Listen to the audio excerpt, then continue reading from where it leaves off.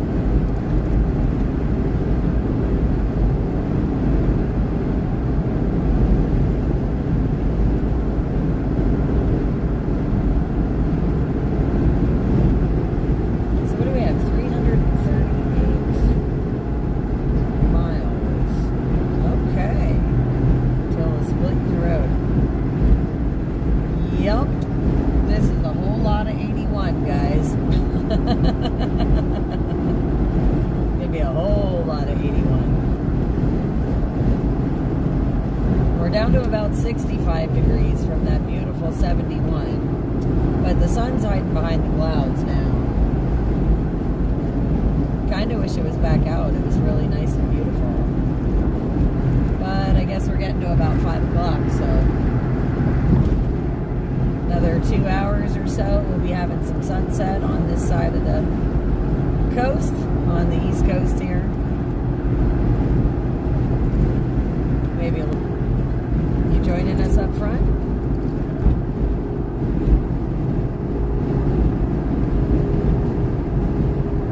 Oh, crazy. I just saw.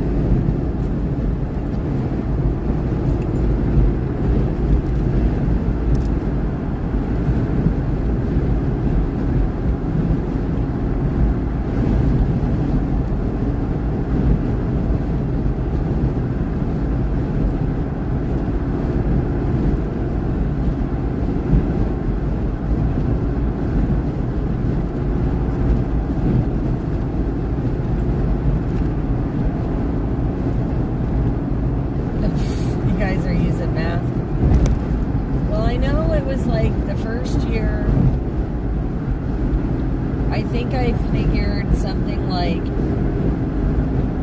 6,000 or 8,000 in fuel the first year alone. So that 15,000 sounds about right.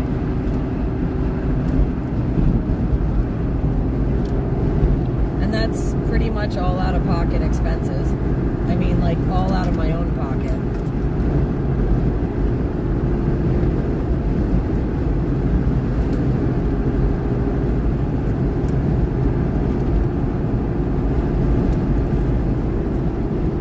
I think it was somewhere between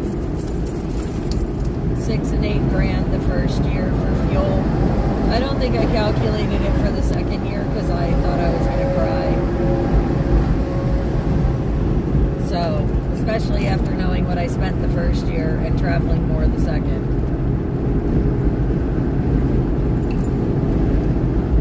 It adds up over time. It really does. You know, and that's, I mean, and realistically, guys, I don't really travel outside of the events and things that I cover. I generally stay pretty close to home because I spend so much time on the road. I don't want to go anywhere. Those truck drivers will tell you the same thing when they're home and off the road. They really enjoy not driving. You know, it's the same concept.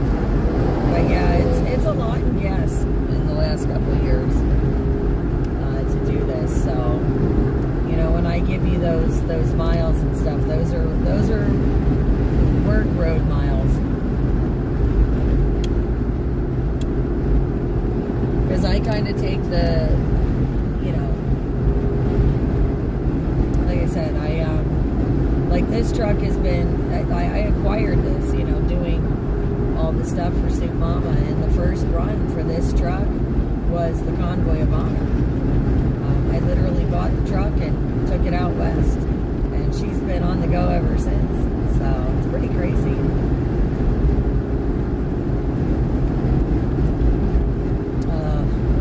I'm sorry you're buffering.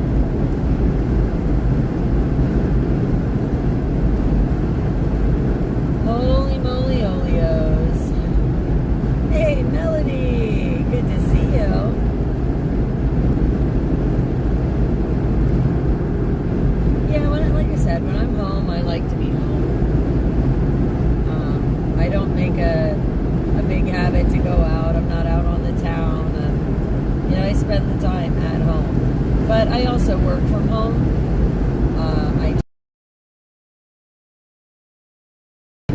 You know, that also is a big dynamic. It's not like I'm going out the door to go to work. So, you know, it does tend to keep me at home more on my off days that I'm not driving. And since I live in a, like, you know, a little rural town, you know, if I do want to go anywhere, like, there's a nice little convenience store just a couple blocks away, or the grocery store is less than a mile.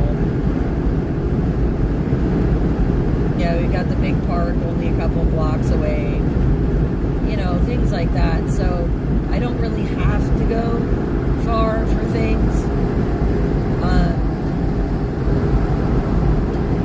You know, the farthest drive I make is the farmer's market for the most part.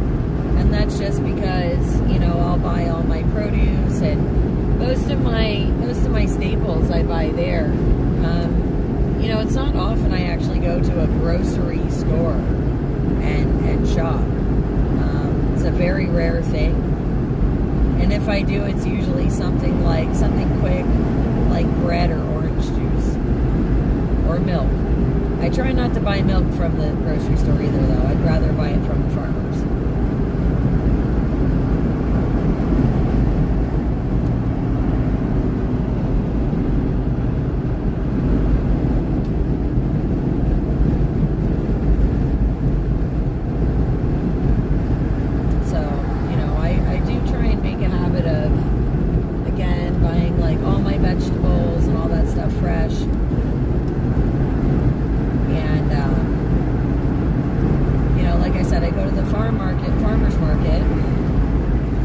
That's made up of a lot of small businesses, and I do like supporting small business.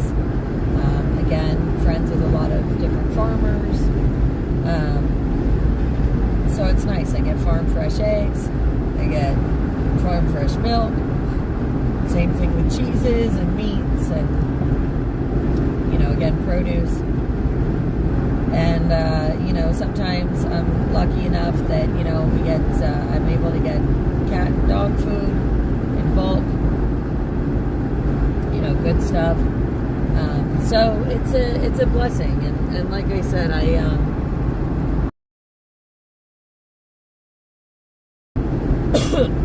don't have to go to the grocery store very often, and I'll do like the farmer's market. Like, what is this, friends?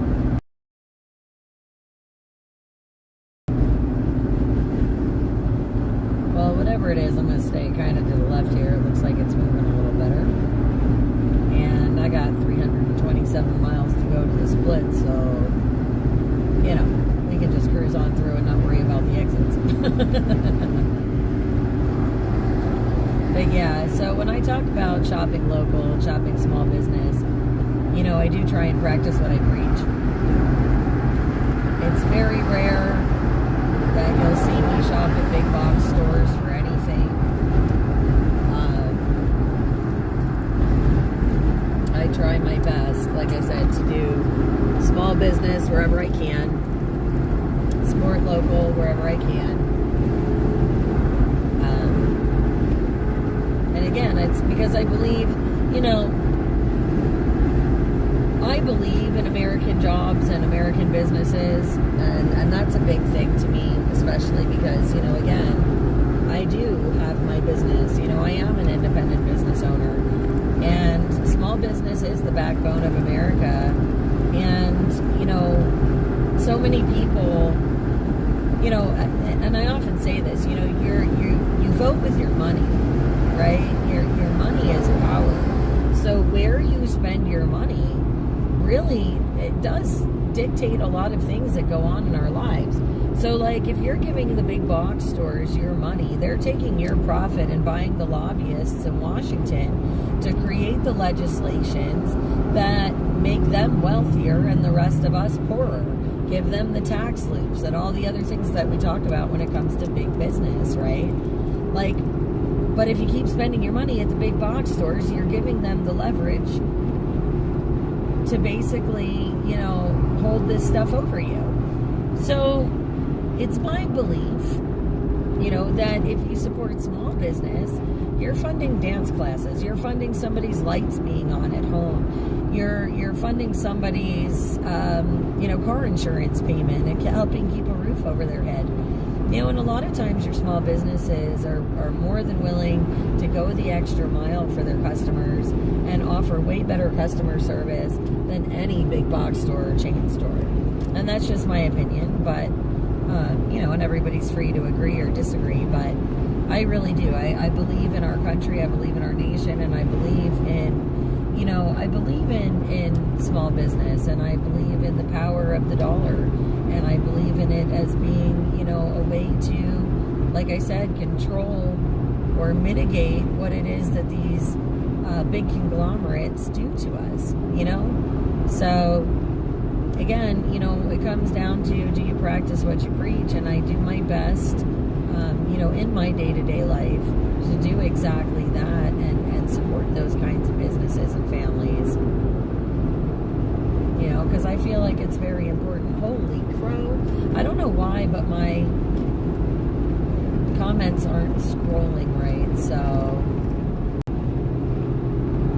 it's 5 o'clock somewhere.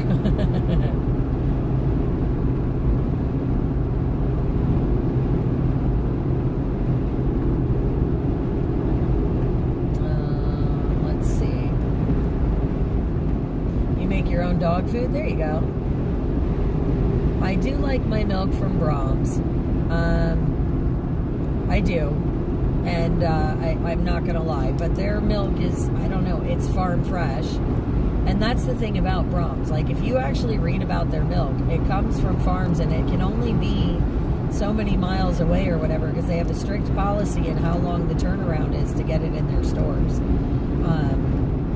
So Brahms, and Brahms also, the way that they grow it, it doesn't have this one component so that it's gentler on the stomach for people who are like lactose intolerant. And I'm not saying I am, but It's nice to know that it's a little gentler on the stomach too.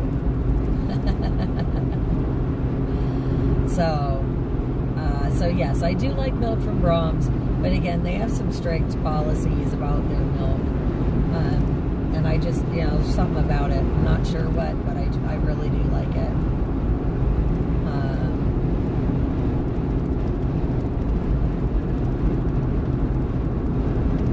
Let's see. You ran out of, yeah, I know a lot of people ran out of dollars in the last 4 years. It's been a rough, well, I guess it is still 4. Because it is only just a couple months into the new term. But yeah, I know a lot of people who really did take a beating these last couple of years. A lot of businesses did. A lot of the economy took a huge hit. And our small businesses really took the brunt of it. And so, again, just a general rule of thumb for me, if I can, kind of like diners or food places, I'd rather go to a mom and pop than a chain place. I know you guys are starting to learn some of my crazy habits as I travel. But again, it's all because, I like to support jobs. I do.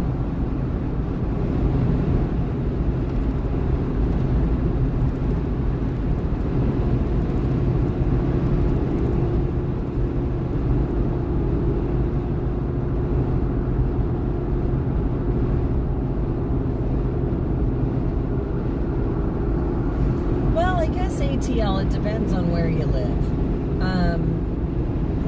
For me, where I live, it's not so hard to find. But, there's ways to support small business, even if you don't have them nearby. Most of your small businesses are online. So, word of mouth is always a great way to find out about places. And a lot of these places, like I said, these small businesses, a lot of them ship anywhere in the country at least. Some of them, throughout the globe. And so if you don't have a small mom and pop store near you, there are ways to support those businesses in this day and age. That is one of the benefits of living in today's technology and times, is that we have that availability to connect across great distances and, and use those systems to help, do things like exactly that, support, small business and support our neighbors and friends. Yes, about a half tank of fuel.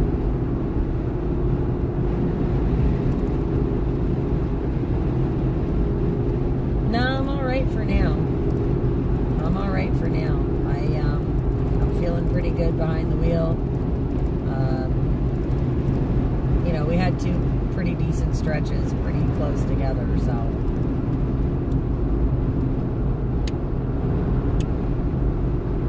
we're doing all right for a hot minute.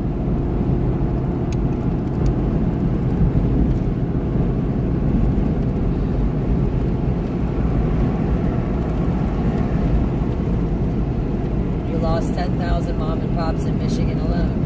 Yeah, and that's my point, right? Like, they left Lowe's open, they left Walmart and all those other big box stores open and told everybody else they were non-essential. I don't know any person who had a job that was non-essential to their family or well-being. Just throwing that out there. I know a lot of people that depended on their jobs to support their families, so it's just one of those things.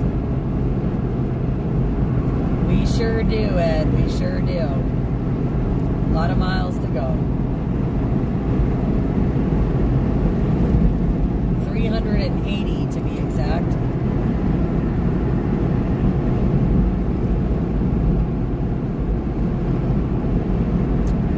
Rio's snoozing. He's out. He's laying down in the back.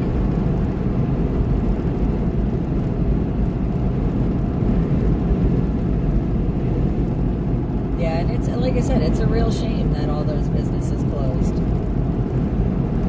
But again, it's super important, you know, to find those small businesses and try and continue to support them, you know, over those big box stores. You know, there's plenty of places to, you know, you can always find somebody that sells organic soaps, or I don't know, or even if they just have their own small shop that sells different, you know, I don't know,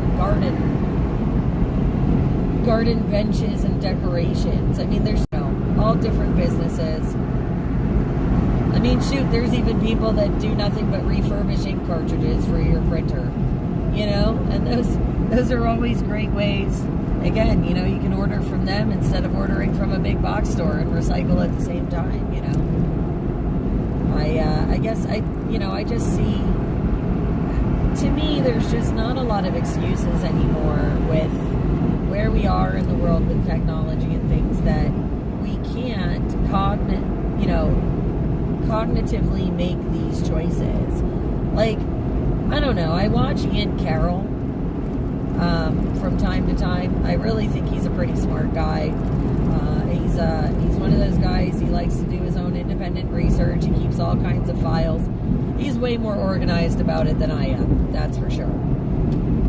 But he went through and did like the grocery store aisles, right? And all the different companies and who they're owned by, and like follows the money, right? Shows you what's owned by corporations and which aisle and what's not. And it's really eye-opening. You know, and like I said, it takes a little bit of time sometimes to do your research or homework. Or if you find somebody that's already done it, you can see what they've done and determine whether or not you find them credible. But what I'm saying is that, you know, we have all the information in the world at our fingertips.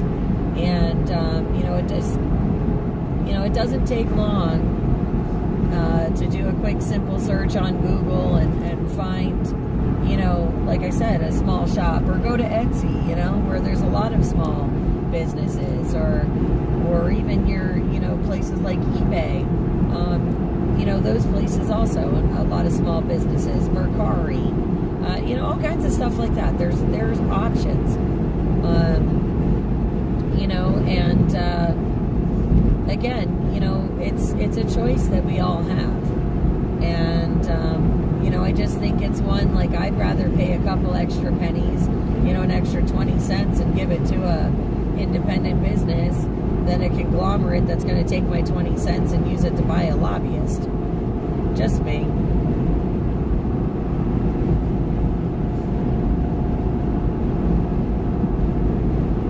You're going to be in Lancaster this week? Nice. You have to let me know when you get into town. Maybe I'll come visit. It's not too far of a jaunt.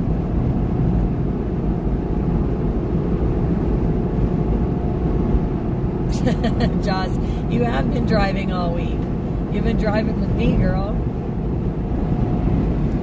You already know this.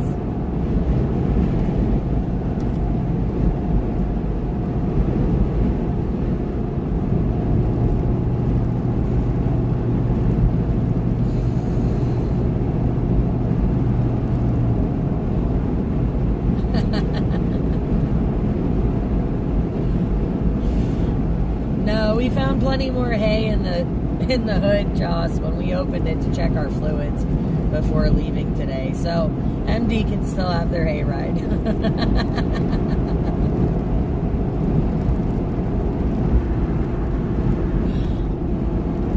There's still enough floating around, stuck to the truck. I thought that was hysterical when I looked under the hood to check like the oil and steering fluid and all that before I left. And there's like pieces of hay all over the place blowing up in my face. It was great. Made me laugh. Made me smile too, to think about all the good that's going to do for farmers in the area. So excited and blessed to be a part of that.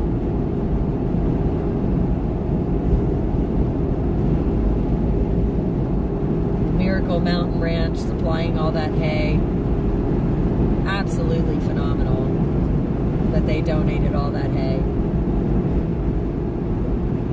Again, Lottsville Milling, ADM, Buckup, of us working together, get the job done, and make sure you guys can see those donations delivered in real time. How awesome, right? It's going to do so much good for the farmers. And we do need to protect our farmers, guys, because no farmers and no food. Again, we're hoping to get all the footage up from the different areas, the affected areas, as we checked back on them to see progress. And you guys will see why it's so imperative that we keep working very hard, very diligently for the people of North Carolina. We are raising money for fuel, for more outreach projects, guys. We really hope that you consider donating just a couple dollars. I'm not sure what the count is as far as how much we've raised so far.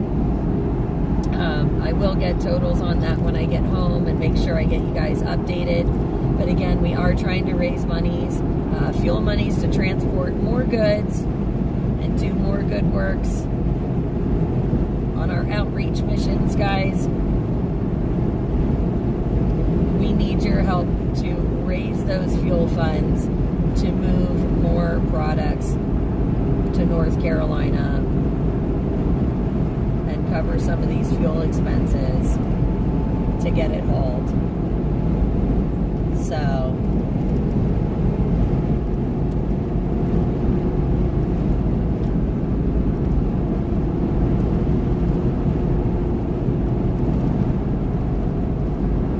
you kicked back in your recliner, turned it on the big screen. That's awesome. That's awesome that you guys do that and drive with me. I appreciate y'all being passengers in the car.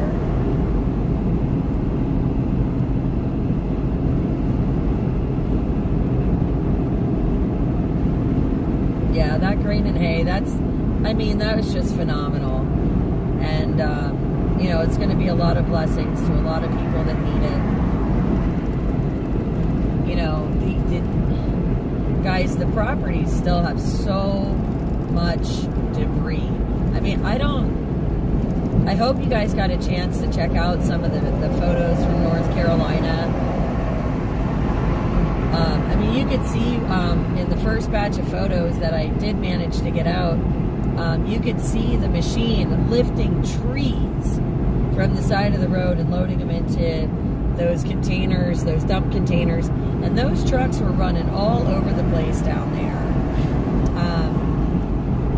You know, and just think about that.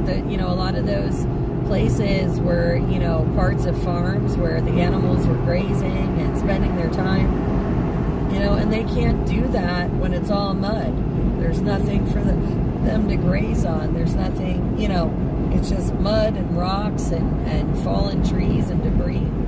You know, so the land, you know, it's going to take time to get it cleaned up and for these farmers to get back on their feet. So it is really, really imperative, guys, that we keep that in mind, that these folks, you know, like, not only, you know, do we have the tents and the campers and RVs that they're still living out of, but their properties are out of, you know, they have to be cleaned up and you know, replanted, and well, a lot of times in a lot of situations they have to be regraded. You know, they got to clear all the debris, they got to regrade it, and then they can think about replanting or whatever it is that they need to do. So they're, I mean, essentially going to lose most of this year, even with crops and planting and pastures and hay. It's going to be a tough go of it for these guys. And my heart really goes out to them. Really, really goes out to them. So, you know, again, it's imperative that we continue to try and help our farmers out. Because, you know, again, we talk about a lot of things. And I know one of the things we talk about a lot is the food supply. And, you know, watching how eggs soared to, I guess it hit like $10 a dozen in Pennsylvania at one point. I mean, it's ridiculous. And And that's what happens when, they start coming for the domestic food supplies. And so it is really, really, really important that we protect our farmers here in the States so that we're sure that they can continue to cultivate and care for the land and the animals, and in turn, that land and those animals and those farmers take care of the rest of us.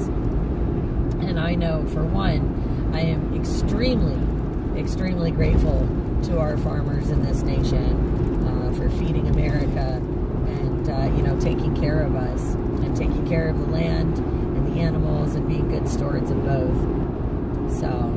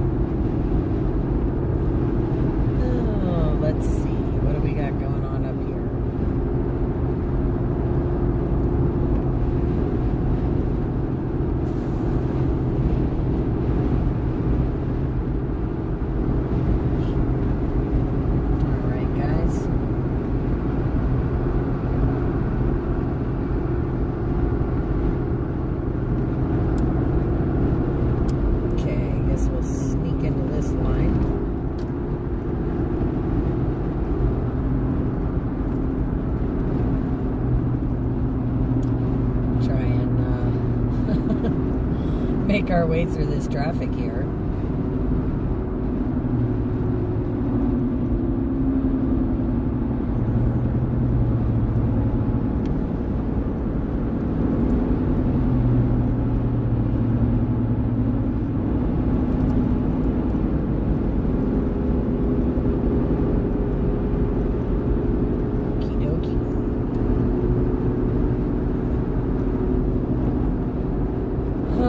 Let's see. There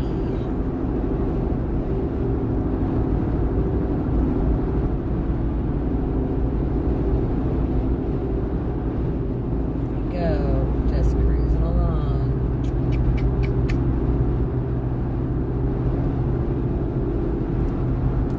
Beautiful. Oh, no brakes on the highway.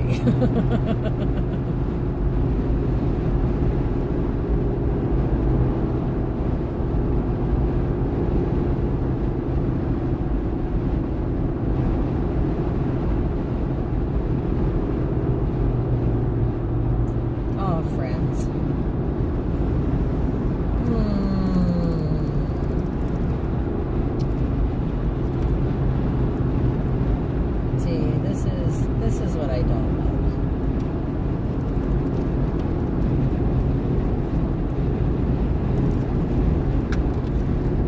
Oh, well, what's the matter, Dad? What's the matter, buddy? What's the matter, baby? Checking on Mommy? Checking on Mommy while we're going through this traffic, huh? Boy. You're such a sweet boy. Yeah, you are. Careful. Ouch. Ouch. That hurt.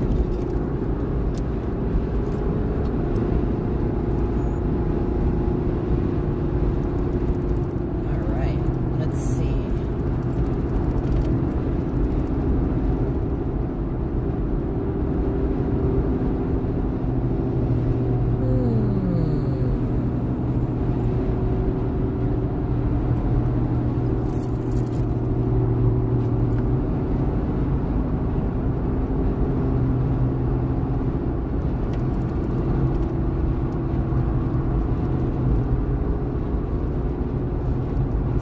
This guy here, is he gonna pass the truck or just keep hanging out at the back of his trailer? And that's my issue. Can we not hang out at the back of his trailer? Can we go around him or something? Sheesh.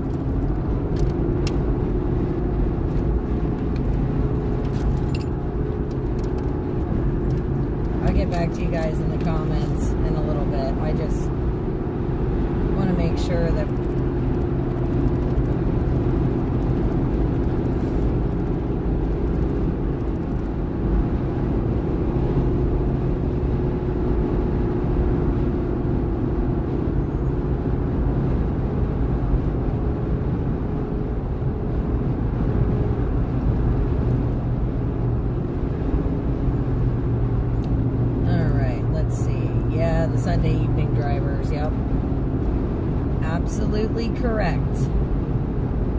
I know, right? It's just me. It's always me.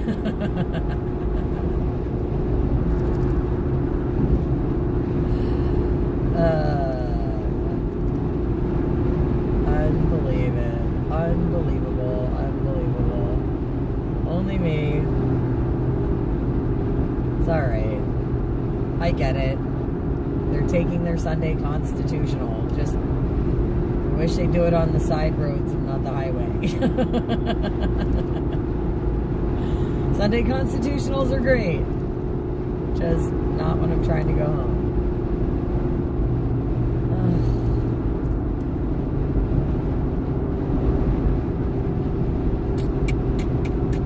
So much fun. Oh.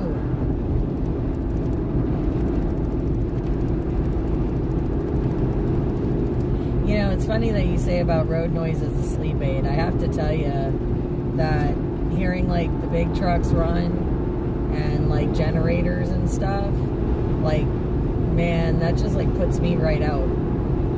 I think it's a great noise to fall asleep to.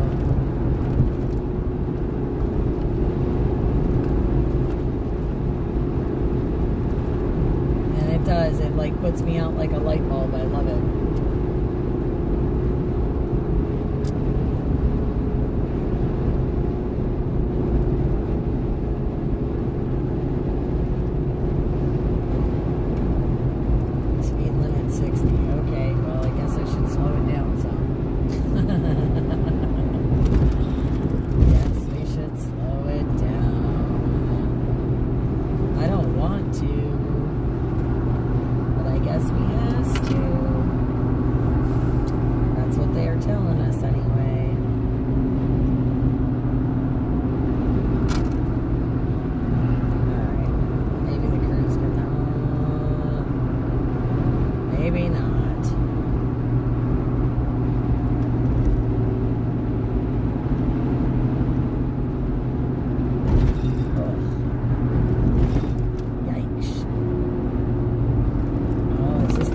For you, buddy. I'm sorry. I'm sorry. Hey, Booba. Aw, thank you for my kisses. That's so sweet. Thank you. I love your kisses. That was so sweet of you. Thank you, buddy. Thank you. Yeah. Are you my happy boy?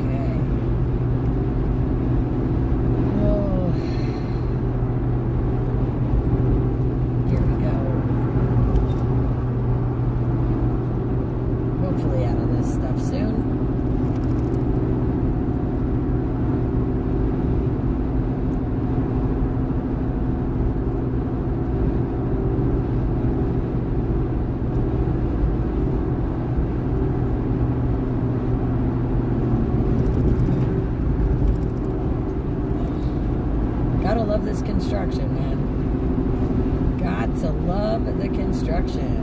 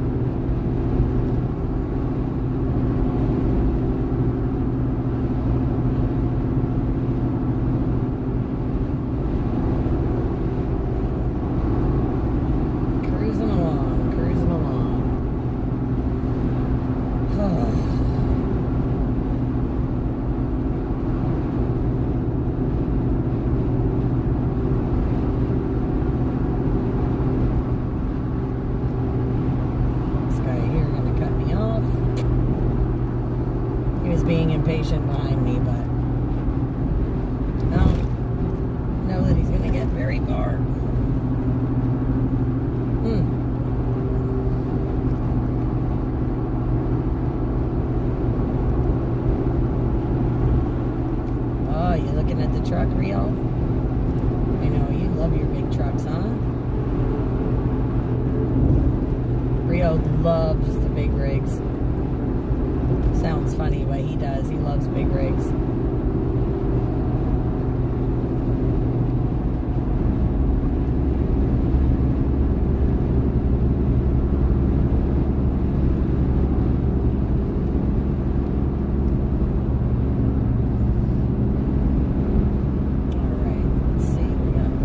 Truck, scoot around.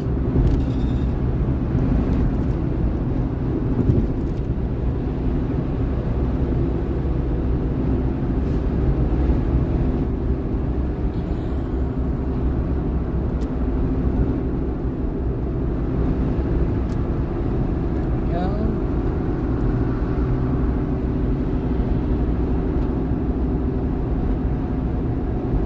Beautiful.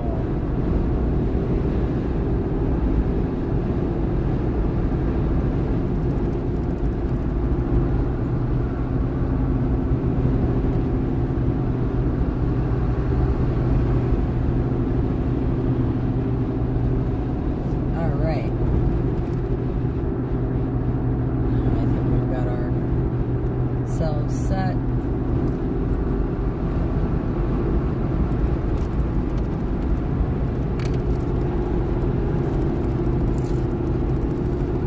All right.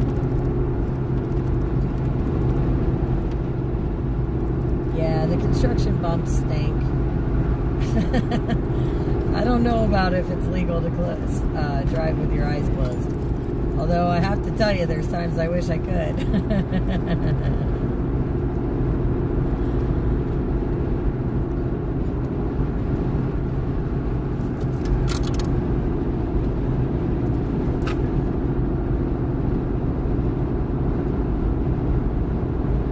Yeah, Canada's speed limits are a lot lower than the United States. I will say that. I've noticed that too. Like, they're just a lot lower in like a lot of places. You know, than what we have here. So, just about at a half tank. I mean, a little bit, like a hair under. Nothing crazy.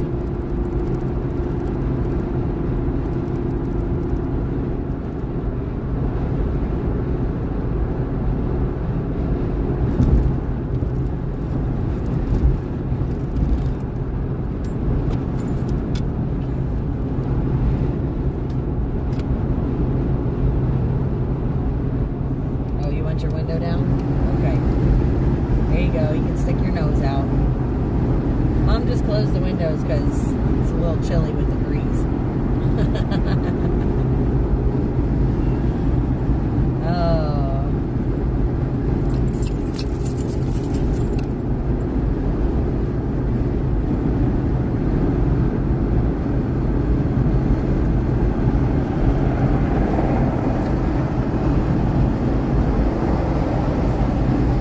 Lexington 47, Winchester, I think it was 171. Rio?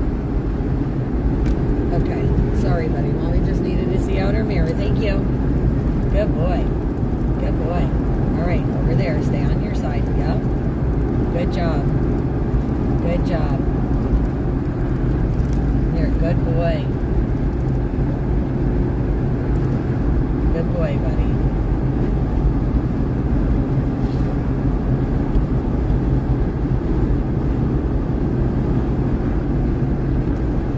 Barb, good evening. Welcome to the chat. Thank you for being here. As we make our way home from North Carolina.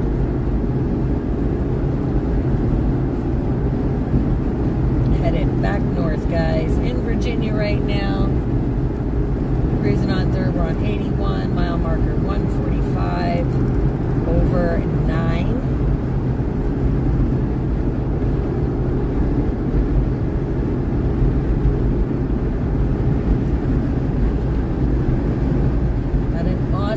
Down here delivering grain and hay. with some of our friends,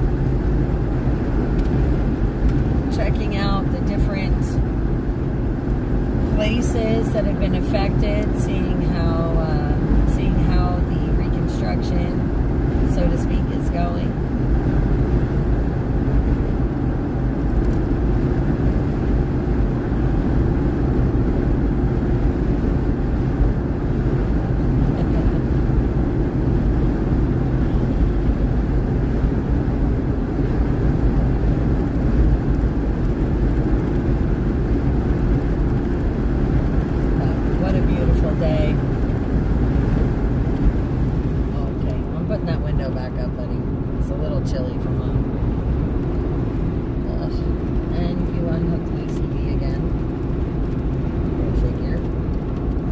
She changed the CB channel again. Go figure. Are we on CB or are we on... Oh, yeah, we're still on CB. Okay, so that's good. You didn't change all the settings, just some of them. Okay. All right, we want to move over to this lane so we're not getting stuck in all that traffic.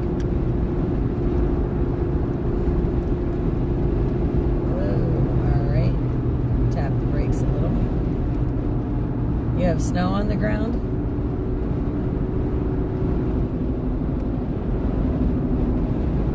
Holy mackerel.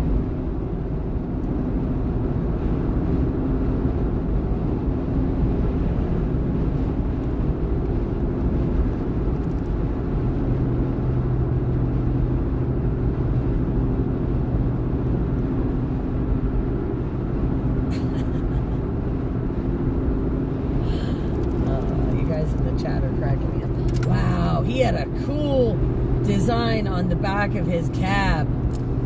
That purple semi back there. Oh my gosh. Almost wished I hadn't been in this lane. Oh, you know what? He's going to want to get in. We're not getting over. We're just going to hang out here for a minute. Woo. Scoot on through there. Thank you.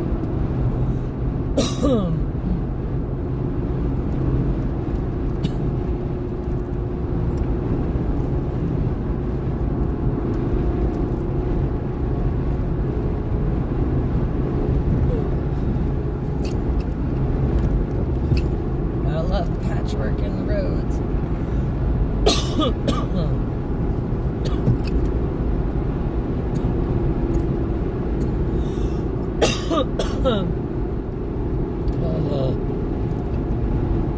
Alright, I gotta get some more coffee down my throat here.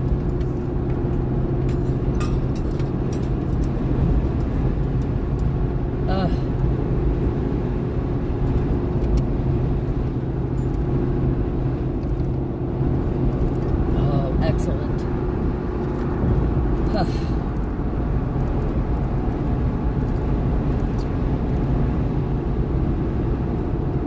Let's see.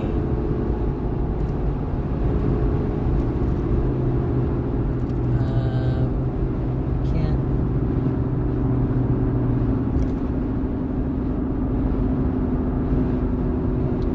Exit 156. Small country store. I stopped at before.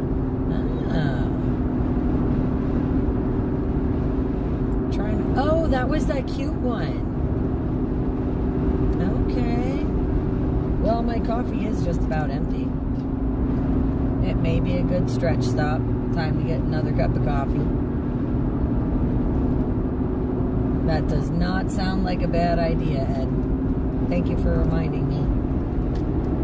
I like knowing, I like that you know where I've stopped. It helps me go back and revisit.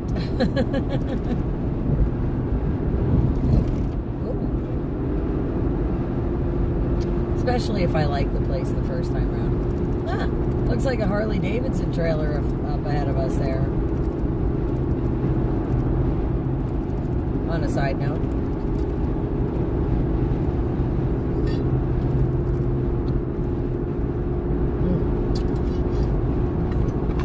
What's the matter, Booba? What's the matter? What's the matter, you?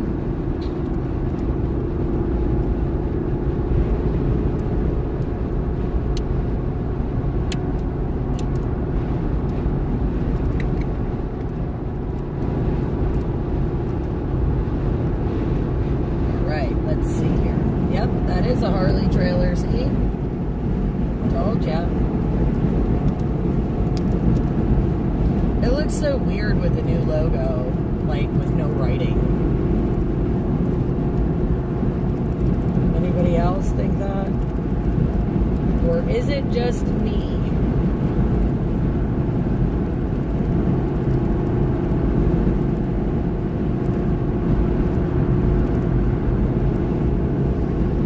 I don't know. I don't like the new logo. I'll be honest. I don't. But that's just me.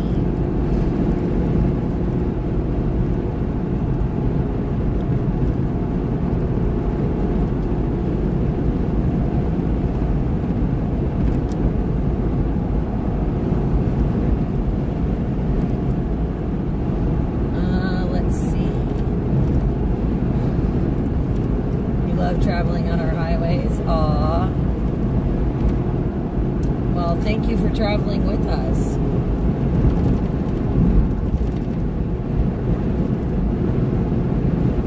Aw, Danny, we miss you. I'm sure we'll catch you at an event somewhere along the line. Yes, it is, MD. You're right, we're almost there.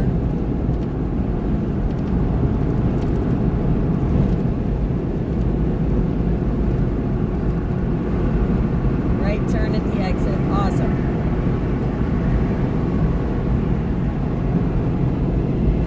Yep, there it is. Browseville Country Store.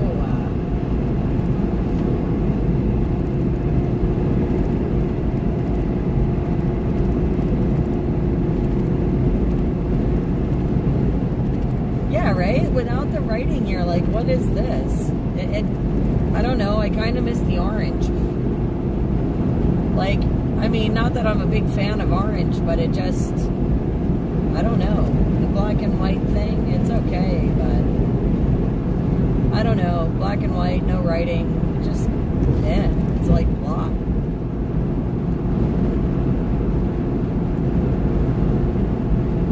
Again, just me. It's just not as exciting. But then I will admit, I'm not a big fan of lots of change. Like, I like some stuff to kind of stay the same. But I think you guys have gathered that too. Whether it's technology or otherwise, I'm kicking and screaming. But that's my choice. Some people embrace it. Some change I embrace, some I don't. It's all part of being human, I guess. Alright, guys, we're gonna go for our quick stretch here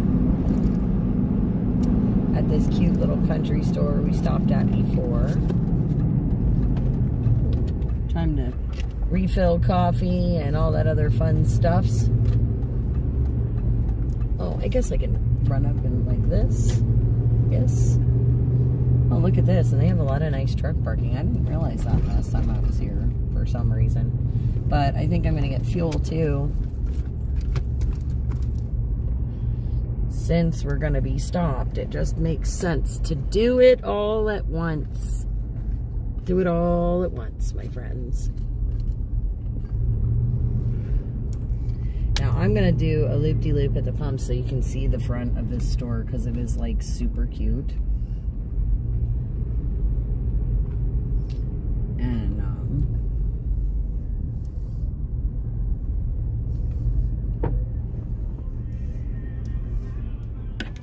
check that out. It's just such a cute little country store. All right.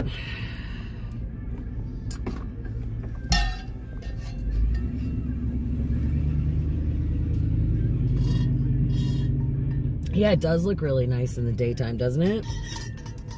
All right, Mommy's got to get her wallet out of the little purse since I tucked it in there so you couldn't throw it out the car like you almost did. Yeah, because you almost threw my wallet out the car. All right, now, guys, I'm going to leave you on the front door here. Oh, you know what? I'm going to put on chapstick while we're stopped, and I have this bag open, and I can find it. Reapply.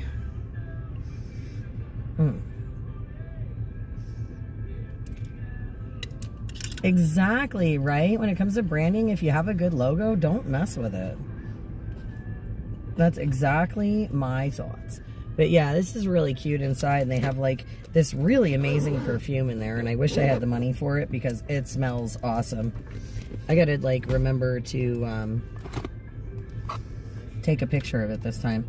All right, guys, I will be back. I'm gonna go get coffee and use the restroom first and then fuel up, I believe. Oh, you know what? I want to take my change because I don't want to use my card for coffee if I don't have to, because that's just kind of ridiculous. So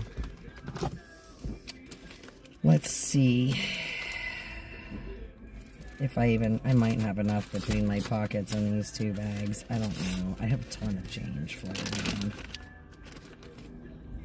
So let's just put it all in this bag. Well, the stuff in my back pocket I'll grab in a second. Okay, there we go. And we threw all the change in there. Hopefully I don't have to use my card because that would stink just a little bit. Okay, keys, wallet, coin bag.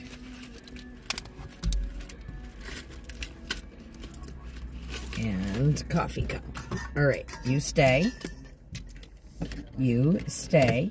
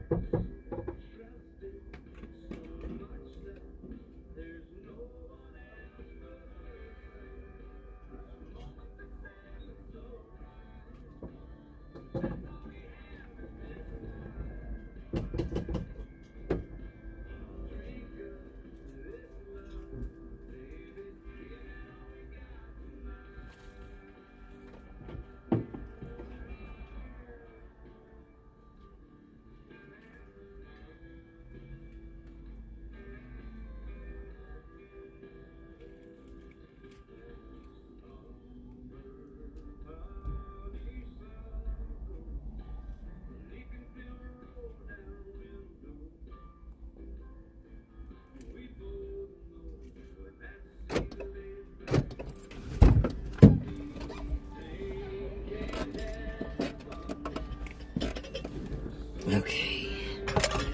All right, Booba.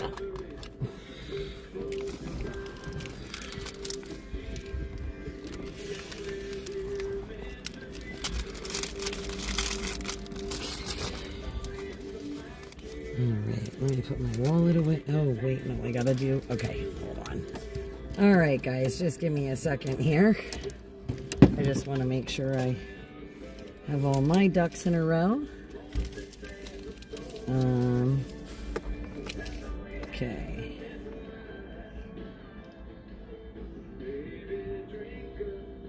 Okay. Do this. And... do this, and this, and this. Okay. Alright, so let's put this back here.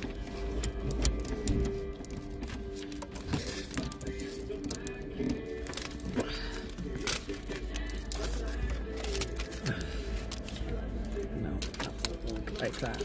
Okay. Alright, let me see here. Mom's gonna make some minor adjustments while we got this. Okay, that's gonna have to go like that for a few minutes. All right. Oh, wait, where'd that other cord go? Okay, that cord went here. And then, Rio, we're gonna let you out in just a second, okay? We're gonna go for a quick walk and let you stretch too before we take off. But Mommy wants to move away from the pump because that's the nice thing to do. Okay, so we're gonna do that. And then we're gonna let you go pee. So let's just do this for a minute. Oh my gosh, what is... Oh my keys, come on, what's going on here? How did everything get smushed up in there? All right, there we go, that's better, I think. I don't know what the... Oh, my key got turned around through there. All right. Good times. Okay, now we're fixed. All right. All right, let's...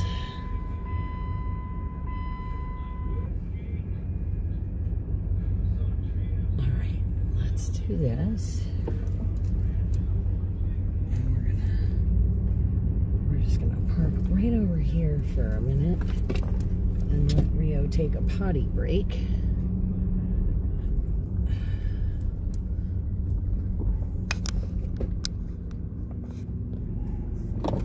Okay. Yes, handsome. Yes. As a matter of fact, Mommy's going to put the leash on my waist now because you're crazy and just want to run out of the truck. So we're going to do this. Wait, sir. We're going to do this, and then Mommy's got to unhook. I can't see to unhook you. Get it? There. Okay, ready? Ow, ow, ow. Thanks for stepping on my hand. Okay, come here. Can I fix you? Fix you? Thank you. All right.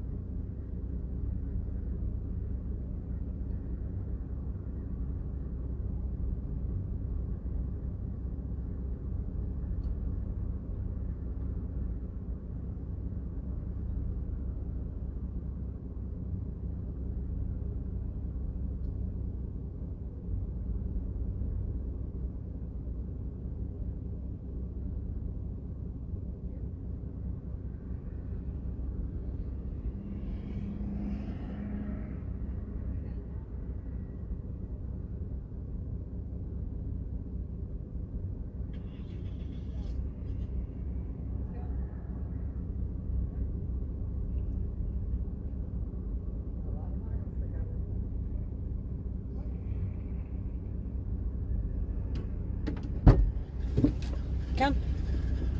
Let's go. Good boy. Good boy. Look here. Okay, that's your leash there.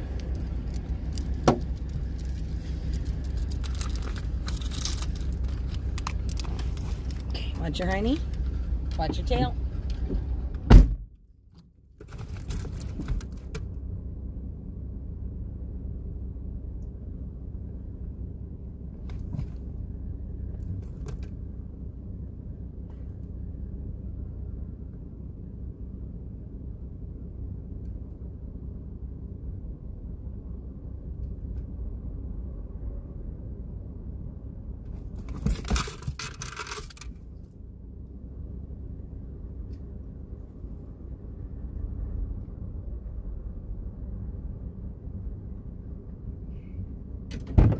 Guys, you are never going to believe this, but they actually have a payphone here. There's like actually a payphone on the porch, I guess you would call it over there. I don't know. And like, of course, I couldn't go in there and just get coffee because they have peach fry pies. So I totally got one of those for a road snacky. So we have fry pies here. They actually have all kinds of really cool like blankets and some like antique-y stuff inside.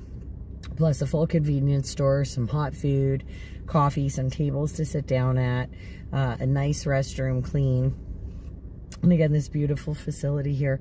But yeah, there's an actual payphone on the porch, which I just thought was really cool. So I did take a couple of pictures for you guys as well. And yeah, a payphone for real. Yeah, so all right, guys, let's see. Let me just take a look at comments here so that we can say hi to everybody. Oh my gosh. Man, you guys really like blew up the comments. I was holy mackerel. Tootsie Rolls stick to your teeth. I should have some more coffee. Oh my gosh, it's like 15 minutes behind. Yep. Pickup truck is gonna knock over my coffee. Yeah, I hope not. That would have been bad. Let's see here. Mysterious thumping. Yeah, I know, right? Let's see. Hey, grapefruit spoon.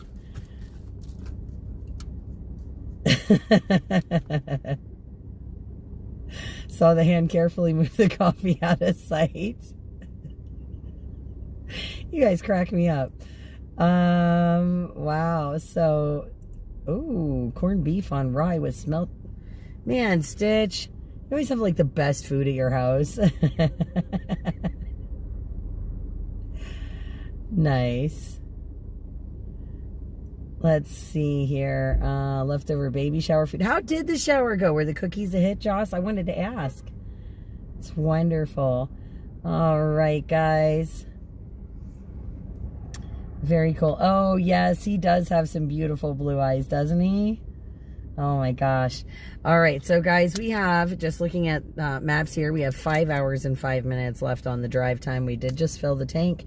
I just refilled my coffee, so that's always good. Of course, a fry pie for a munchie for on the way. Since I didn't have dessert at the restaurant, I just had my burger and turnip greens, and fry pies are so good. If you've never had them, they're amazing. So I'm curious to see what this one tastes like, because of course I have all the Amish and Mennonite near me, so like when they make fry pies, they're like one way. So I'm curious to see what these taste like versus those. But I love, like I said, these little mom and pop shops. So this is a really great little stop along the way. And there's this really amazing smelling perfume in there. I took a picture of it so I can remember what it's called and hopefully order it. Because I, like, you know, or one of these times I'm just going to have to like have some extra pocket change to go buy it. Because they have like the nice bath sets in there. Like you can get the lotion and the perfume, or just the perfume or whatever. But it smells amazing. All right, guys, so Yeah, timestamp 5.5 hours. So yeah, we're just about halfway-ish or so. Well, probably not really with our drive, but we are going to be, yeah, a turnip greens and fry pie. Like, it doesn't get any better. So guys, we're going to get back on the road. 339 miles to go. So we have a little bit to go, but we're going to try and beat feet. Last time, I think our next stop was somewhere around Bunker Hill. So we're going to see how far we make it. I think we might have stopped at a rest stop too on the way out, but that's okay. We're going to see how far we make it. We probably will have to fuel up one more-ish time, I think, till we get home. But shouldn't be too bad. And I'm hoping that the traffic holds out. It is about 6:30, so most people should be going home soon because they all have work tomorrow. So, fingers crossed anyway. So hopefully it'll be some smooth sailing. But we're going to get back on the road. As you can see, Rio can't make up his mind which seat he wants to be in. But this has been his MO for the last half hour. Except when he jumps up here and changes my CB channel and sometimes changes it from CB to the PA, which is not helpful. So, we'll see. But all right, guys. Yeah, the greens here, everything with spring starting to come in. Even some of the buds on the trees, you can see those oranges and yellows. It looks really phenomenal from the highway. So I am excited that we're getting into that warmer weather. It makes me feel excited because winter is not my season, that's for sure. But I am excited again about seeing all this greenery and stuff. So watch your weather. Don't want to get fuel in the rain if you can help it. Amen to that. But, all right, guys, flipping you around. We're going to get ready to rock and roll here. And, oh, I want to turn my headlights on now so I don't have to worry about that later either. And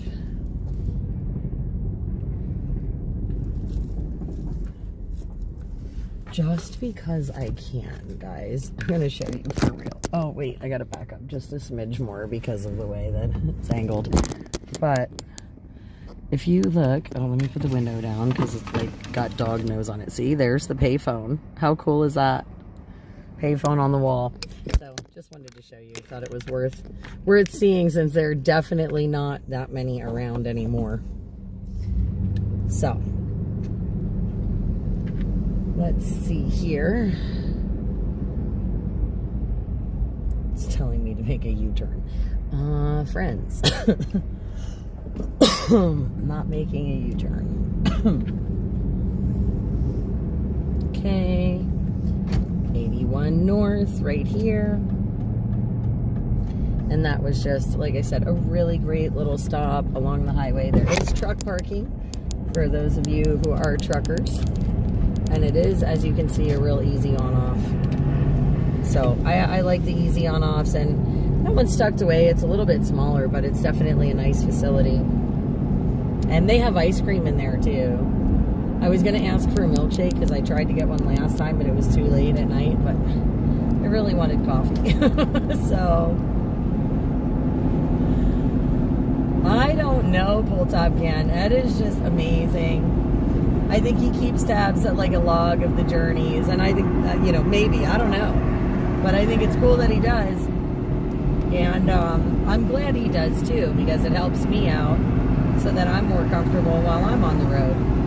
So I appreciate it, lots and lots, and I do like to patronize businesses, you know, those smaller ones that I find that I like to go back and, you know, if I'm going to spend my money, I like to spend it again with the local businesses, local shops, and keep somebody's lights on at home. So it's definitely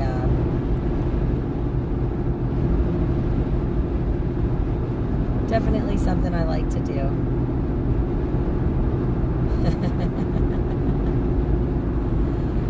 Yeah, coffee milkshakes, that would be good, wouldn't it?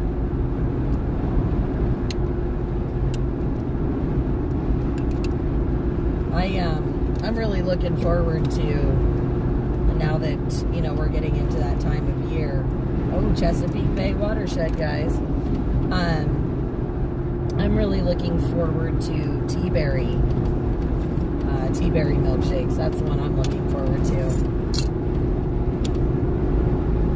I love tea-berry.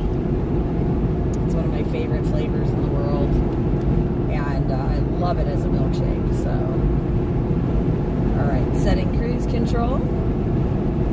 Hello, Redstone Builder. We're headed from, okay, we started in North Carolina this morning. We're in Virginia right now, and we're headed to Pennsylvania this evening. Earlier this week, we dropped off a load of grain and a load of hay in North Carolina for our farmers.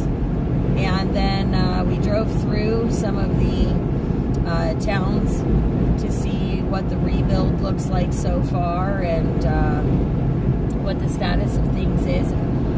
We traveled everything from Old Fort to Black Mountain to Lake Lord, Chimney Rock, or tried to go to Chimney Rock, I should say, Girton, Bat Cave. We did the Bee Tree Reservoir. We did Swannanoa, Spruce Pines, Burnsville, Asheville. I kind of checked out all of those different locations, and we checked out Owen Pool, the service station down there in North Carolina, offering laundry services, a rec tent, like to keep warm, with a charging station and donations available, showers, bathrooms for residents that are still displaced in the tents and RVs. Beautiful facility. Absolutely amazing how they've got it all set up. So it has been a really, really great week. We've done a lot of good. We had partnered up with Lottsville Milling and ADM and Randy Barber and Buckup and Magic Mountain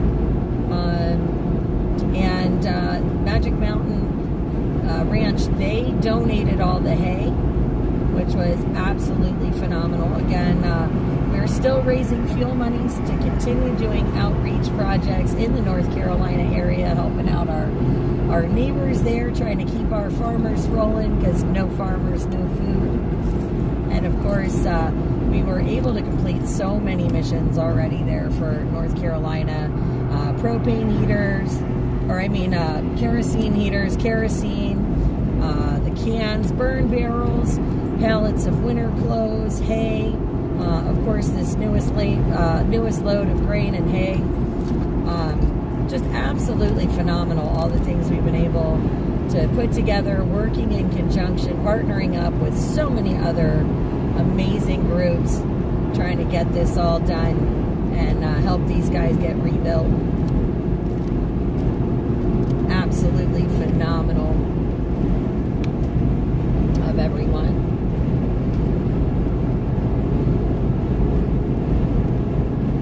But we're glad you're here. Thank you for sharing in the journey. And we're just having some great discussion as we motor on down the road and look at all of this beautiful scenery, making our way through these states. And we are making a straight drive from North Carolina to Pennsylvania all in one day. We're not overnighting it. The original trip was just about 9 hours on the clock. And we've got about 5 hours of driving left to go. Oh, are you having your munchies? Good for you, buddy. He found his treats on the chair. So Rio's having his snacky snack. I'm glad he likes his snacky snacks. He's still working on the one that Miss Wanda gave him when we left Lottsville Milling on, what day was that? Oh my gosh, Tuesday? Tuesday, yes, Tuesday, when we left Lottsville Milling on the other side of Pennsylvania.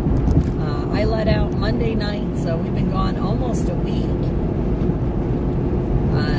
Traveling and, like I said, spending that time in North Carolina. So, Tam, we're in, like I said, we are in Virginia right now. We just stopped at this cute little country store that we stopped at last time. So now we got to see it in the daylight.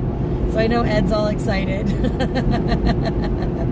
Yeah, and that town Girton that I do. It's so funny. I think gherkin, and then it reminds me to say Girton, because I associated it now that way. So yeah, Pickles, North Carolina is definitely fitting for remembering Girton. But let me tell you, Girton should be remembered on its own, as that is one of those areas that was just completely devastated, that we drove through. So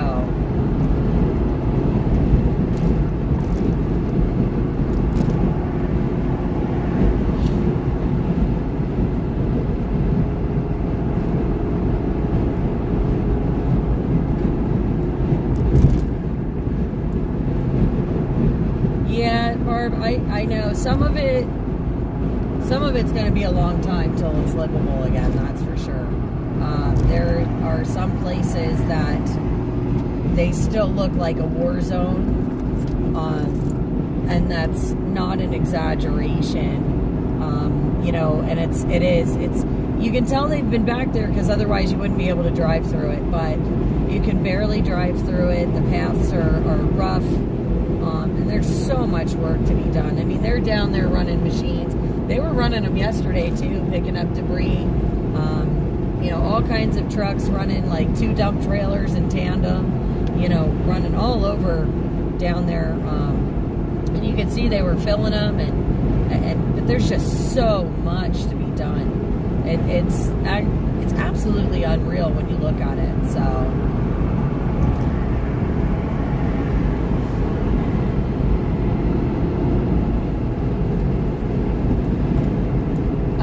you may not have my fry pie. That's mine. That's Mommy's. That's not a Rio. Hi, Booba. Hi, Booba. What are you doing? I love you.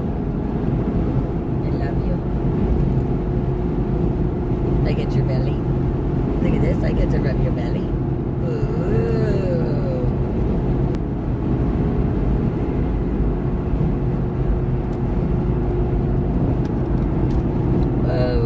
Folks. Okie dokie.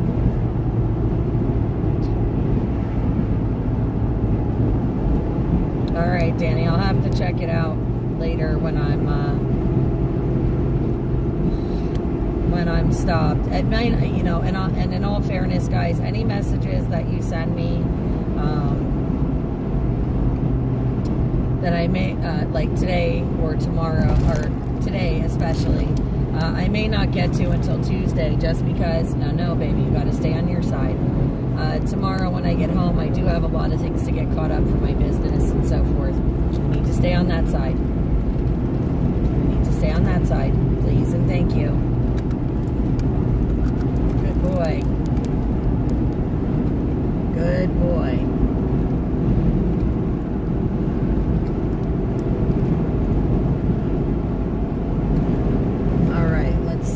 Sorry, guys. No. Rio. No. You need to stay on that side, sweetheart. Yeah. You need to stay on your seat. On your seat, please. Thank you. No. Sit. Sit. Come on, Booba. You gotta sit. I love you, but this is not the time. Not the time, my friend. Time. Again, starting to get those beautiful sunset colors. Another amazing day where I see the sunrise and the sunset.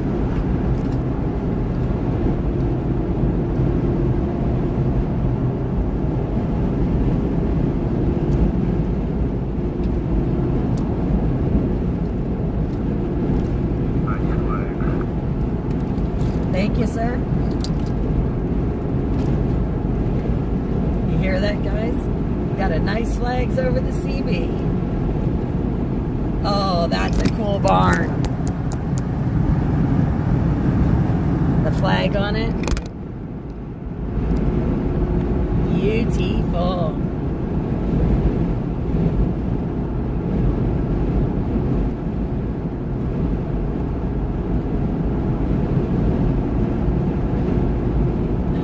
Let's see.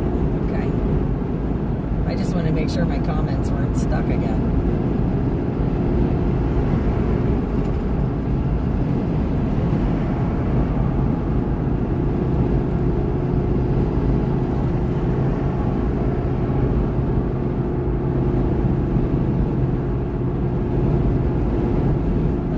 Excited that he said nice flags on the CB. That's so cool. I love our drivers.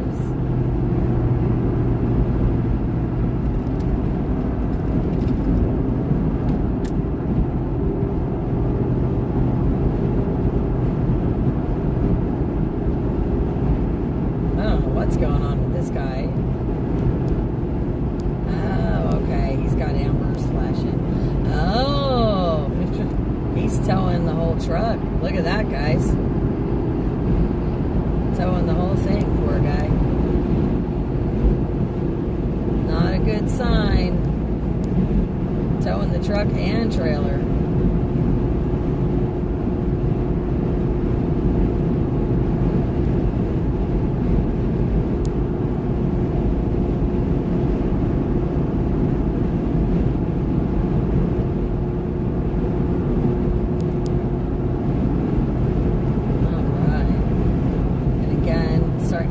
Beautiful sunset colors. Gorgeous skies today. I am excited.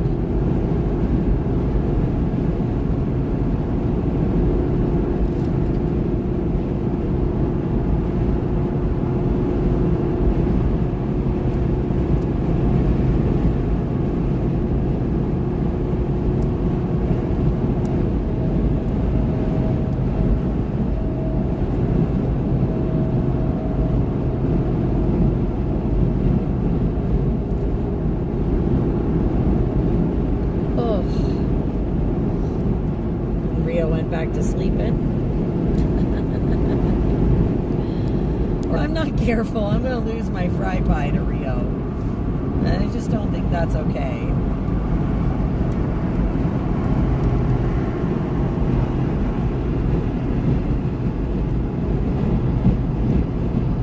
Hey, Mr. Virginia Plates.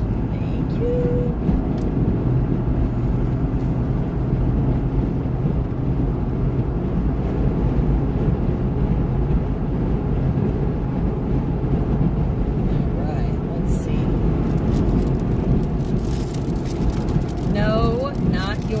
This is Mommy's. You have your own snackies. Messed up, dog. Think I'm giving you fried pie. Mom shares a lot of things with you, but not this. My friend, not this. Get your nose out of there.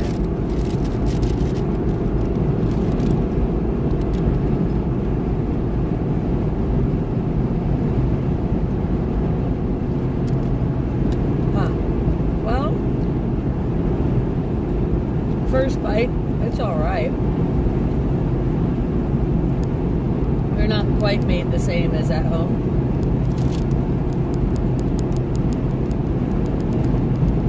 It is homemade though. You can tell it's homemade. They don't have like the sugar glaze on the outside. This is pretty good.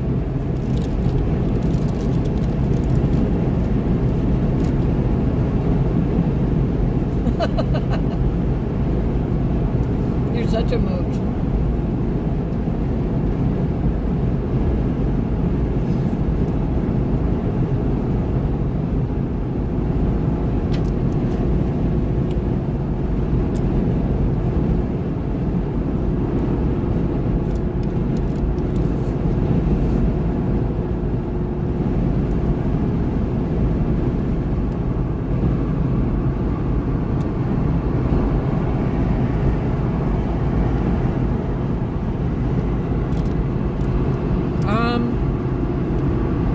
I got a peach one.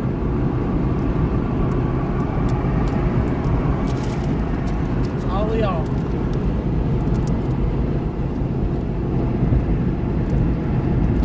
There's nothing in it, buddy. You can have all the paper you want, but there's nothing left in there. Sorry, friend.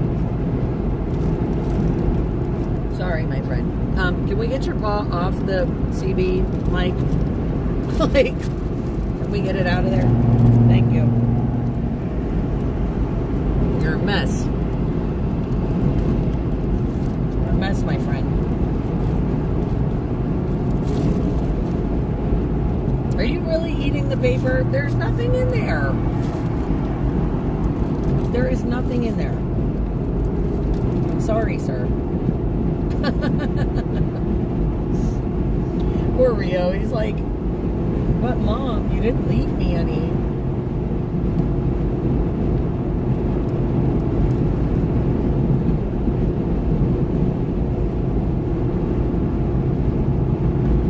Yep, that's what I'm hoping for. Okay, Rio, move your head. Thank you.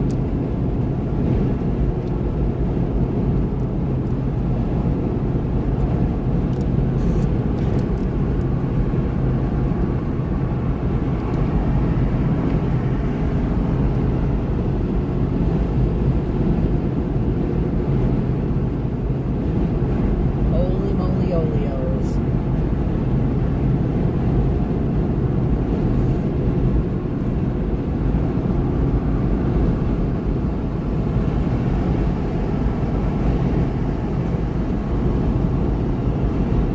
Oh, that Jeep's cool. They got the blacked out flag on the back window. Or side back window there. On the shelf.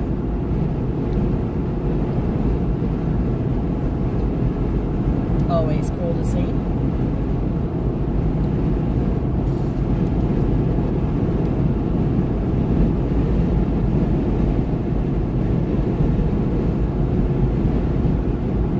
I'm glad I could give you guys a wonderful Sunday afternoon or Sunday all day drive, however you want to put it. And I appreciate you guys being here on the drive with me. It's very cool. And I like the company. I appreciate you.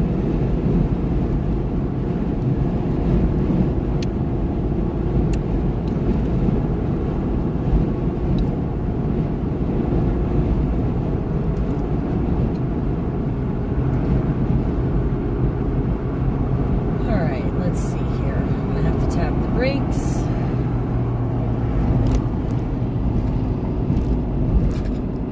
Go.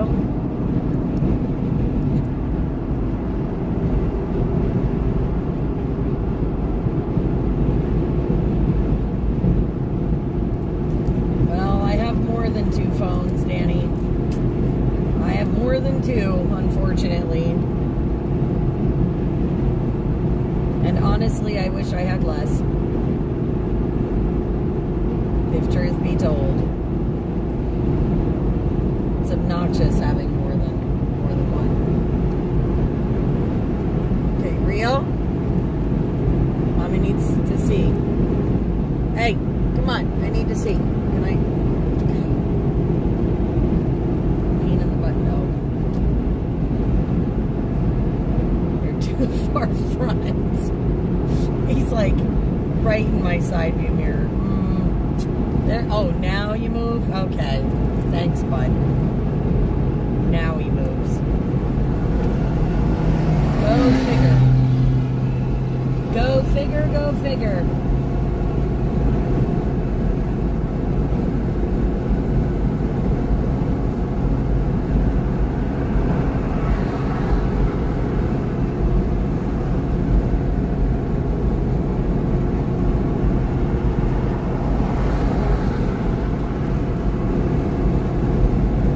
Starbucks double shot mocha. Ooh, yeah, well, we've got quite a bit to go, so yeah, you're gonna need that string.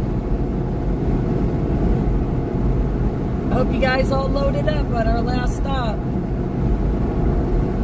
Hopefully we won't be making too many more.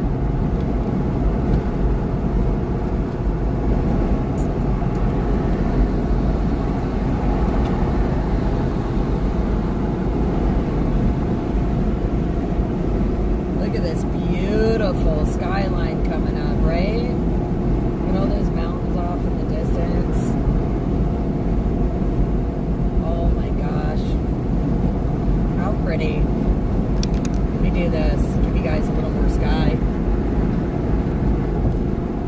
Absolutely gorgeous. So Canada is finally going to have an election. Oh, did they call the election? Or is it still going to be in October? Because I know they have to have an election by October. Yup, I know. Alberta, and from what I was understanding, Alberta actually sent delegates, or was in the process of sending delegates to Washington, D.C. to talk to them, to talk to Trump about becoming the 51st state as Alberta, or some way to work out the stuff with the trade and whatnot. The whole of Canada being called out for gas oil. Ugh. Yeah, it's crazy what's going on in Canada. And the other funny thing about it is, right, so they want to talk about the tariffs being placed on them by the United States, but yet China put 100% tariffs on the goods being brought into Canada, and yet there's really nothing being said about it. And I just find it interesting, you know, because if you look at some of the existing tariffs that are in place, that Canada imposes on the United States, I mean, dairy's almost, it's like something like 286% tariff on dairy. I mean, it is really ridiculous. There's a lot of different categories, so to speak, that Canada charges insane tariffs on the United States. So, I mean, it's interesting to see how all of this is playing out, for sure.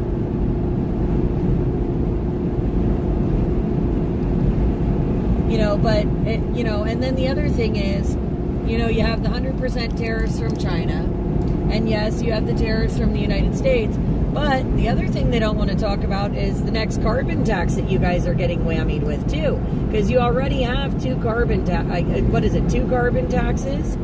It's been raised like twice, and this will be the third time it's raised. So your fuel's going to be even more expensive than what it is now. And I just don't understand, you know, not just fuel, but your, as you guys call it, your hydro, you know, your electric and stuff. I don't, you know, I've talked to so many different people in Canada, and I look at the prices of things, and I don't know how Canadians, like the average Canadian family, is doing it right now. I really don't. Yeah, I know you don't even have free trade between provinces. And it's kind of nuts because, like, you have Alberta, for example, that makes most of the country's GDP, yet the monies made in Alberta get distributed for all the other programs in all the other provinces. And it blows my mind how Canada kind of works.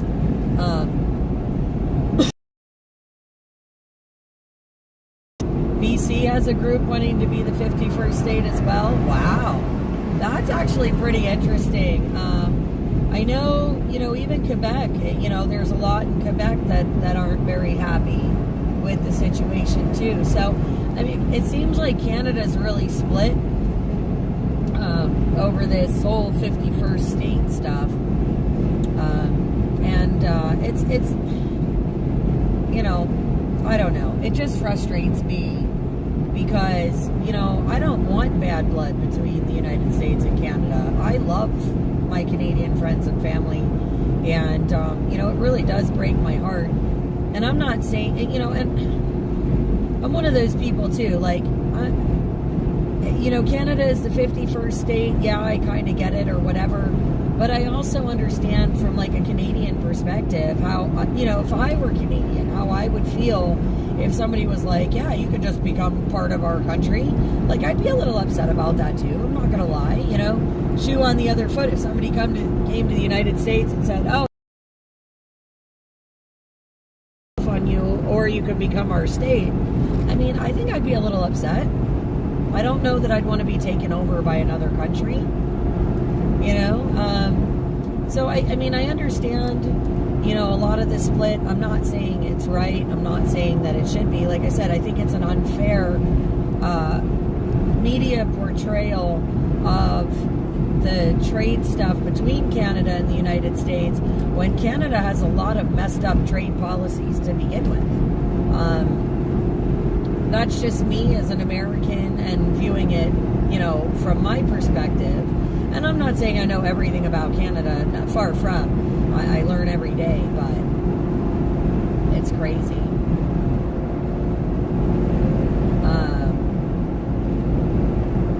Carbon off of us be put on businesses. Oh, so the next carbon tax is going to be taken off the general population but put on the businesses. Well, that's even better. Let's kill more of your small business in Canada. Hey, Faye, you gotta be kidding me. It's just hidden now. Yeah, well, exactly, right? Like, they just keep notice it because I don't go to Canada, I don't live in Canada. So with me only going so many times, but I notice it in my fuel budget because it's actually more expensive for me to fill my tank in Canada than it is here in the States, even with the conversion because of the carbon tax. If y'all followed that. Which is really scary.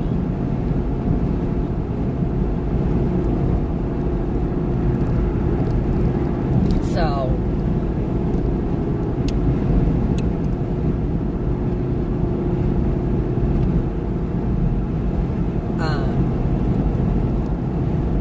you never got a carbon tax rebate at all. You want Northern BC and the Yukon to join together. I can see that. I mean, you guys have all the territories and stuff out there. Those are some of the smaller, well, not really smaller. I mean, compared to like Alberta, they are smaller provinces. Because you have a lot of the smaller provinces, like way out on the east, like what is it? Newfoundland and stuff like that. They're small. And then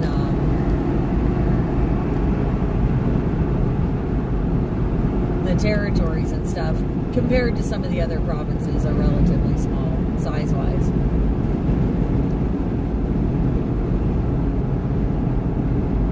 Well, that's true. Better to join the U.S. and not the EU. Yeah, it's, a lot of my friends in Canada, it's like I said, I can completely empathize with you guys, especially with all this stuff going on. And especially you guys that reach out internationally like this, where we can have the conversations across the border about what's going on.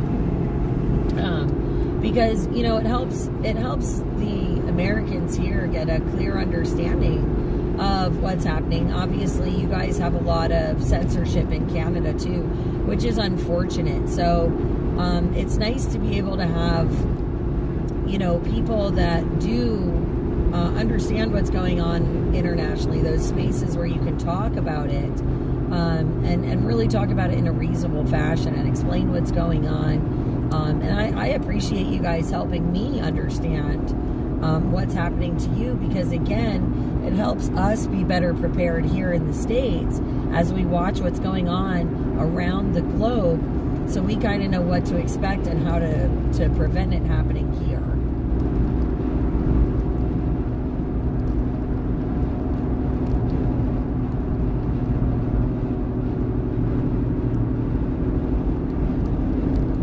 And String, I'm not saying that you're wrong there.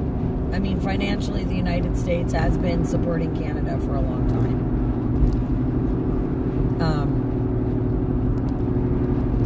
And again, I think a lot of Canada's politics are screwed up.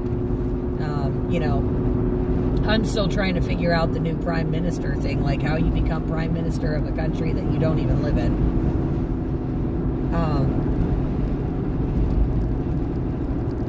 Unelected and not a previous member of like parliament, I guess, or whatever it is that they have to be a member of. I forget.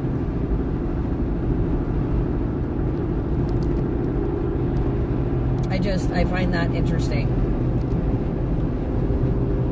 So I'd be curious are they calling the election before October? Did they set a date? I'm just curious, because I have been watching a lot of that stuff, and I know that they were still him-hawing about calling an early election. They didn't want to. And I get it. It gives them a longer time to have their party in control. But just as a curiosity factor from my perspective. All right, we're going to scoot here around this vehicle.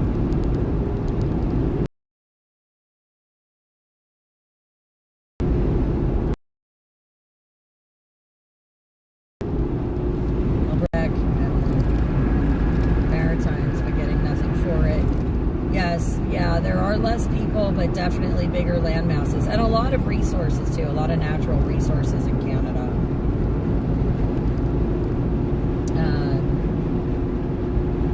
Yeah, I know a lot of all the federal politicians, or a lot of them right now in Canada, yes, they are all big supporters of the WEF. Well, I know that France and the monarchy of England run Canada. I know that. But I still find it interesting that you can have a leader of that country that's not from that country, if that makes sense. I mean, I guess anything's possible, but it just sort of blows my mind that that's like a real thing.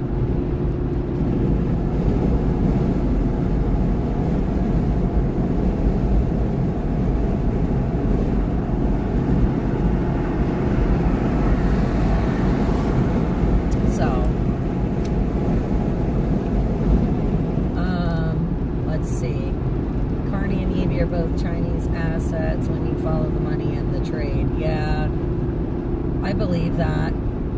Yeah, legacy media in Canada right now is something else. But I do like Rebel News and Druthers. I will say that. I do like those two news outlets in Canada there.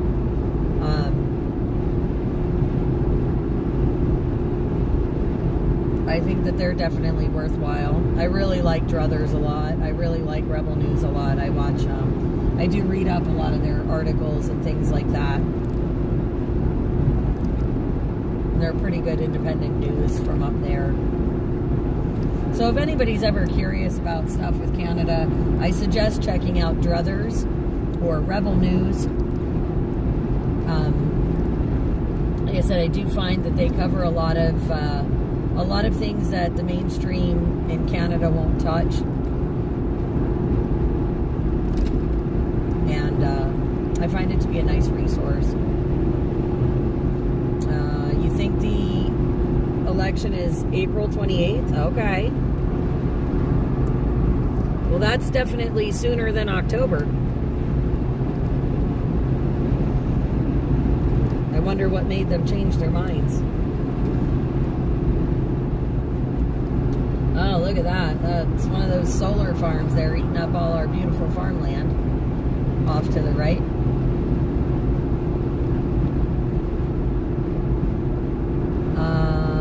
Let's see. Because you have former British. April 28th. Okay. Carney was selected. Yeah, oh, I know Carney was selected. That I knew. I mean, again, the only way I figured that it was possible for him to be prime minister is the fact that, it is all in relation to the monarchy, and, Canada is run by, Britain for the most part.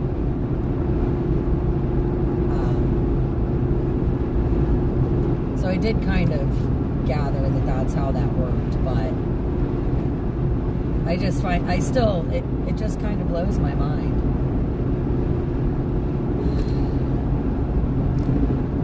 Well, and that's why I said they don't talk about the tariffs from China because, they don't want the Canadians to focus on that.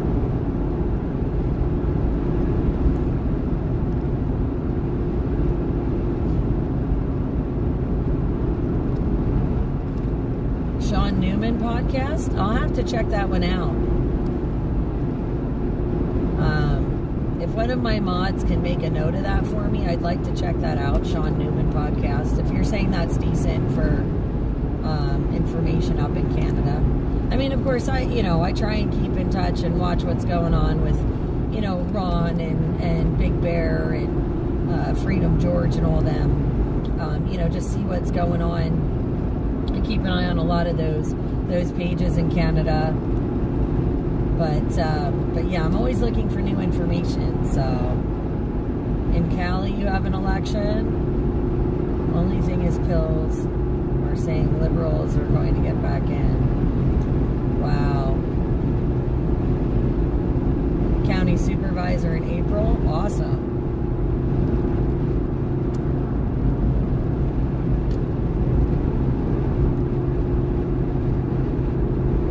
We're getting beautiful colors in the sky, guys. Beautiful colors in the sky.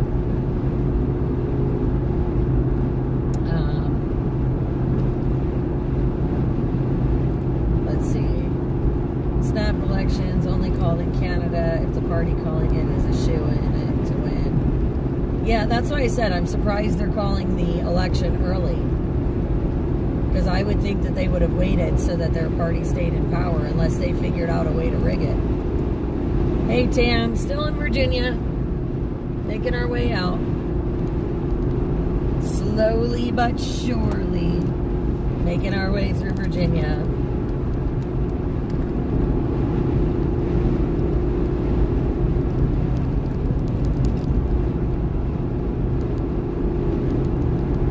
I have like dog nose prints on all of my windows, guys. I look around me and there's dog nose prints everywhere. It's so frustrating. This is smudge, just smudge everywhere. So funny.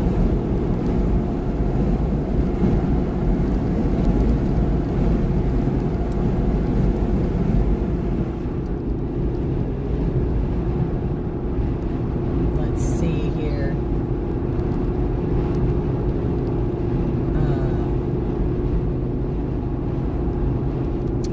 Hey, Josh. Yep, we are still in Virginia, guys. We're on 81 North. Again, making our way to Pennsylvania tonight. And we got, I don't know what exit because the truck's in the way. Couldn't tell you, guys. Couldn't tell you what exit that was. But we're going to try and move past the car carrier.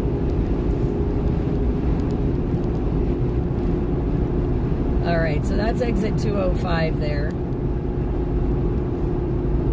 And again, 81 northbound.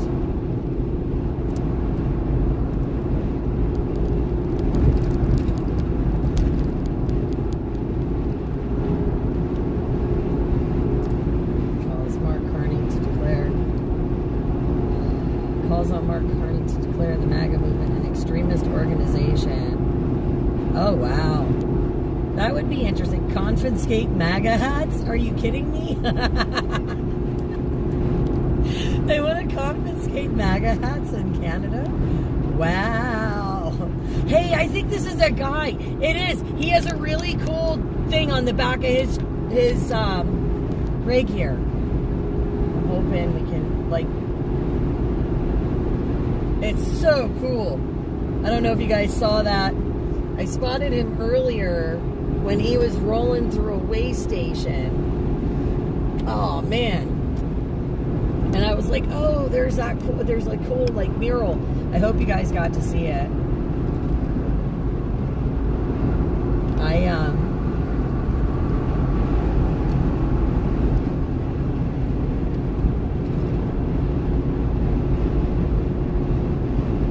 Looks like I got part of it in a picture. Of course, my hat's throwing a red, white, and blue glare, but that's okay. It looks really cool, though. It's like a sunset, almost. The trees. Let's see. Average Canadian is already part of the United States. Carney, now leader. Oh. You know, the federal government is a bit worried when 2 provincial governments are saying they will not be walked on anymore. Yeah. Yeah, absolutely.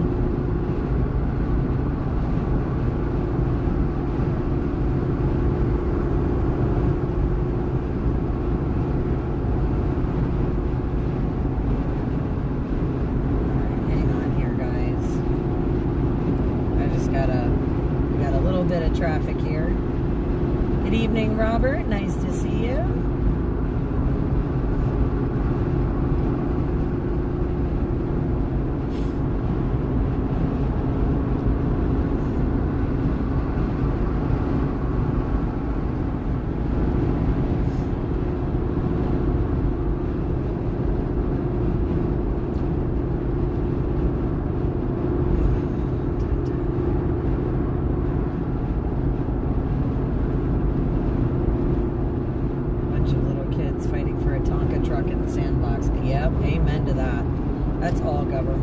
That's not just Canada, that's all governments.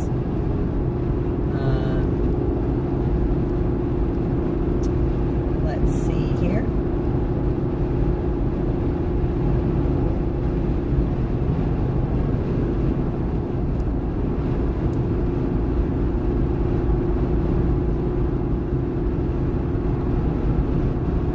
Right. Mile marker 209/2. That's your actual mile marker for anybody following on the map. And again, we are cruising along down 81 after this crazy, wonderful week in North Carolina. Spending it with all of our amazing friends and Patriot family. Meeting new people. Finding new places for folks down there to receive help and services and donations and ways to get themselves back on their feet. Absolutely amazing. Blessed to have followed down the load of hay and watched the hay and grain get delivered so that they can be distributed to the farmers in the Jefferson area. That was phenomenal. And of course, got a chance to hang out with Miss Shelby and go see, revisit some of those places we checked out in January and go see some new ones this time to check out what the rebuild is starting to look like there in North Carolina.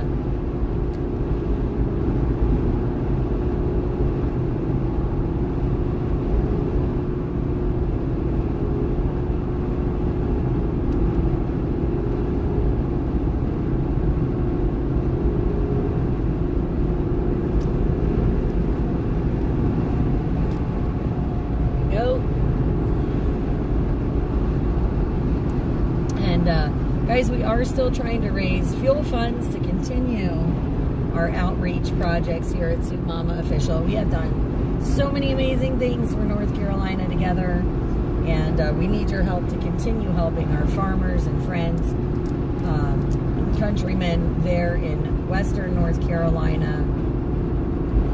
Again, guys, no farmers, no food, so it's really imperative that we continue to try and get them hay and grain and supplies so that those farmers can continue to supply us domestically with food and meats, you know, veggies and fruits and meats and all of those wonderful things that we need as a nation to be fed and sustained. And again, you know, those farmers sustain us. We need to sustain the farmers. And we appreciate you guys and all of your help for all of the things that we've already accomplished. Bringing the heaters and the burn barrels and the winter clothes and hay. You know, again, and now this grain and this other load of hay. Absolutely phenomenal. You know, like I said, we've partnered up with so many amazing groups to get these things done. And we are so proud to be able to show you guys start to finish all of your donations, hard at work, being distributed, getting to the right places, to the right people, those in need. And that's so very important. And guys, we couldn't do any of this without you. And I know that the folks down there appreciate you so much more than I could ever put into words. So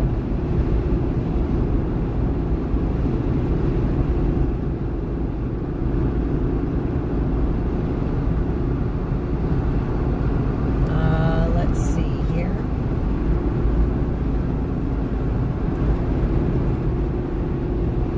You're not following? Ed.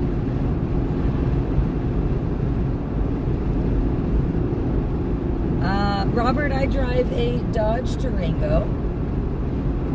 So I do not drive an 18-wheeler. I do not drive a car. And I call my truck a truck. We've had arguments about this, but the Dodge Durango is the same as a Dodge Dakota. It just has a hard shell. So in my eyes, this is a pickup truck. It's a truck. Well, maybe not a pickup truck, but it's a truck. So there's some technical arguments going on about that. But yeah, we have a Dodge Durango, and we cruise around all over the place. We cover all kinds of amazing events and places and people, but we also do a lot of amazing outreach. We were just on a trip to North Carolina delivering hay and grain to the farmers down there. Checking in with some of our friends and people that we've met back in January when we were down the last time delivering heaters and burn barrels. So again, an amazing, amazing week traveling all over. We are now on our way back home, driving from North Carolina to Pennsylvania, all in one day today, guys. All in one day. So it's going to be a long night of driving. Going to be close to midnight at this point, according to the GPS, if we don't stop. I'm thinking more like 1 o'clock in the morning will be an arrive time for home. But we are going to get it done. We've been gone, like I said, almost a week.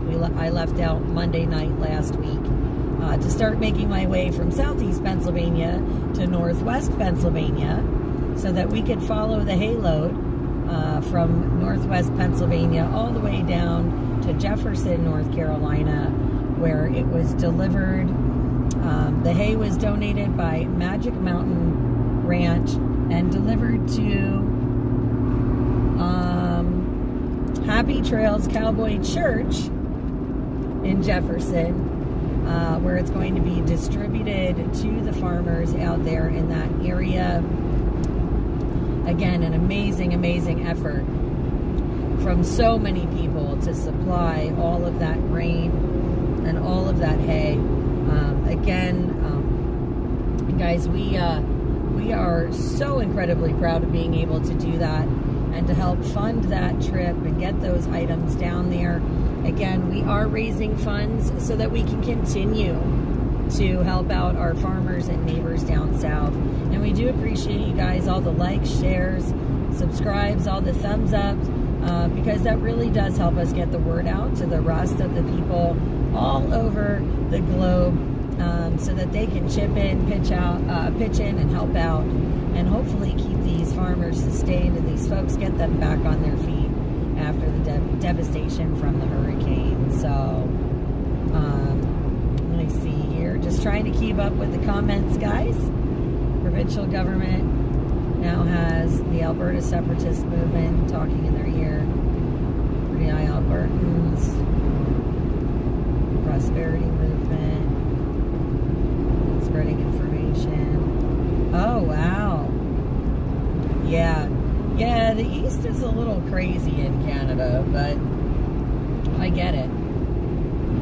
I get it. Lots of farmers connecting in Alberta and selling produce and meat locally. Good.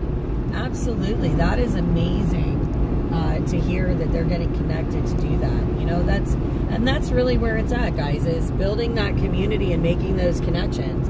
Because, you know, the proof's in the pudding. When you look at things that are happening all over the globe, right? When there's these natural, quote unquote, natural disasters or fires or whatever else going on,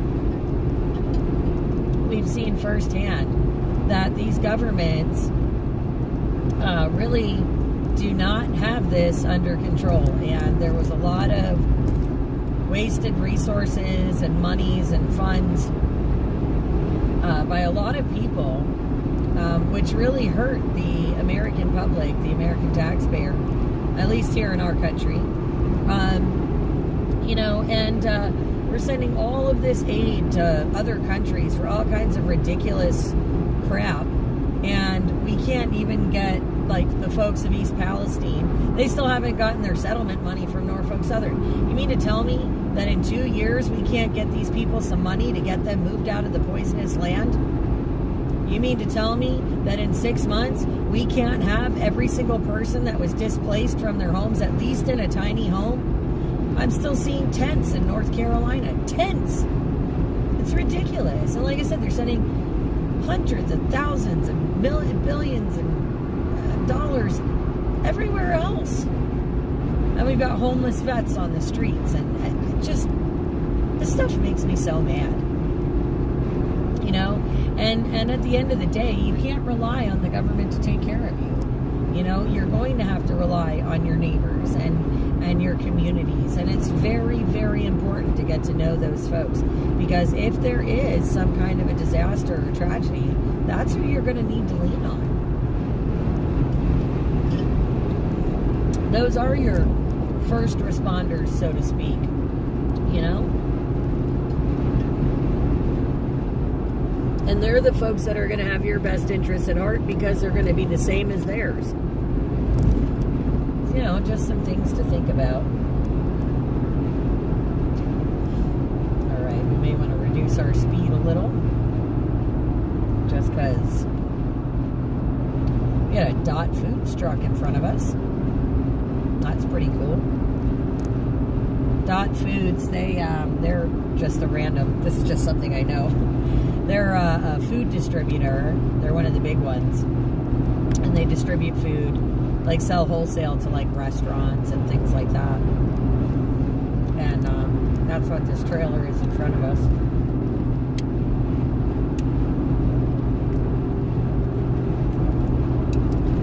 A truck moving food to commercial businesses.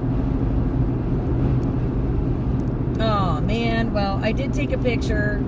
I mean, there is a bit of a glare, but I will try and get the picture up. I couldn't get the entire back of the cab, obviously because of the trailer, but I did get a portion of it. It was very beautiful. So I will be posting more pictures, guys. I know that the team has been trying to get more photos out. You know, now that we're in a better service area where some of the stuff is finally backing up, that they can access those files.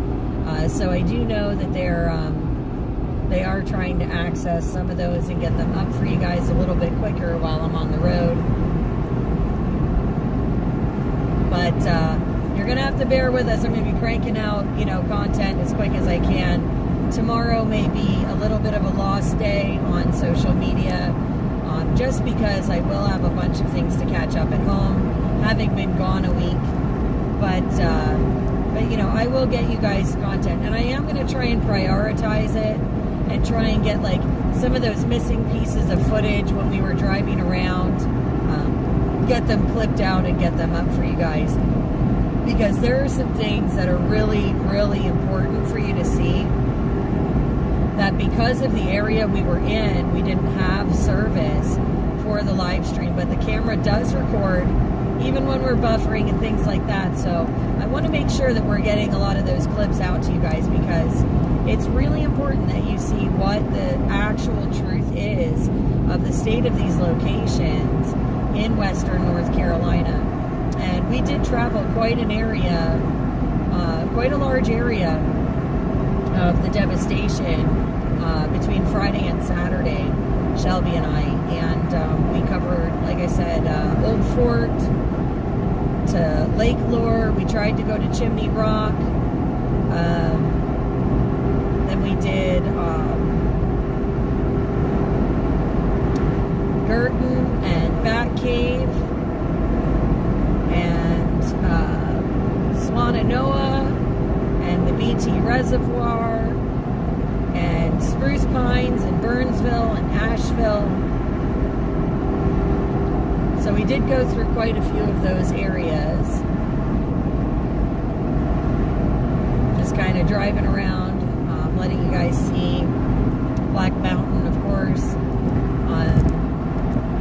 Letting you guys see what the cleanup looks like, what the rebuild is starting to look like. But there's still so much to go. And they did get quite a bit done in 2 months, but it's definitely a process, that's for sure. And I will get back to the guys. I know I'm getting a little slow on the comments, but there is quite a bit of traffic, and you guys know safety first. I want to make sure I'm paying attention to the road so that we can arrive home in one piece. So yeah, I've been told Alberta is pretty much like the Texas of Canada. So you agree it's a truck? Awesome. I love it. Thank you. Soup's ultimate vehicle. Yes, Stitch. Yes. That is the best. I love it. Soup's ultimate vehicle. Yes, sir.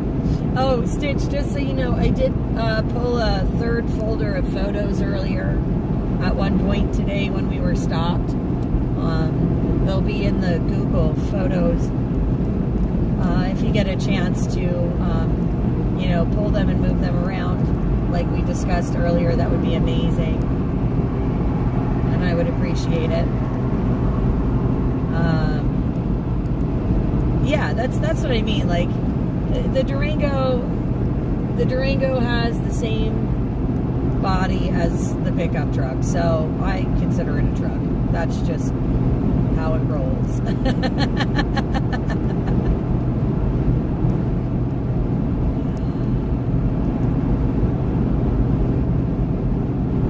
I love it. Thanks, Stitch. I love you guys sticking up for my truck.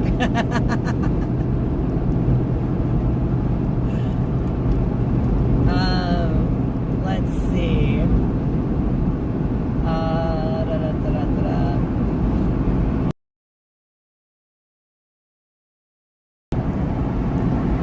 Let's see.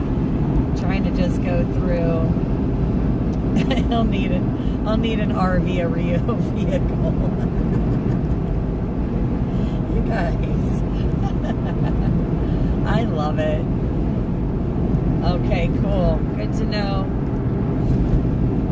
Thank you, Ed, for the update on the rest area. Well, yeah, exactly, string theory. The key word there is yet, though.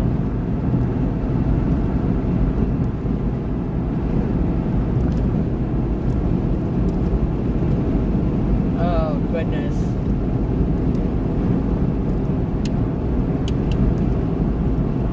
That's like Banff, Alberta, federally run park. Wow. Still no homes going up from the fire. Unreal. Hi, you. Thank you for being here.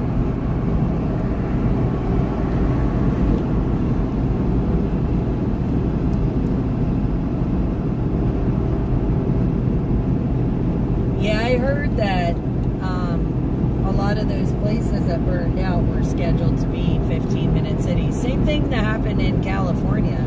A lot of the places that those fires are supposed to be turned into smart cities. So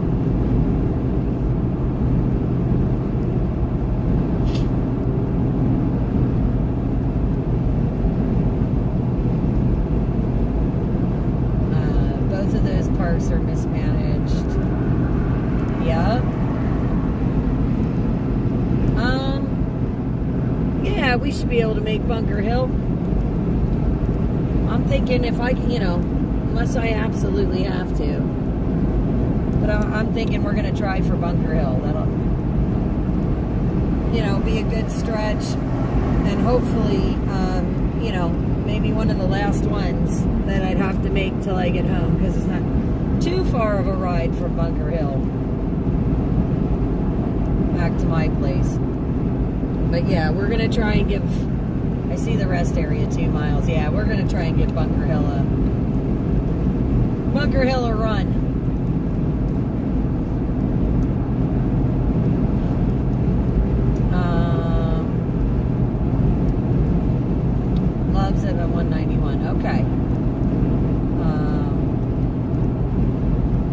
Absolutely, Tammy. Yep, when they went down, and went over to Eagle Pass. Yeah, absolutely. And they did a lot of traveling along the border after they left Texas, before they made their way north. And yeah, they did. They did take a lot of footage down there. It was absolutely awesome.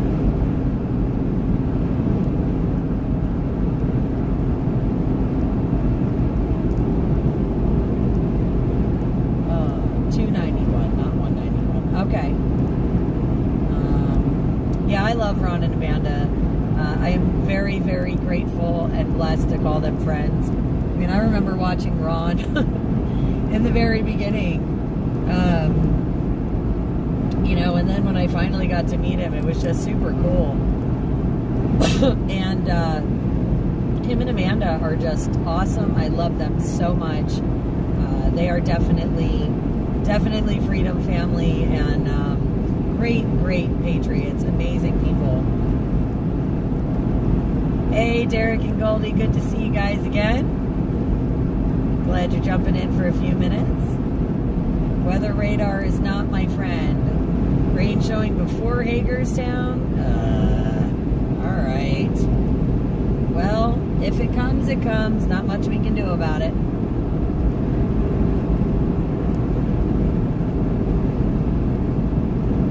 Let's see. You've not gotten to meet them personally? Aw. Yeah, they're really great people. And if you get a chance to meet them, I mean, they're absolutely delightful. And again, blessed to call them friends. That's for sure. Yeah, Joss. No tornadoes. Thankfully, no tornadoes. I don't need to drive through any of those. That would not be okay. I don't think I would be okay after that. I am not a person that wants to go chasing twisters. Not at all. Not this girl. I like a little excitement in my life. That would be just a smidge too much, I think. Just a smidge.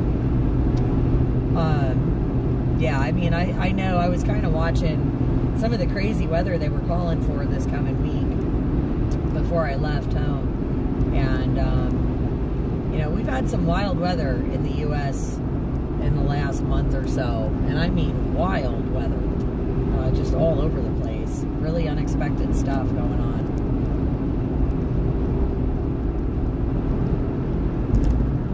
You had a man tell you you began to believe in God, because if there's that much evil and corruption in the world, there has to be a God to keep us from complete chaos. Amen to that.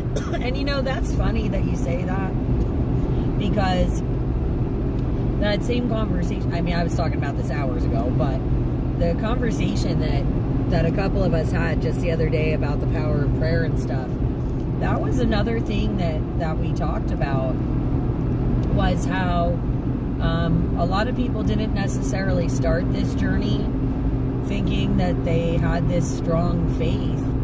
But, when you think about all of the evil things happening in the world, you kind of have to realize at some point, like with all of the ugliness and all of the bad, that this is more than just a political story. It's more than just a me or you story.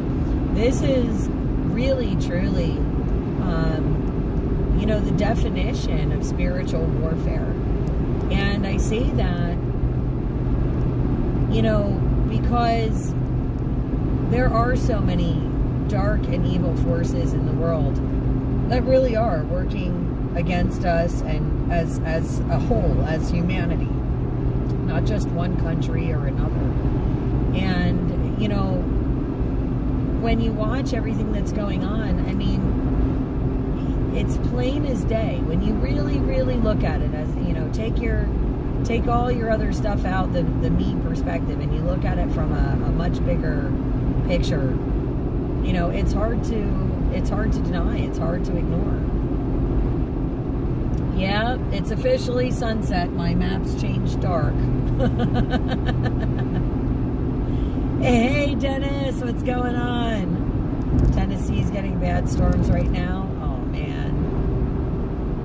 Not cool. Not cool.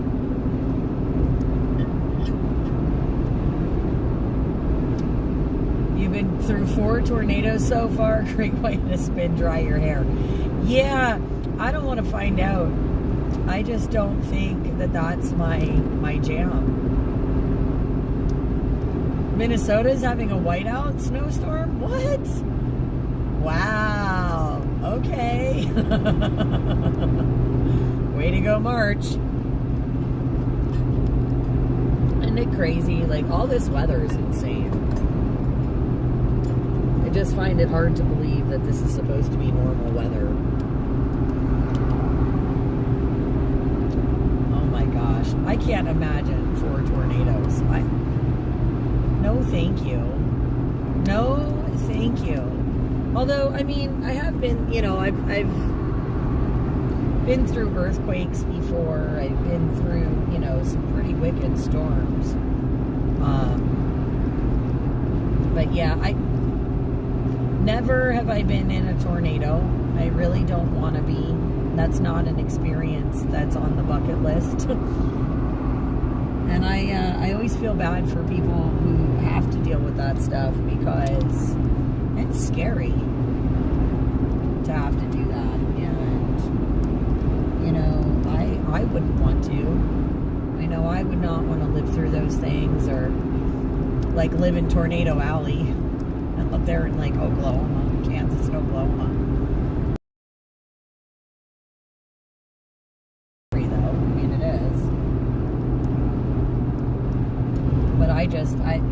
I wouldn't want to deal with that. But I guess, you know, no matter where you live, there's always something, right? Like, depending. Yeah, I am definitely not planning on traveling to Minnesota right now, that's for sure.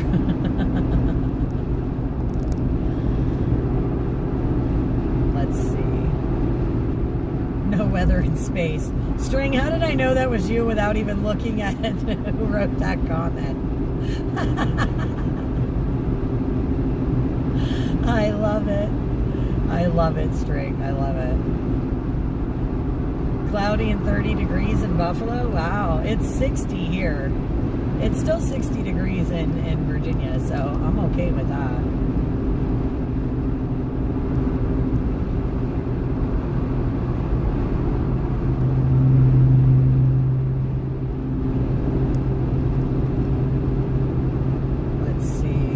Tornadoes in Alberta.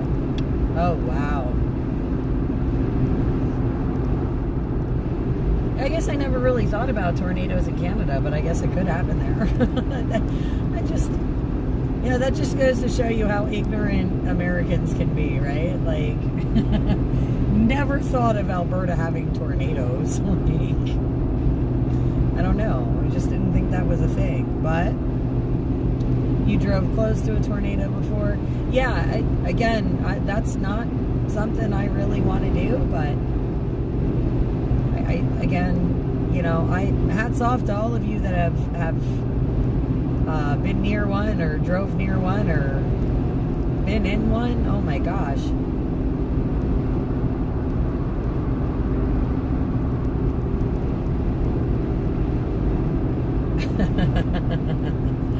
Yeah, Minnesota would definitely be a side trip. I think that the kitchen would be kind of mad at me if I took off for Minnesota.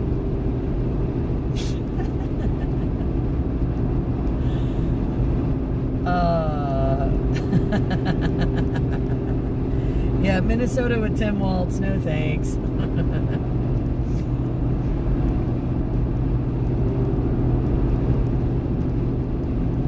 I don't know, Pull Top Can. Maybe you scared them all away. Maybe they didn't want to come out and play.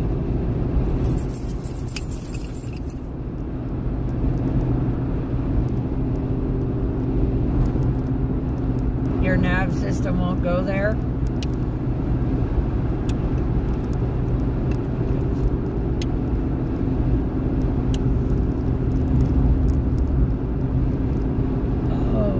Gracious. Where are we at here?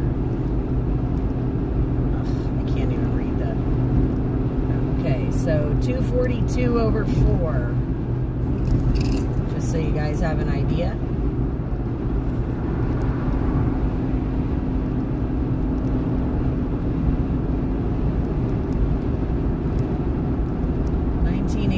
Black Friday tornado hit Edmonton. Cat F4. Wow. You've blocked Minnesota from all GPS systems.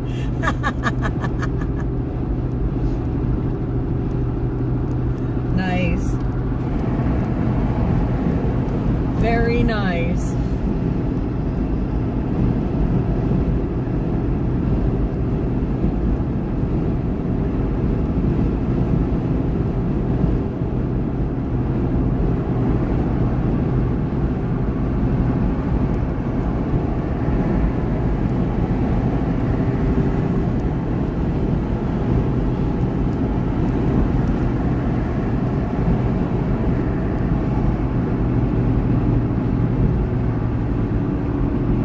Tower, I think, said Walker.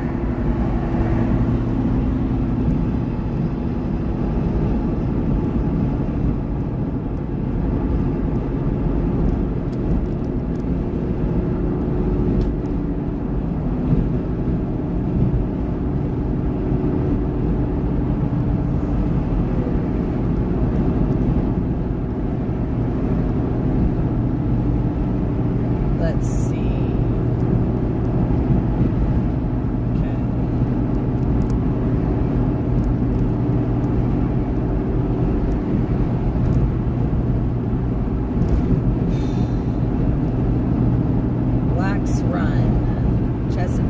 Watershed.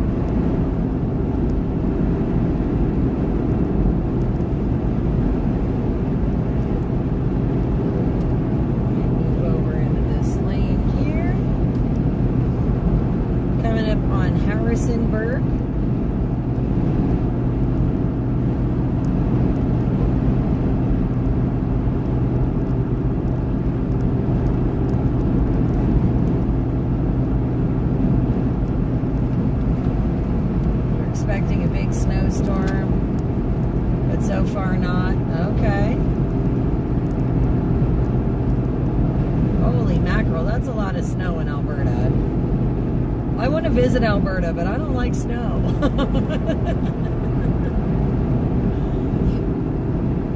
I really, you know, on my bucket list is the Calgary Stampede, and I do want to get there at some point. Like, it's gonna happen. It is on the bucket list, folks. So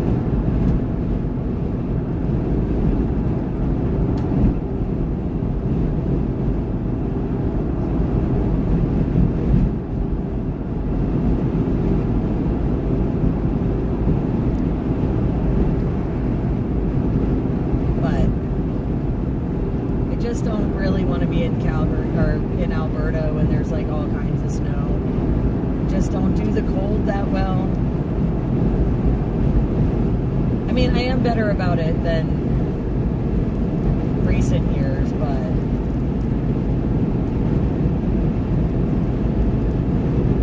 hi, Booba, what's up? Your nose poking? Saying hi? Oh, you gotta stay on your chair. Thank you. You're such a good boy.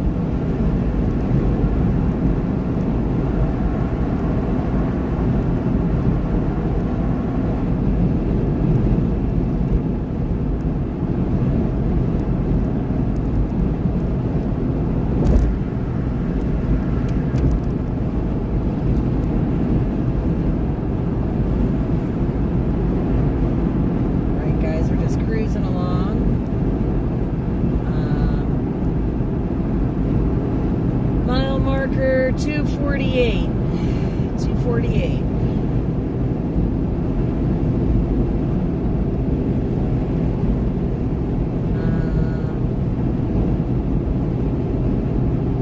Okay, let me get over here so that this guy can get off my bumper. It's always helpful. Ouch. You're at the end of your monsoon season on the island. Your front yard has a growing puddle, so you have lakefront property. Nice.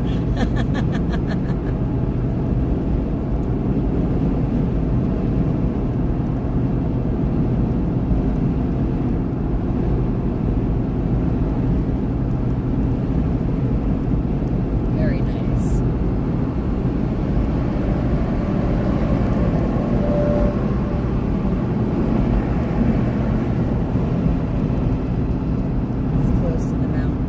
Awesome. Your daughter takes her 2 littles. Oh, very cool. Yeah, the Stampede is like I said, that's on the bucket list. That's been on my bucket list, though, since, oh my gosh, since I'm a teenager. That's always been something I wanted to go see.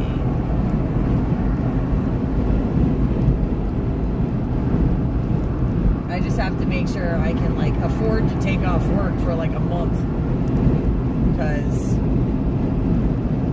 I mean, if I drive, and I'd drive, so it'd be a couple days drive, and I think the Stampede's a week long, if I remember correctly. It's a couple days anyway, and I'd like to see that, and of course have time to visit everybody and see all of these beautiful sights. So I'd almost have to take a month off to do the to do the Calgary run, because I'd really want to spend some time, especially going that far, so.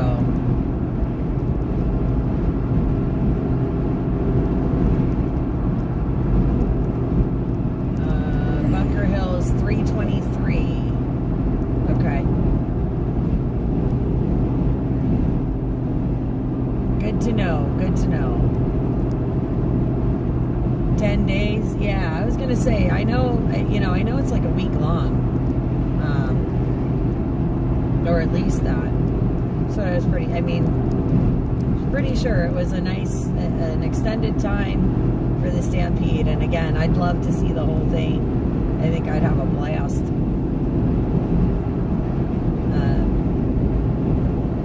But yeah, I would absolutely love to visit Alberta.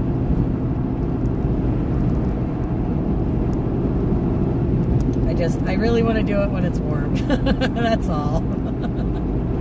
Just gonna have to plot that. Chuck wagon races are the highlight. Oh, nice. Nice. That actually sounds like a lot of fun.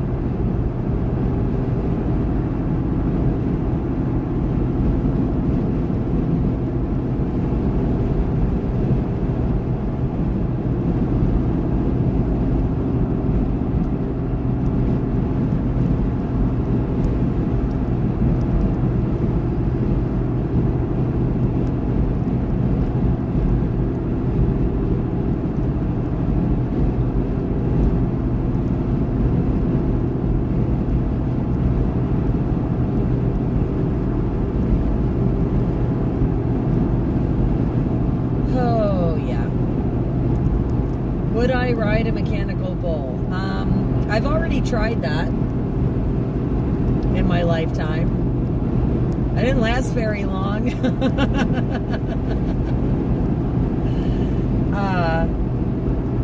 It was fun though. But yeah, I've done that already. I've done a mechanical bull where I've tried riding one, and it's not easy, that's for sure. They make it look easy, but it's not easy.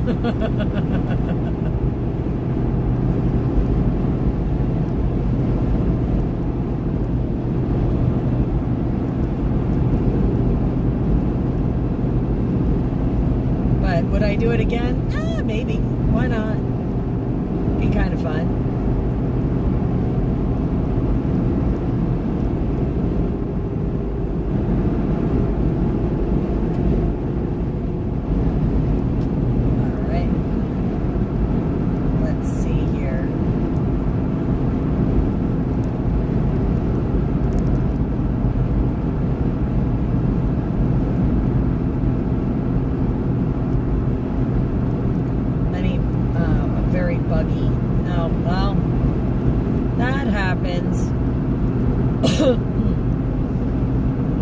And it's because and I know why. It's because it is such a, like, you have so much moisture, you know, between the snow and all that in Alberta,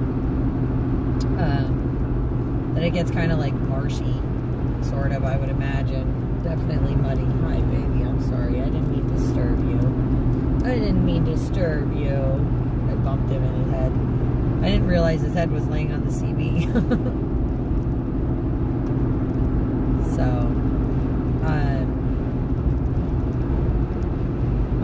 I don't know what the slingshot is at Cedar Point. I have no idea what that is. So maybe.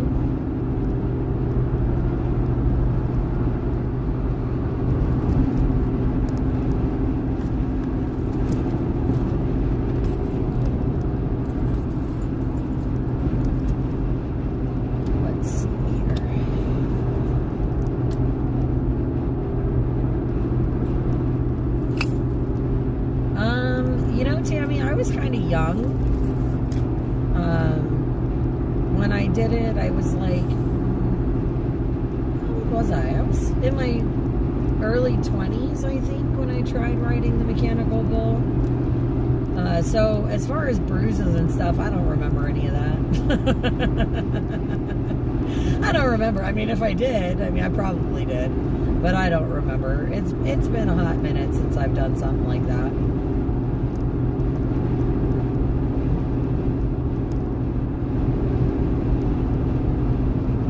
I would not go on the slingshot. Oh, I don't know. I don't know what it, again, I don't know what it is, so I couldn't tell you if I would or not. I'm not sure what it is or what it does, but I've done some pretty intense, yeah, I've tried some pretty intense stuff. I mean, for somebody that doesn't like a lot of things, kind of like me, I mean, I don't like heights, and I went zip lining through the rainforest. I mean, you know, you know, I don't like bridges, but I drive bridges. You know, there's a lot of things that, even though I might be a little scared or intimidated by something, there's a lot of things I generally will do anyway just to get over the fear. So, I mean, I can tell you that I don't do like the boat rides at amusement parks or carnivals, like the ships that like rock back and forth. I don't do so well on those. Like, they can just kind of make my stomach upset. But, you know.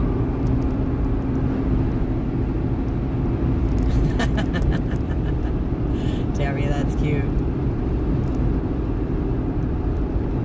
I'm too stubborn to admit that I'm too old for anything, for the most part.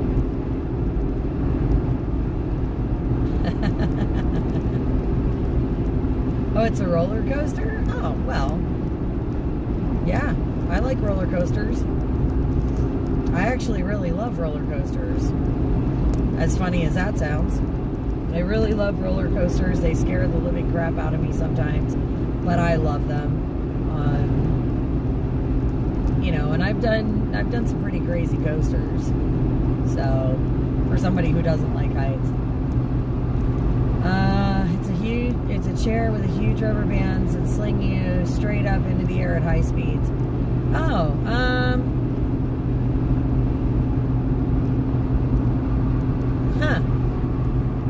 might be interesting. I might. If I saw how it worked and it looked relatively safe, I might do it. Carnival rides make me a little nervous. It's just because they're mobile, and if something's, God forbid, not hooked up right, it could go completely disastrous. I'm not saying that stationary amusement parks are any better per se, but I just feel like the mobile ones are, I mean, and I know, and the truth is, I know, I've known many people over the years that did like carnival rides and stuff like that, and there are a lot of safety checks for that stuff, but I don't know, just something about them, you know, being mobile all the time, just, I get iffy on them. Right? Old enough to know better, but too young to care. Absolutely. It's one of my favorite expressions.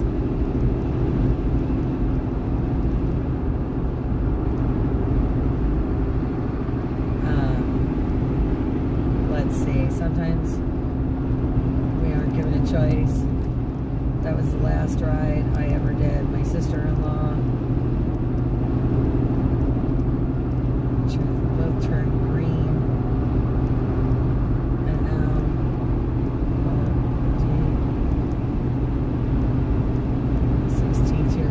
Daredevil. To your Daredevil 16-year-old. Okay. And her brother-in-law. Very nice.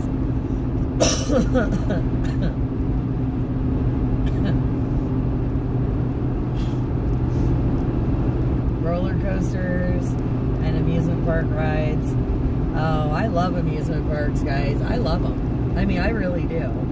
And it's funny because I don't, you know, again, there's a lot of things I'm not crazy about. Bridges, heights, you know, all those things. But I grew up with family because of, you know, living where I do in Pennsylvania in that southeast part. I mean, I've been to Six Flags, I've been to Knoebels, I've been to Dorney, I've been to Hershey, I've been to Dutch Wonderland, all kinds of places, and a lot of times, like the companies or whatever that my family's worked for, they would, their employers would sponsor like work parties or whatever at some of these parks. You know, for employees and their families and whatnot. So, you know, I've done a lot of things, you know, as far as amusement parks and rides, and even stuff like down at the shore, you know, some of the stuff on the boardwalks and whatnot. And again, I you know, shoot, when I was a little kid, my grandfather, one of his favorite things to do was take us in the helicopters at the beach. You know, when we were little kids, that was one of his favorite rides, you know, to take us on the helicopters. And, you know, so when I was, I mean, it started when I was really little, and I just had this affinity for things like amusement parks and roller coaster rides and carousels and, you know, the tilt-a-whirls and the scramblers and all those fun things. And as much as, you know, like I said, I don't like heights and, some, you know, spinning myself sick, I absolutely love it at the amusement park. So it's kind of a weird thing, but I do. I love amusement parks. I do like the shows too. The shows, as I get older, I have more appreciation for the shows. I don't like standing in the long lines.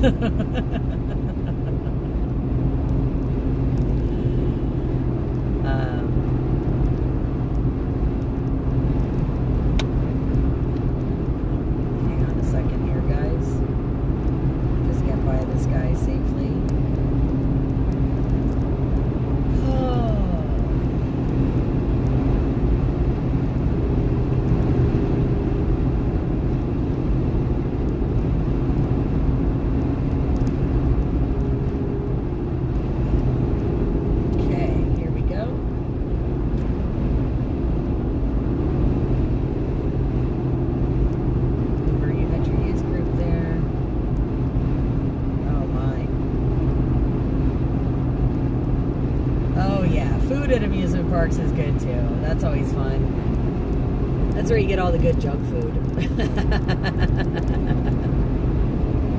That's where you get all the good junk food. Fairs and amusement parks. Some of my favorite places to go for stuff.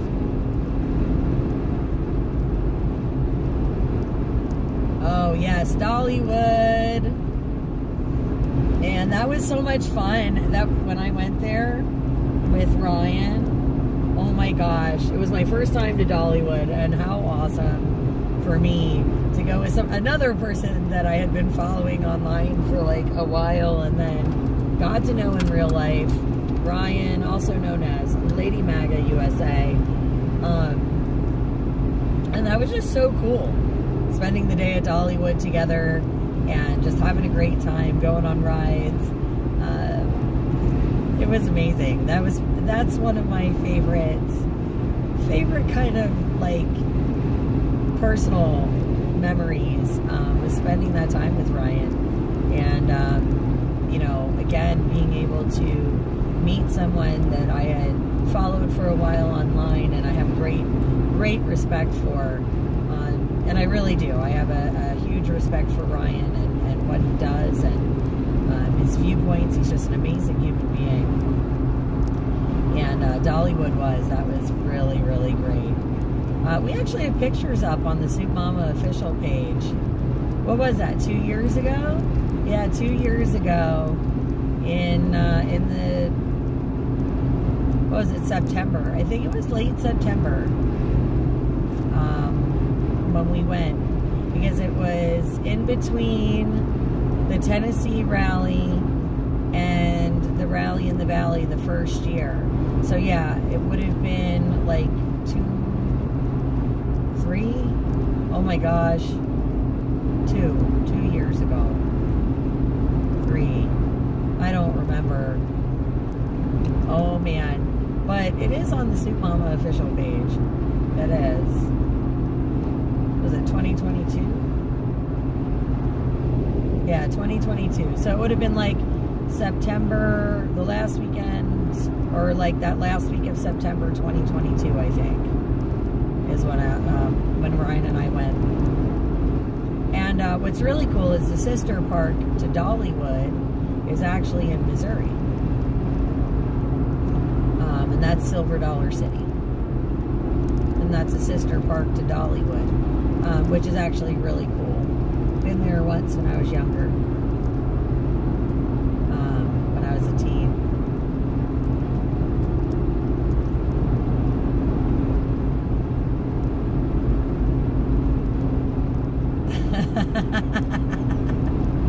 MD, you're a mess. You are an absolute mess. That's great.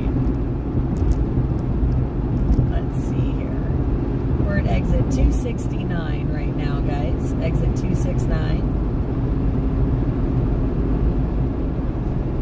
Mile marker being the same.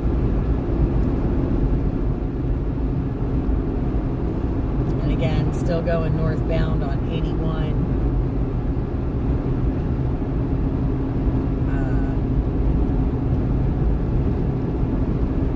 When you go to the Stampede, you go to Pastor Art's church. Oh, that would be amazing, Tammy. That would be, absolutely. I'd love to meet your family. You send me so many amazing pictures all the time, and I know I don't respond a ton, but I do see them, and I love them, that you send me these photos of you and your son and all of the wonderful things that you do. It is amazing, and that would be an absolute delight to meet your parents. Yeah, Pastor Art is amazing. I was so excited to meet him. What was that, last month? Yeah, last month. That was just absolutely phenomenal meeting him in New York, or no, Jersey City. It was supposed to be initially New York, but I ended up seeing him in Jersey City. New Hope Tabernacle? I want to say it was it was the Tabernacle. I think it was New Hope. Can't remember off the top of my head. But absolutely amazing place. I actually met the pastor and his wife of the Tabernacle. One of the pastors there and his wife, and they were actually so sweet. They prayed with Stitch and I, And of course, seeing Pastor Pearl and Marshall there, it was just a wonderful, wonderful time. And again, what an amazing story, an amazing man. And he is one of my real life heroes, and I don't say that lightly. I mean that. And I don't mean to put him like up on a pedestal or anything like that, but I think real life heroes are people like you and I that are willing to stand up for their beliefs and stand for what they believe in, and at all costs. And Pastor Art really, I was losing faith in a lot of the churches as they were closing and kowtowing to the government when they told them they were non-essential. And that really bothered me, because never before in history had the churches been closed.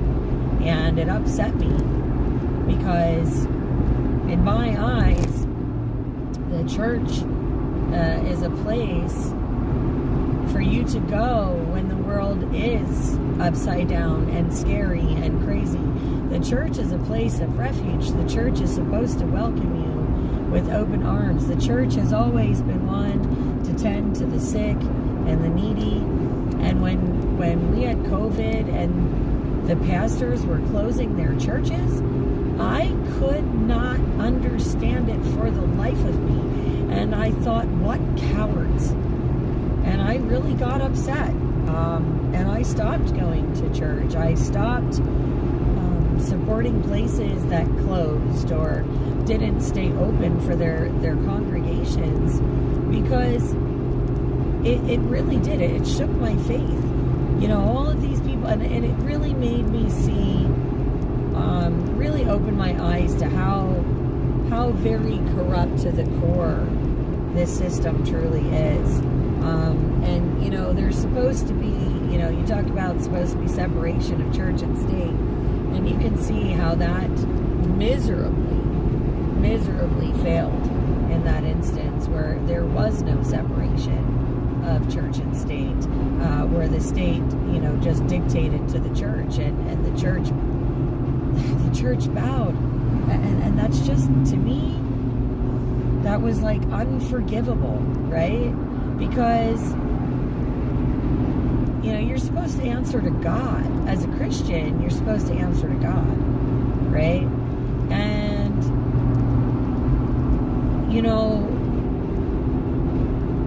it's God's law. It's supposed to be God's law above man's law. That's it bothered me. It really bothered me. It still bothers me. It still upsets me. But again, you have people like Pastor Art and some of these other fearless pastors, and I mean fearless. And those brave men and women, just like the frontline doctors, those brave men and women that dared to stand up and dared to speak out. Those people, those everyday, regular you and me people that stood up, those, not any politician in a suit. The people that stood their ground and refused to compromise their morals and their values and their beliefs, and stand in God's law and stand up for what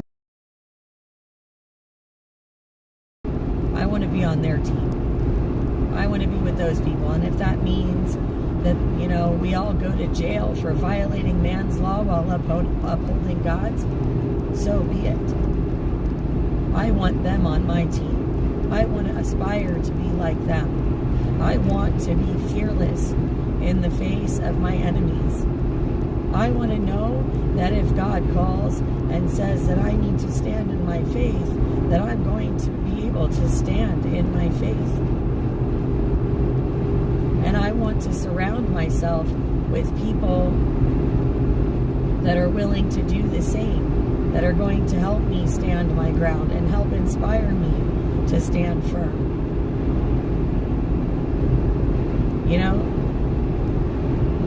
They say that, you really are the sum of the company you keep.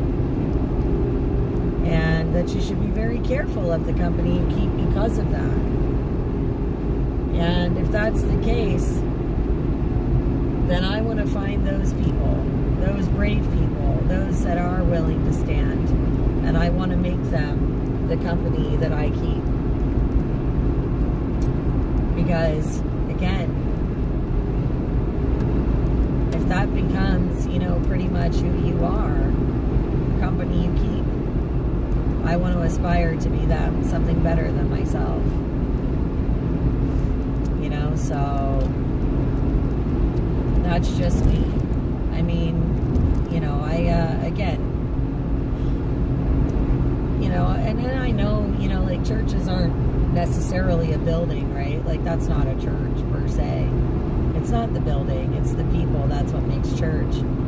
But it's being in the spirit, right? And again, it's standing firm and saying, we will not stay separated. And it was an amazing and eye-opening experience. All right, wow, you guys really like blew up the comments here, so.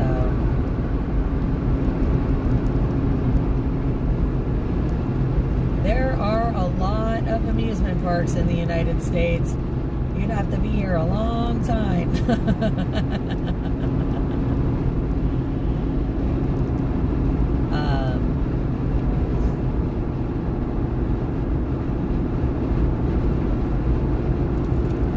Let's see here.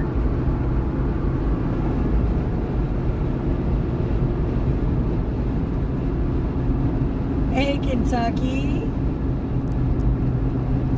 Yeah, some churches didn't, but there were a lot of churches that did. And again, it was just really disheartening, and it really bothered me to see that.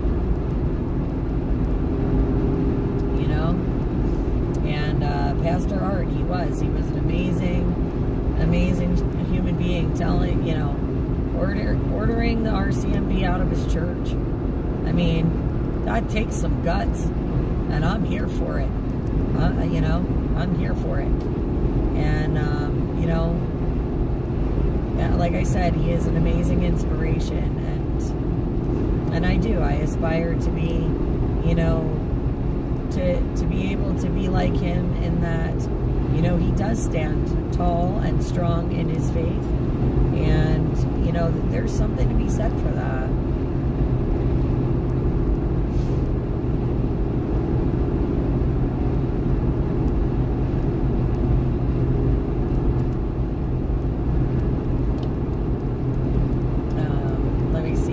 Sorry, still trying to go through your comments here.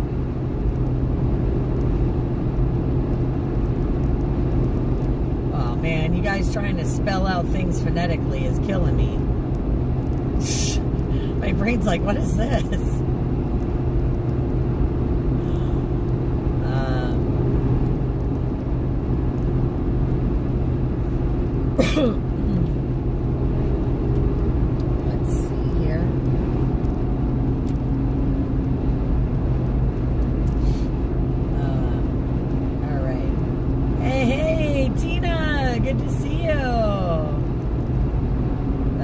In the spirit daily. Amen. I love you, Kentucky. Good to see you so much, girl. Mwah. I'm always happy to see you. Checking in on me. Ooh, wait, you're gonna take... You just took my CB mic with you. Buddy. Oh my gosh. My dog is a mess. I don't even know if I can unclip it. He's got my CD mic like pulled with him. There it goes. Rio, can I have this back? Rio, let me have my... Thank you. Okay.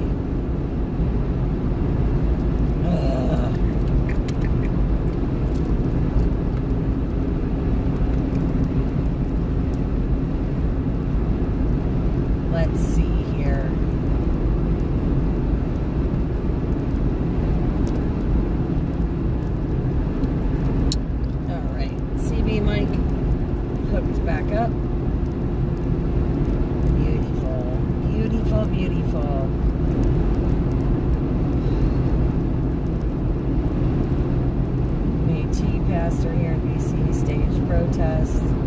Tab services outside. Yeah.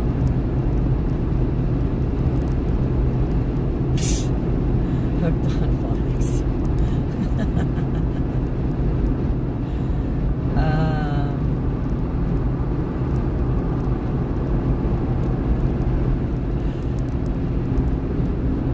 It's been a busy day. Forgot. Oh. Yikes. Oopsies. Oops, Kentucky. Oops.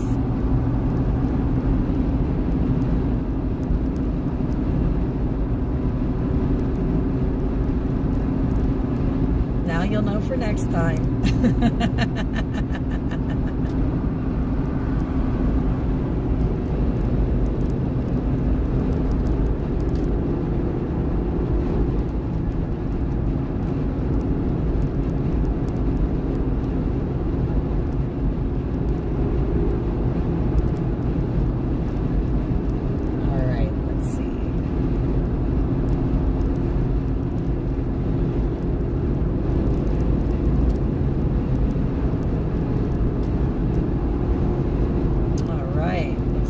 Woodstock. Mile marker 285.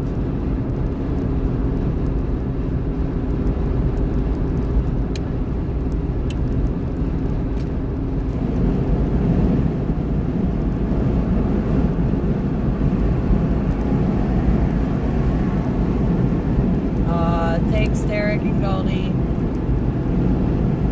Yeah, we still got quite a bit to go yet.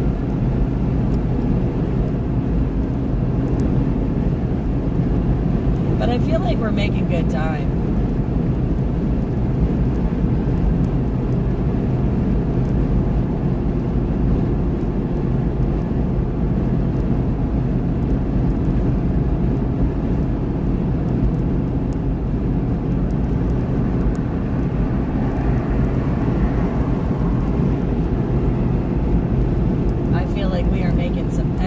Excellent time. All things considered. But we've been on the road now for just over 7 hours, I think. Something like that.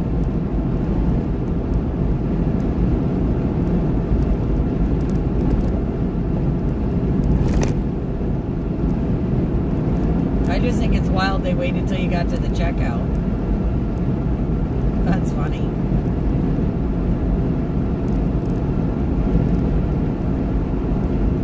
That would have been like, it's a bit late now, don't you think? I don't know. Just me.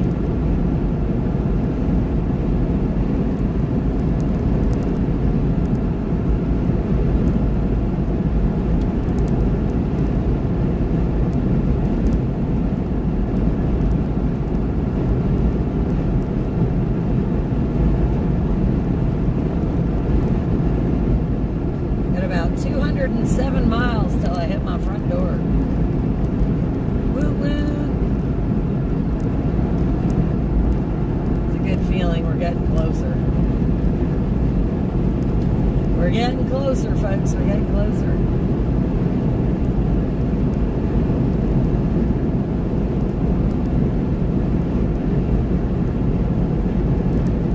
I don't know. You know, it's crazy. You think, you know, there's times you would think that it would really bother me. I don't know. I mean, I don't like making the long drives, but, or I mean, well, I do sometimes, and then I don't others. I don't know. This guy here, I wish he'd make up his mind what speed he's going. But, I don't necessarily mind this, like, long drive back, only because, see, now here he slowed down again. I'm like crawling right back up on his bumper. What's going on, buddy? Like, I don't want to get too close. But every time I get out in the left lane, he speeds up again. I don't know. This guy is something else. I think he needs a cruise control.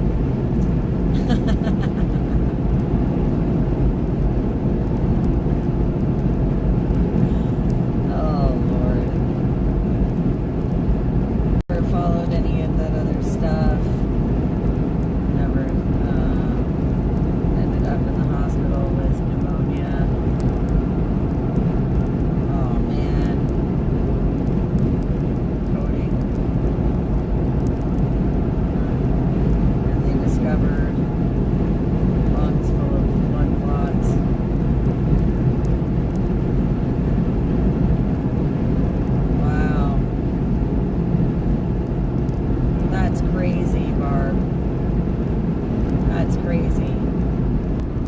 simplest thing you can do is just not give them your money.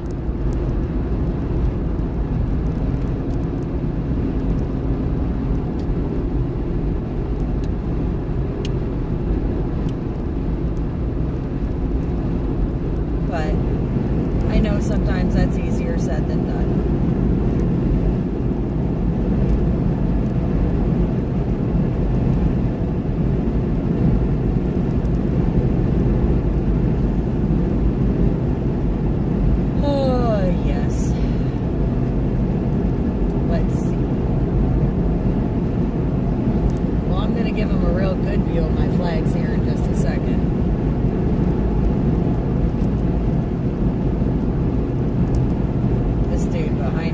Behind me there in the left, though, has some seriously bright headlights.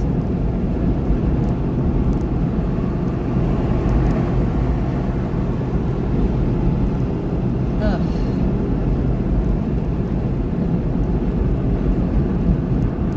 Let's see. Love driving, getting hard on your back. Yeah, it's rough on my neck and shoulders, I'm not gonna lie.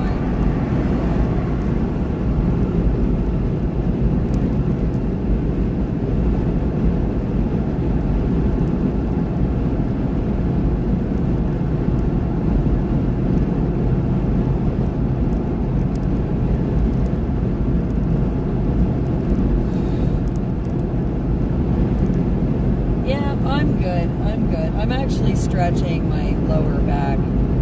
That's kind of what that yawnish was. Just trying to stretch a little bit in the seat. Right? Yeah, I know. It's been a full day of driving already. It's okay. We're going to get her done. Gonna get her done. Yeah, I actually have coffee in here. It's been set in a couple hours. And it doesn't really matter how much you get up and stretch, like, you know, it only lasts for so long.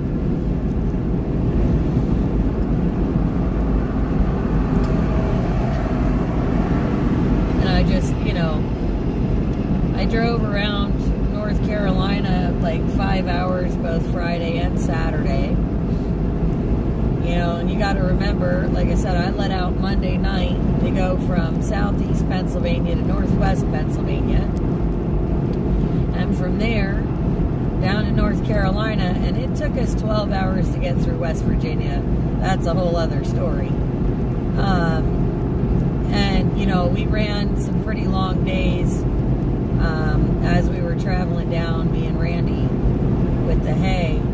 And then, of course, we had we delivered the hay, and the grain got delivered on Thursday morning. And into the afternoon, because the grain truck got there, what was it, around noon when the grain truck got there. So it was a little later in the afternoon, and some of his family came to visit, so that was nice, spending some time with them. We all had dinner together. And then Friday, like I said, Randy and I went our separate ways. He went with his family, and I went down to visit Shelby. And like I said, put another 5 hours. It was like an hour from where I was to Shelby, and then another like 5 hours driving around. So I've been logging a lot of miles in this seat this week, so it's just, you know, we're just getting there. We're getting there where I'll be glad to be home and out of the driver's seat for a few days. But next weekend we have it's not going to be too far for me, but we're going to be at the Inner Peace and Wellness Holistic and Gem Expo. It's their 22nd expo. The Inner Peace and Wellness Center is actually sponsoring a booth for SoupMamaOfficial to help support all of the efforts, all of the outreach efforts that we've done so far, whether it's East Palestine or North Carolina, you know, or anywhere else. that we may be lending a hand. Again, they are totally in support of all of our outreach, and they sponsored a booth for us, which I think is phenomenal. So we're going to be streaming next weekend from the expo. Of course, like I said, we're going to have a booth. What is this going on up here? Hold on, guys. I'm just not sure what we got going on here. But, oh, okay, that's just the blinking sign, maybe? Oh, I don't know. Trucks moving? Okay. Oh, my left eye is tearing a little, so, oh, it's trucks, okay. I'm like, what is this? Okay, it's trucks. Beautiful. All right, that's a little bit easier on the eyes now. Sorry about that. So we're going to be at the expo. That's Saturday and Sunday, March 29th and 30th, Morgantown, Pennsylvania. And again, they're going to be sponsoring our booth for us to help us so that we can help raise donations. Again, as you guys may have heard earlier, we are running a donation campaign for fuel funds to continue, outreach projects and missions for people in need. Again, the fuel doesn't come free to move these loads, and we have, for example, like the hay that was just taken down. The hay itself was donated. Randy donated his truck and trailer, but fuel still needed to be paid for. So, guys, it's one of those things, like when we want to move these things and we have to look at, we have people willing to volunteer a lot of stuff, but I mean, fuel is expensive, and it does take a little bit to move these items around. So we are trying to raise monies. We have a donation campaign going on right now for fuel funds for the outreach projects. We really hope you guys can donate, and if you can't donate, at least share it out. Try and get the word out. Let people know that we are helping these folks in North Carolina, and you guys can always see your donations. Hard at Work, as you know, we're 100% transparent. We try and show you guys everything that we can when we do these missions from start to finish, so every dollar is accounted for, because we believe that that's really important for you guys to see and to know, and we value your trust in us and your support in us. So we thank you for letting us be the caretakers of your donations and of your hard work to put it to good use for these folks. So again, it's been quite a journey, and we've done so many amazing things. And again, we're going to have that booth at the Holistic Expo. We really look forward to having those 2 days. We're going to be doing raffle bundles, guys, and we are going to open up those raffles to online as well. So you're going to want to check the SoupMamaOfficial media, social medias for information on the raffles. The bundles are hats, t-shirts, and car magnets, and we do have photos of them up on the social media, so you guys can check them out ahead of time. And again, those monies that we're raising are going towards outreach missions and holy mackerel, and those kinds of projects. So again, we appreciate your love and support. I encourage you to check out next weekend's amazing event, as always.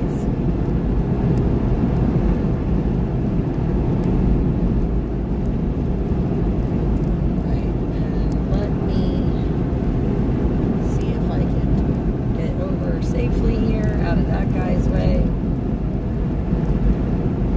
There we go. He's got even brighter headlights, man. Holy mackerel. Not my jam. It's like daylight in the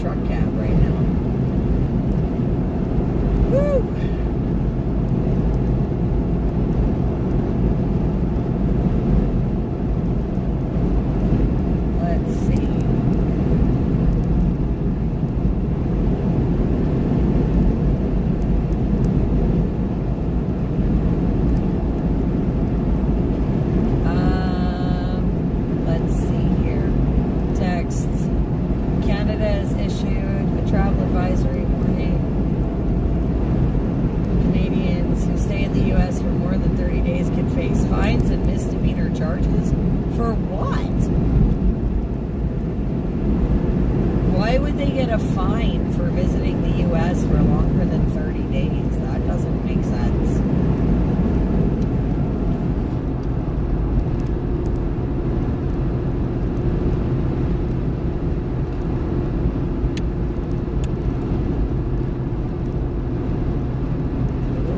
Ooh, this guy's burning the scales.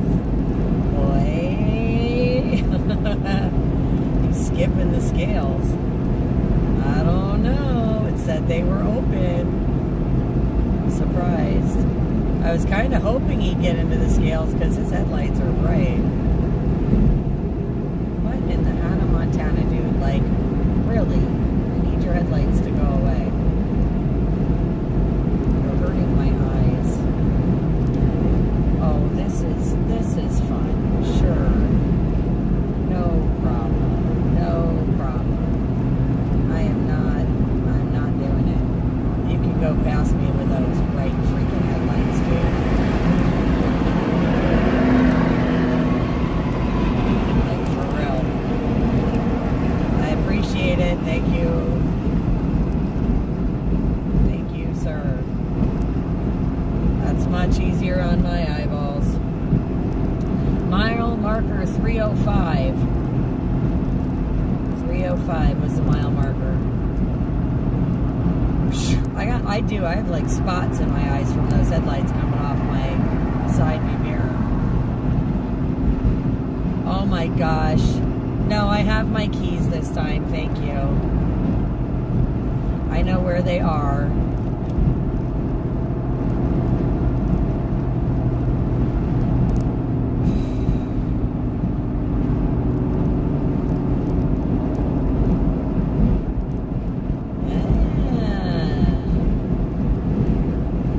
Purple lights under the car.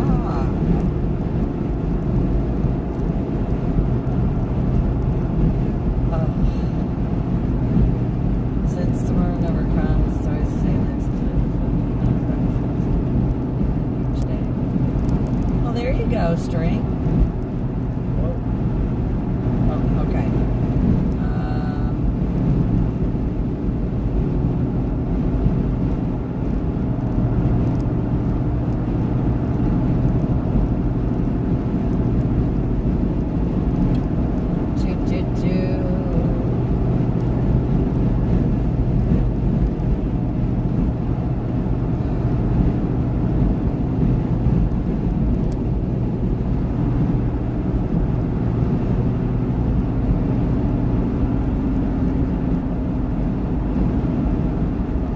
Those headlights were super bright on that truck. 323, okay.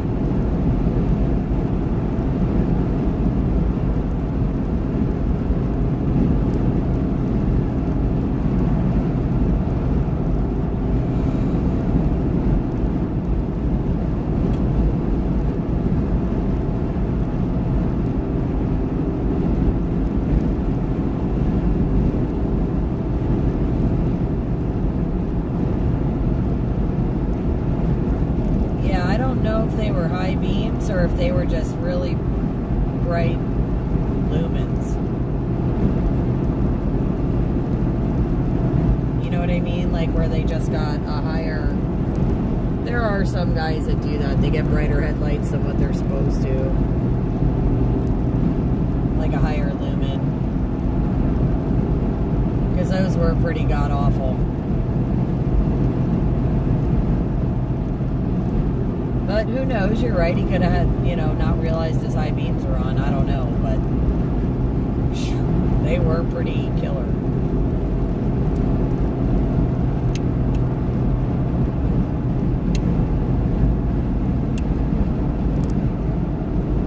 You can really see the purple lights under that car. It's kind of cool.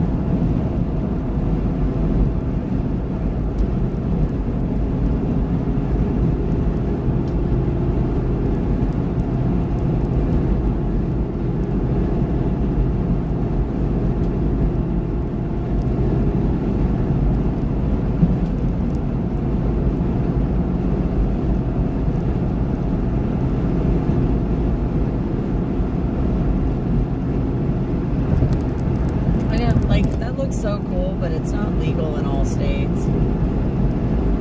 Because I don't think it's legal in Pennsylvania. I'm not sure what the limit is for the lumens on the trucks. I just know that they have like certain ones or whatever. And the fines misdemeanor has to do with registering with the USA for stays of 30 days or longer. Oh, okay.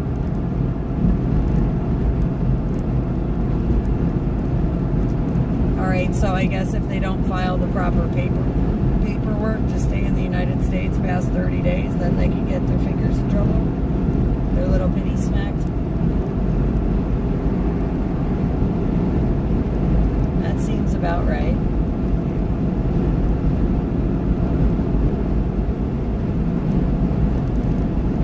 Interesting.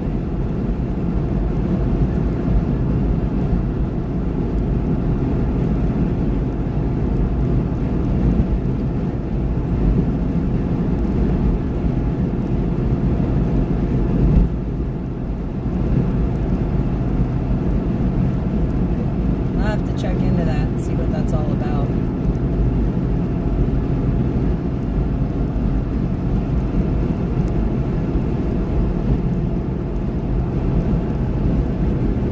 Harrisburg, 119 miles. Woo woo.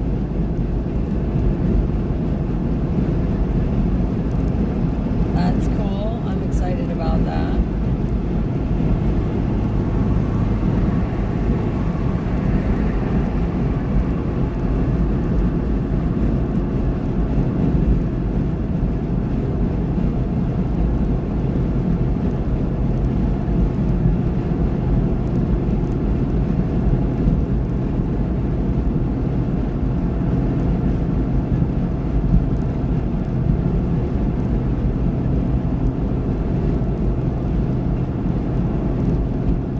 If it doesn't have something to do with the border crackdowns,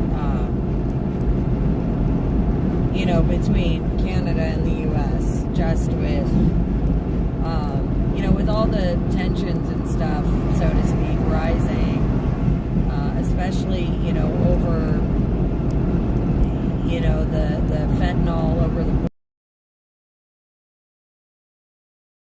Like, if that's not part of that whole thing being implemented, maybe that's why Canada, I don't know. I mean, you would think the United States would be more concerned, yes. But I'm wondering, I kind of wonder too, but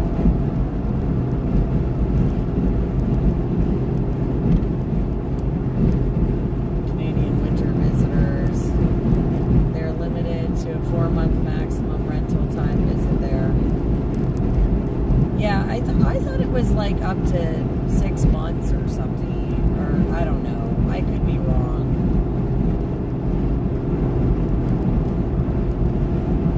Because I know, like, I think with dual citizenship, like you have to be there for, like, you have to be in each country for so long. And I'm wondering if that would apply to people who are dual citizens. That paperwork that you guys are talking about for the misdemeanors and stuff. I'd be curious to know. Like I said, I'll be interested to read up on some of that and check into it. Because I mean, if you're saying they're just announcing about it now, I'm sure we're going to get more information as time comes than what they initially put out. They're just like that.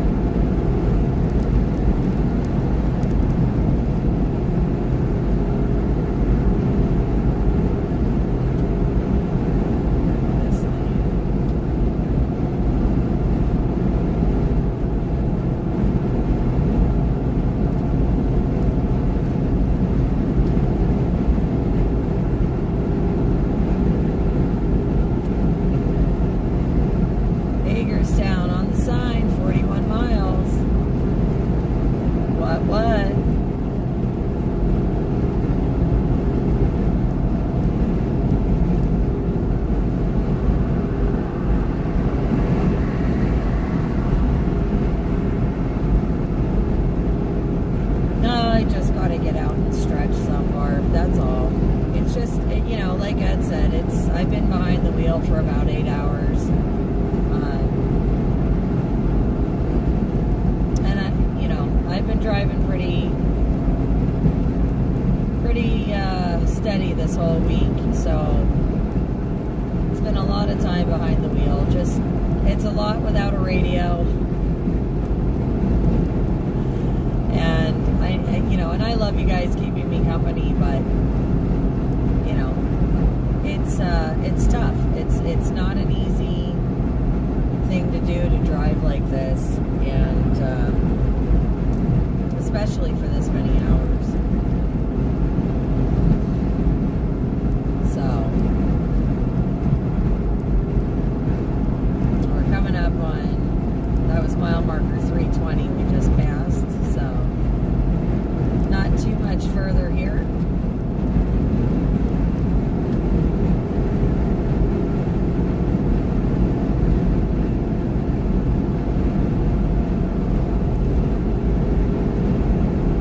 Talk to your hubby when you travel. Yeah.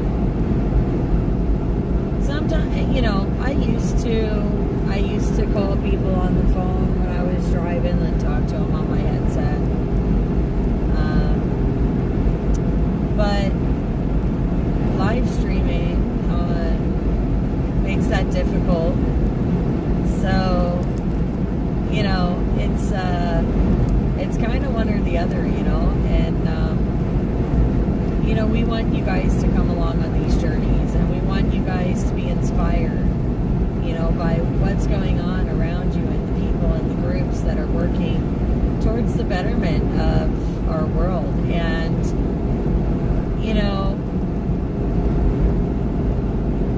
I can't bring you guys along on the journey if I'm chatting on the phone to someone, instead of bringing you along. And I want you guys to be along. I want you to be inspired. I want you to see that when we unite, we can do amazing things and accomplish great things and help so many people.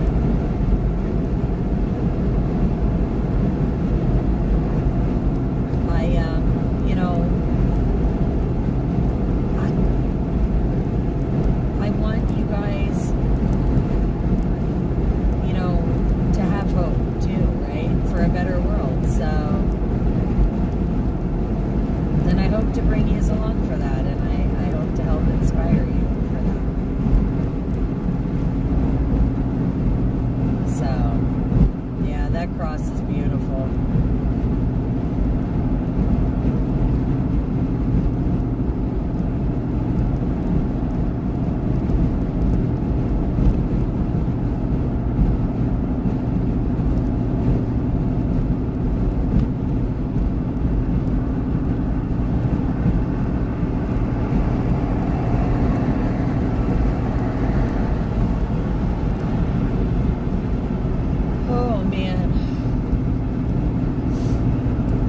Be good to get out and stretch a little, that's for sure. Oh, that's another set of bright headlights. Holy bananas.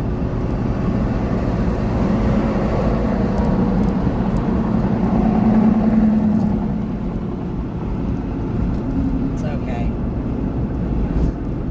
It's okay. We're going to just take a quick break.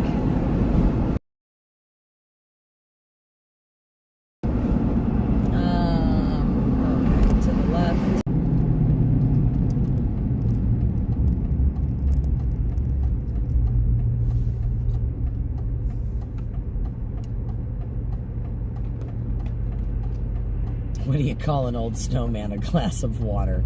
That's funny. Oh, man. I love it.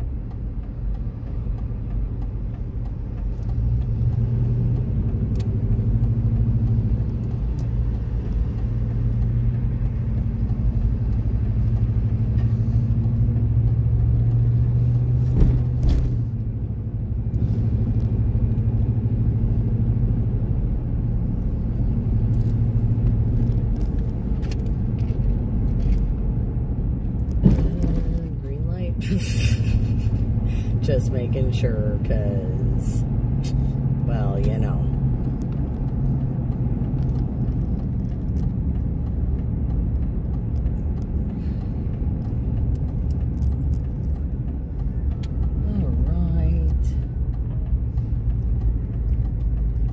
Hello, auto entry. All right, guys. Oh, bananas. Ugh. We don't need much fuel, but we are going to fill up here anyway. Just so that we don't have to worry at all.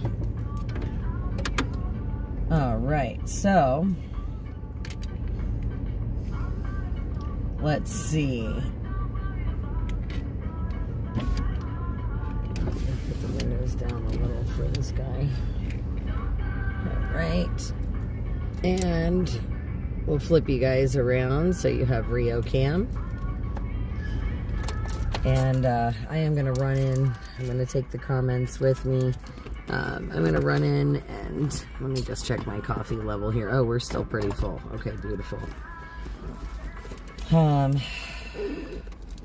Wait, are you kidding me? Did I not put my wallet back? Am I really doing this to myself today? I am. Okay, that way when I come back out, I can just put fuel in the truck. Oh my goodness gracious.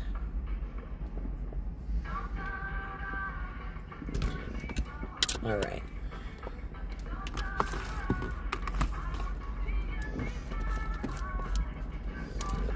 Alright guys, be back very shortly.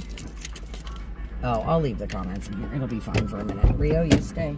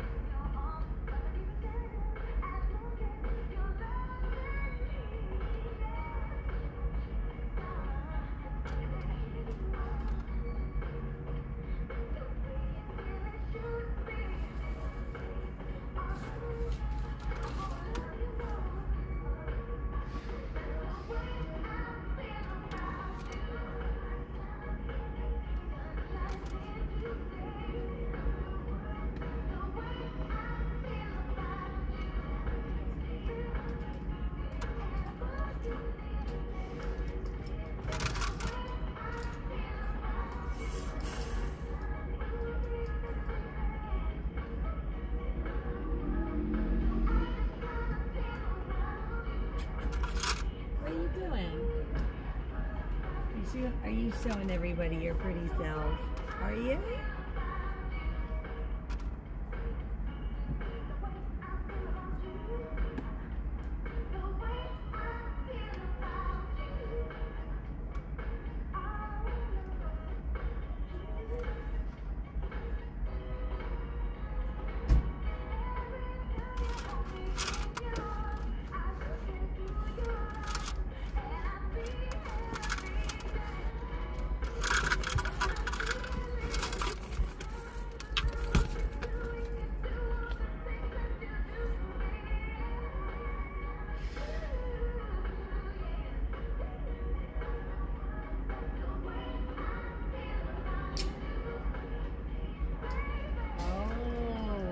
See. Yeah, I see what you're seeing. You see another puppy dog. You're funny.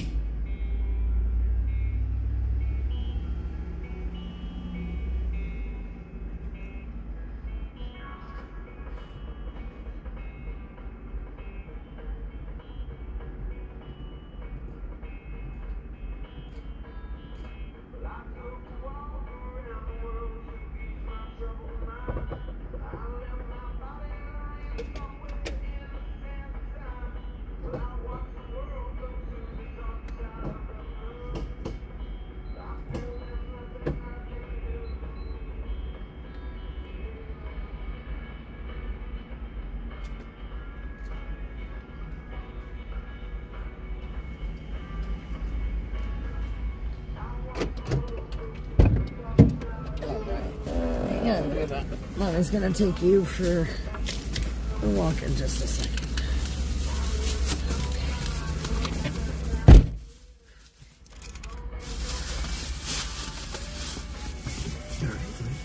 There. Okay. Hi guys, we're back.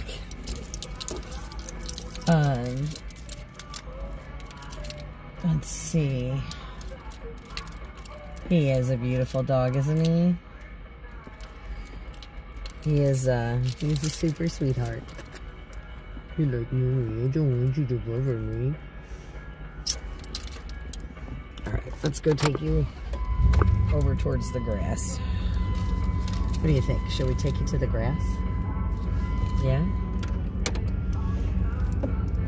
Alright guys, we are gonna make our way over to that little patch of grass that he was barking at the little dog for.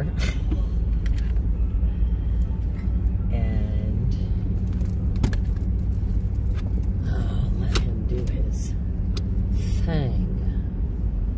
So we're just gonna park right in here because there's a nice little patch of grass right here. That way we're away from the pumps. Hang on, buddy. Hang on. What did you... Oh, what did you... Yeah, what did I do? Oh, before we do anything else. Mommy really wants to... Hang on a second, bud. Hang on. Before I forget to do this. One step at a time. Oops. One thing at a time. One step at a time.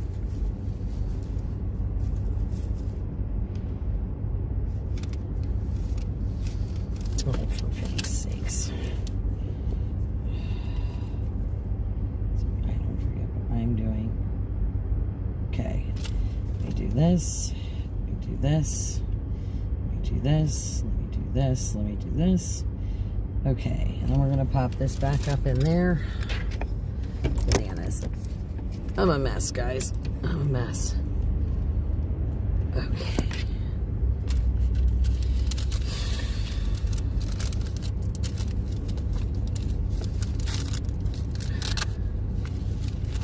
This away here. We're gonna put that in my purse because the little purse because I don't want to have to like think I freaking lost it again. What now? What are you woofing at? What are you woofing at? Hey, none of that now. None of that. Hey. You stop. Yo. Grumble. You don't like anybody, do you? Hang on. Because I am learning with you right now that if we're in the car like this and you're clipped to the front seat, I gotta clip me before I unclip you. Sir, excuse me. You're getting all tangled in my... No, just... Lift your paw. Lift your... Thank you. Wait. Ow. You're heavy. Okay, hold on.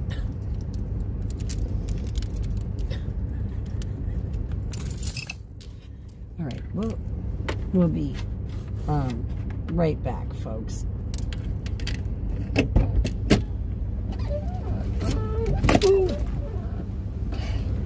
You're a mess.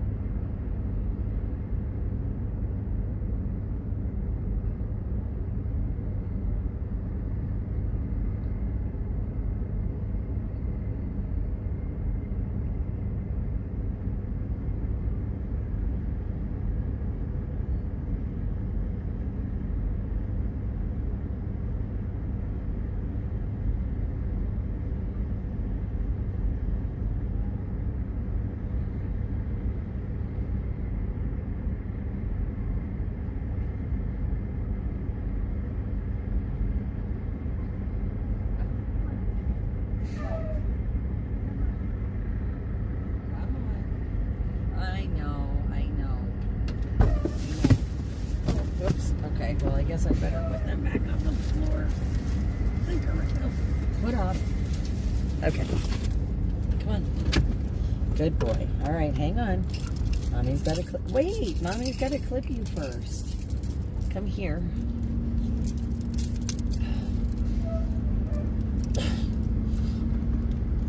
Okay. Clip. Oh, for pity's sakes. Unclip. Okay. All right. Tail in. Good boy.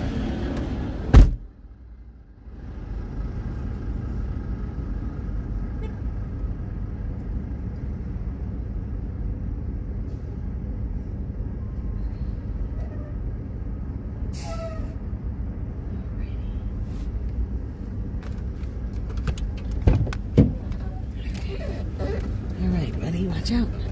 Hey, come on. Come on now.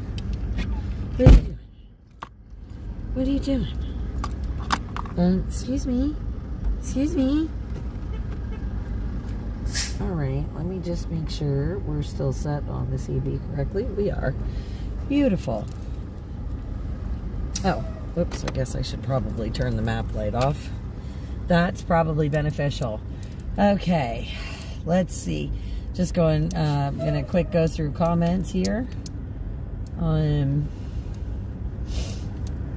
Holy mackerel, homemade pork tamales. Okay, this is where I left off, so I'm just gonna kind of scoot through here. Oh, there's the glass of water. And BC elections. Extreme radio close up. Oh goodness. Always up for a road trip. Aww. Well, I hope you told Papa I said hi and gave him a hug for me. Let's see here. More coffee. What's the difference between a hippo and a Zippo? One's heavy, one's a little lighter. Nice. Let's see here. Squishy Rio, yep. Yeah, it is too many miles today, that's for sure. Let's see, stress test. Yeah, we're gonna get there very shortly. Well, it's a good thing I don't have a CDL Area 51. You know, and I'm in a personal vehicle today, so I don't have to worry about that rule with the miles.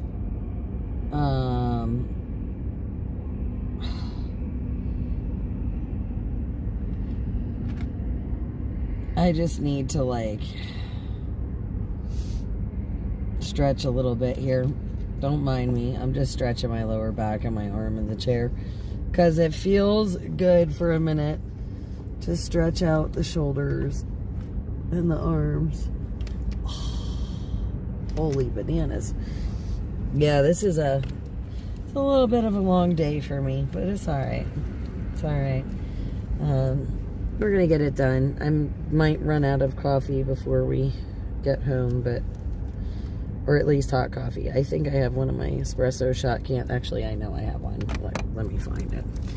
So that if I don't have to stop, we don't have to stop.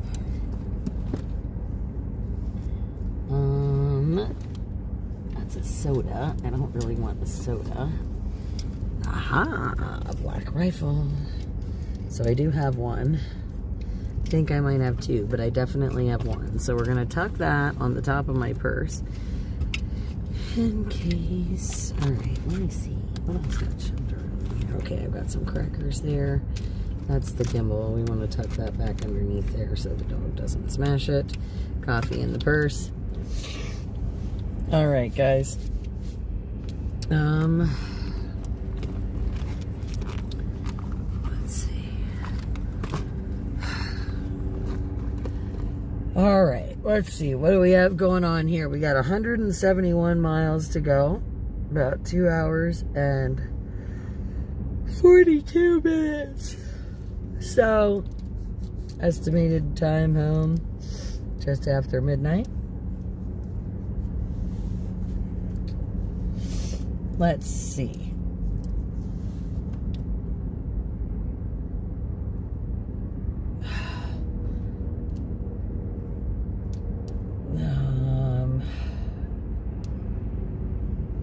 No, I don't want a 15-minute nap. That's not going to help right now.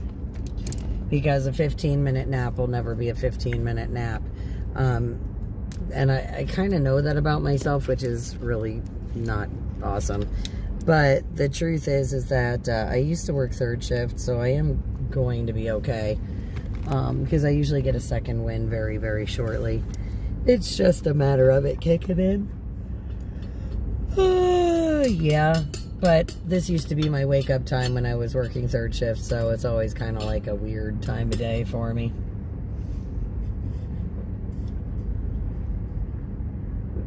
Oh, man. Let's see.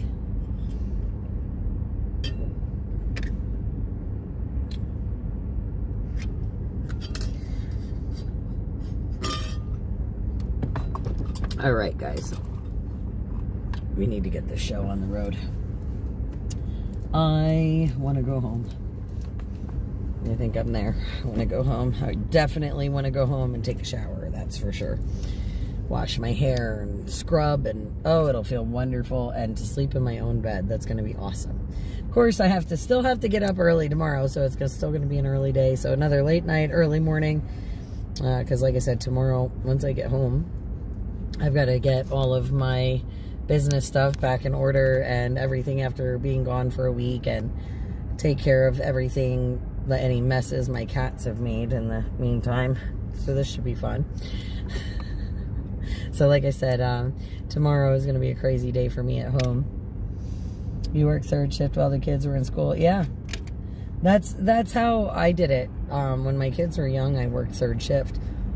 So that I was always home when they were home, right? Like that they were awake and realized, you know, like their waking hours, mom was always home. And, you know, that was really important to me.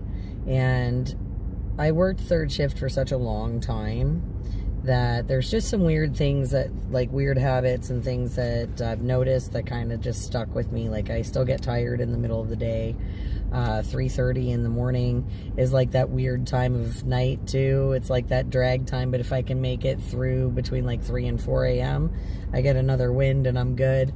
Kind of like tonight, you know, like right now I feel a little tired, but we've been on the road all day, but in probably another half hour, you're going to see me perk back up again and be fine for a little bit. So I don't know. It's just kind of weird. And you know, I'm usually up like a regular weeknight. Like when I'm at home, I'm up till somewhere between 2 and 3 in the morning. So this is kind of usual hours for me on a off day. If I'm not doing anything else, I do stay up quite late. So hopefully, you know, everything will go back to my body's normal rhythm. We're gonna get it. Let's see.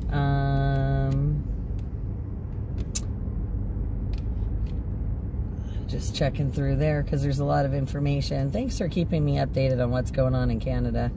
It's very appreciated. Let me see here. Oh, that night that I fell asleep in the truck waiting for Bobby. Yeah.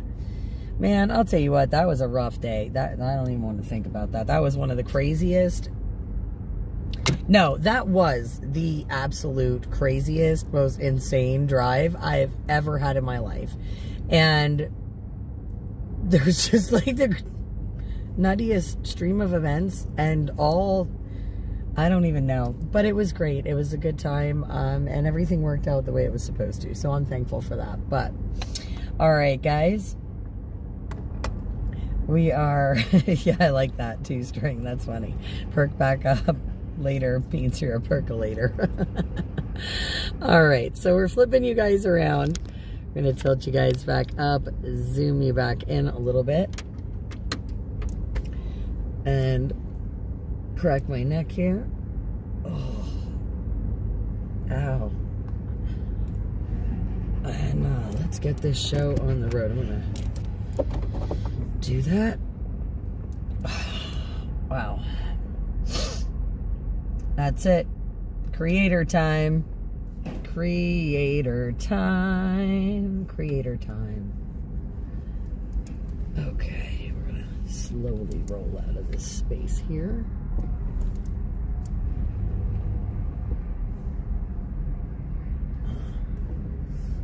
I guess I can go this way. And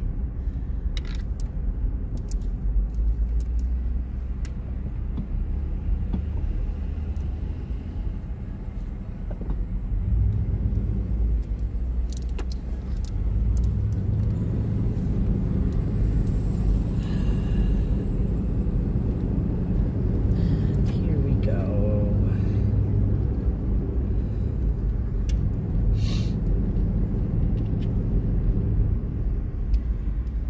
And then, oh shit, I gotta go here.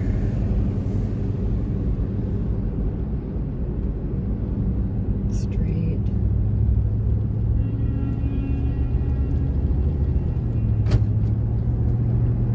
That guy's like half in the turn lane. No wonder I'm losing my mind.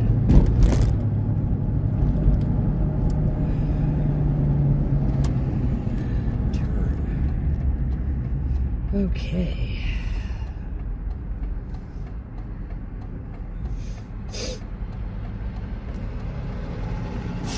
Good night, PGB. Have a wonderful evening. Thanks for hanging out with us today.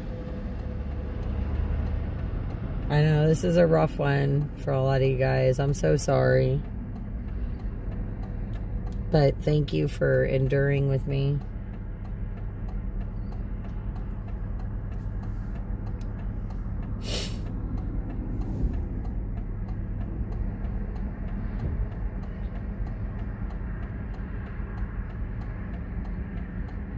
Oh yeah, bouncing between shifts was always the worst.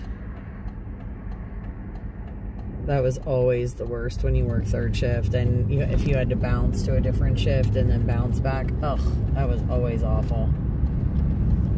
Especially for me, because, with the kids, I would sleep during the day while they were at school. That was how I did it.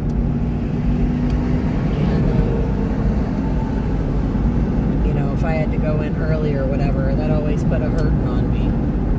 Oh, here we go, guys.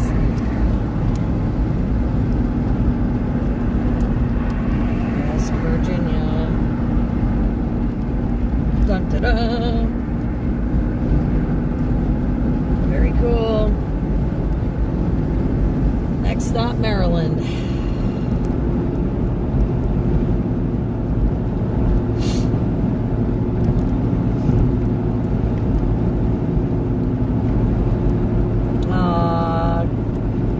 Kentucky, I love you. Have a safe and wonderful evening.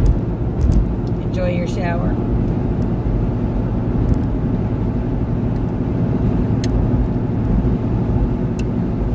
And don't forget to give Papa a hug and kiss from me.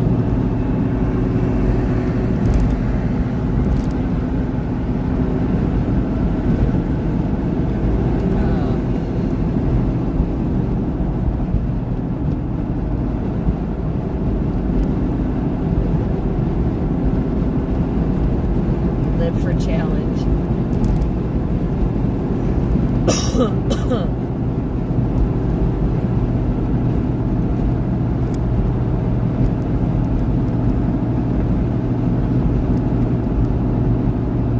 West by God, Virginia. Yep. Hi, Lori.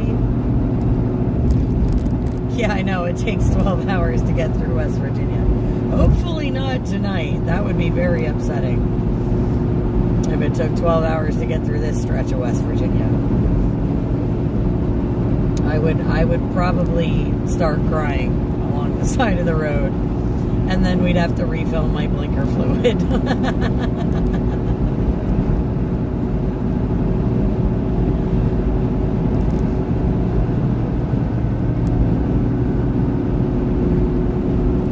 Oh, goodness.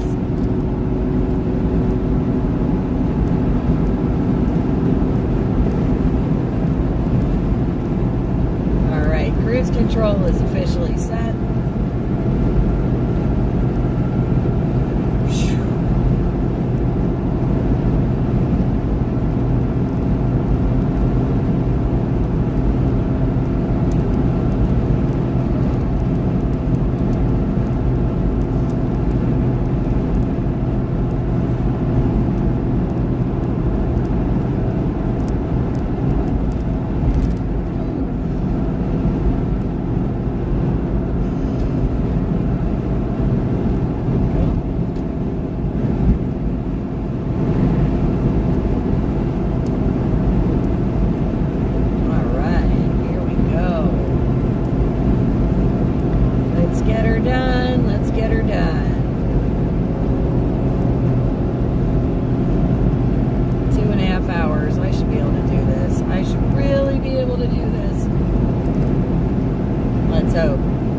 Let's hope.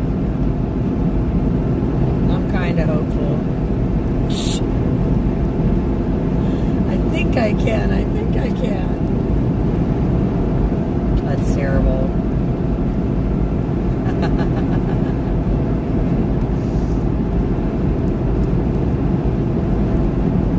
Yep, the infamous hayride. It was a great hayride, though. It really was. And I'm very, very grateful for Randy Barber taking it down and being so patient, even though we were having our issues. He's an amazing guy. He really is. And I'm so proud to be his friend and call him a brother. I really am. You know, I'm proud to call him family. I would not trade, some of these folks I've met in the Patriot movement, I wouldn't trade them for anything. And like I said, they truly are family. We've been through so many amazing historical things together, and accomplished so many awesome things. And I am so blessed and so grateful for everybody. What a ride. What a ride. It was mild compared to some, though. I'm grateful for that, too. So, as far as mishaps go, that was kind of a mild one. So, it was a great hayride. Mission accomplished. Hay and grain delivered. Couldn't ask for more. And we made it. Thursday is Thursday. Thursday is Thursday.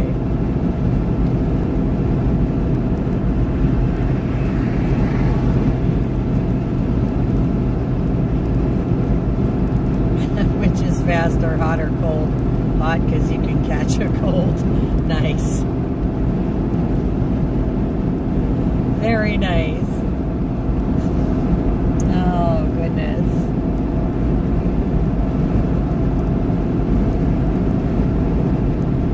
It's a great feeling, though, to know that it's like 2.5 hours home. Yay! Yay, I'm so excited. So excited about that. Thanks, MD. I hope you helped me get it did.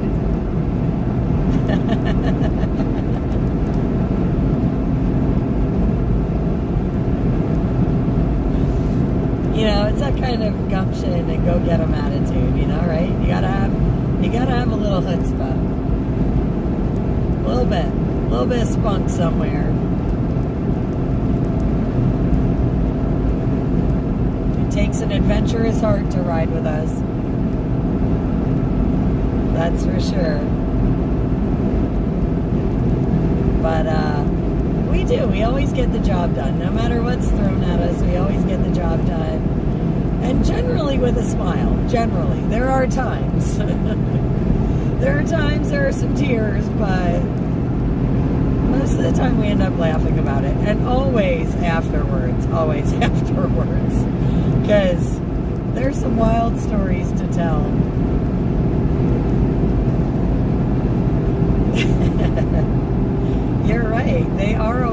unexpected adventures. And that's the best part about it, right? It's always the unexpected stuff.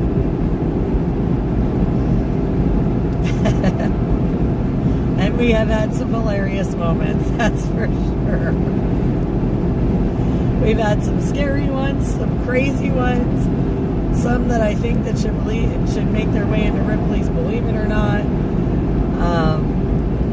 We've had miracles happen, close calls, and we've done it all together, guys, all together. Oh, and don't forget our amazing side trips, because we've had a lot of really amazing side trips.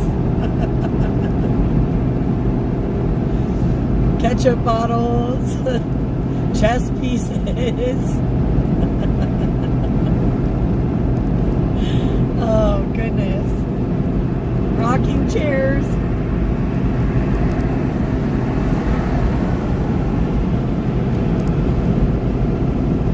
I try to find you guys the coolest stuff, you know. Fudge. Don't forget the fudge.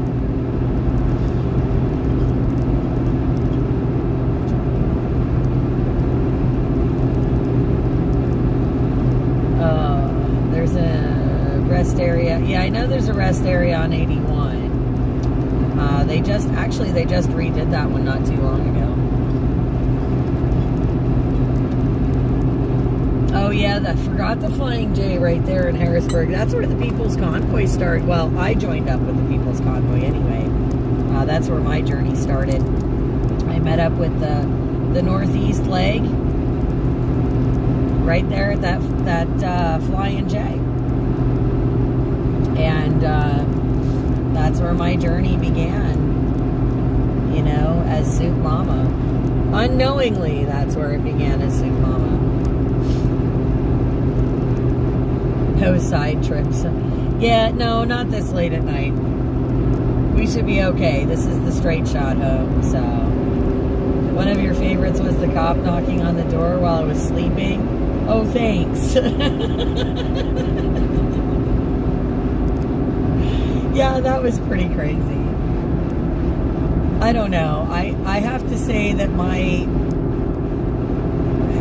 the one from that trip, the one that really got me was the first pullover stop and the hood surprise. That was too much. I think I about unraveled right there, especially when I called and they were like, oh, well, just throw it away. And I'm like, I don't want to touch this thing. It's like, God knows what diseases I could get from this. I'm like, I don't want to die.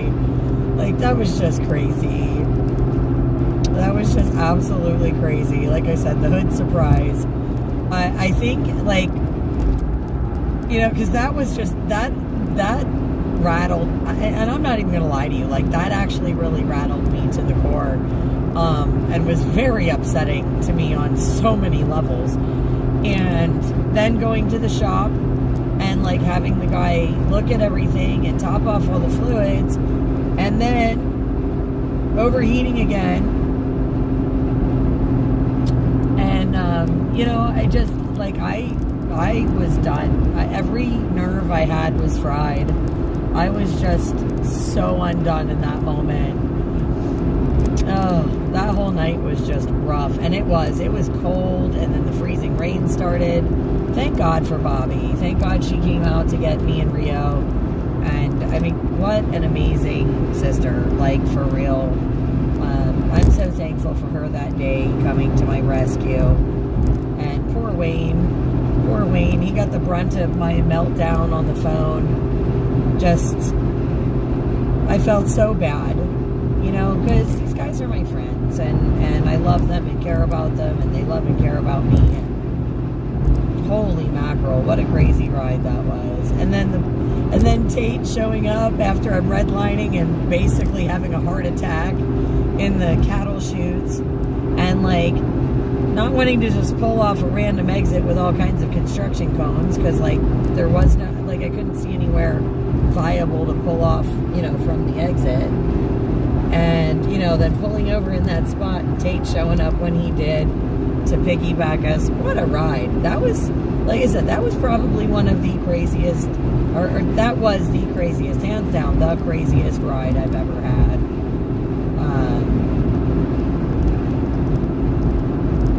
You know, so side trips are like, do you want fries with that? You might not want them, but you're gonna get them.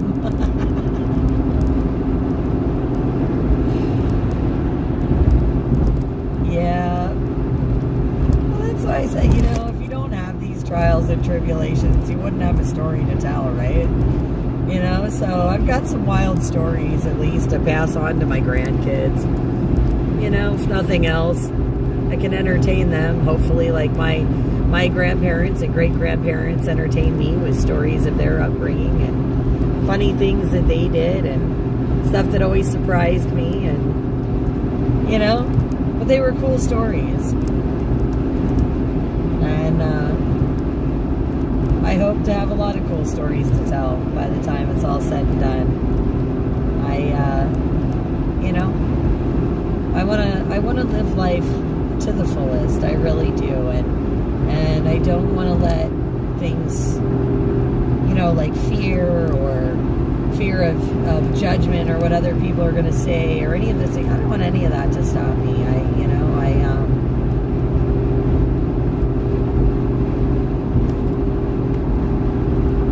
Oh, there we go. I'm messing with my seat a little bit here, guys. Just trying to get the lumbar setting correctly.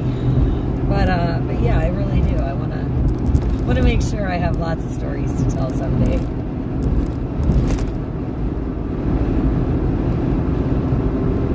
Yeah, and Rio, what a guard dog, right? Didn't even bother. Same thing when Bobby came up. He didn't even, like, flinch, apparently. I did actually watch part of that video of me sleeping, and I was just like, wow.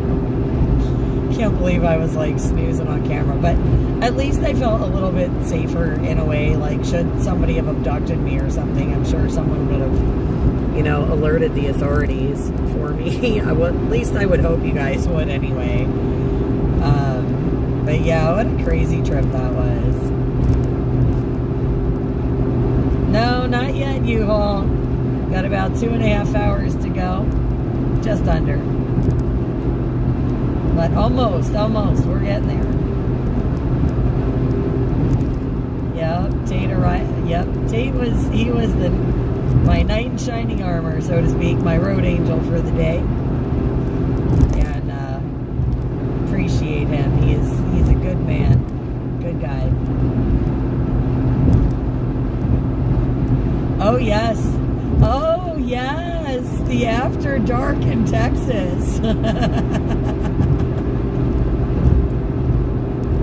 Yeah, the flip-top cans.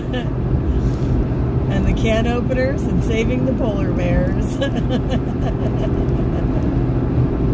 That was such a great night.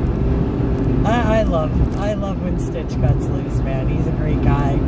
And, you know, he is just he's an amazing friend. And he is my ride or die. I told him, zombie apocalypse, end of the world, whatever it is, he needs to come get me. I often joke that for those of you that may know who Jay and Silent Bob are, you know, I often refer to him as like my Silent Bob, you know, like I'm Jay and he's Silent Bob. I love it. He's the best friend a girl could ask for real. He has always got my six, and it doesn't matter what it is. It doesn't matter if I just need some advice or I just need an ear to listen, or I need an extra set of hands or help figuring something out, or just somebody to pal around with and hang out with and have some fun. Stitch is always there, and he is such an amazing guy.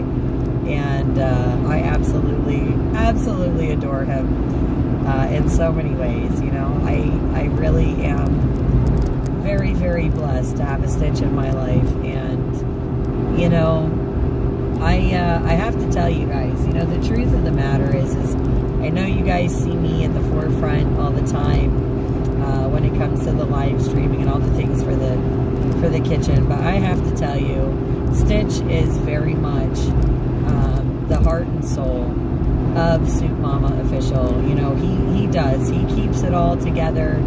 He has, you know, he sort of stitches us all together as a unit and makes it all work. He's like our resident MacGyver, and you know, there would be no SoupMamaOfficial without Stitch. And I just want you guys to know that, because he really is. He is such an amazing guy, and I don't, you know, I let him speak for himself, so, you know, in a way, and I try to highlight all of his wonderful qualities when I can, but it's not often I get the chance to really tell you guys how much I absolutely care about him, and how great of a friend he is and a human being.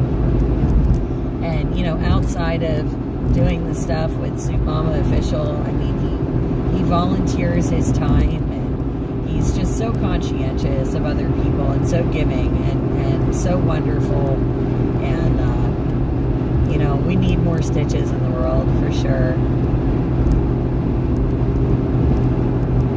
He, like I said, he's just such a great guy, and I love when you guys get a chance to see him on the camera, and, you know, him being himself, and it's just wonderful.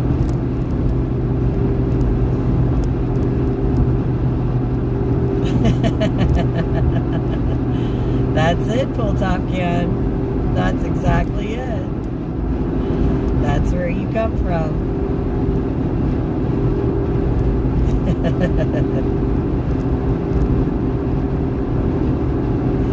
He is the Rock.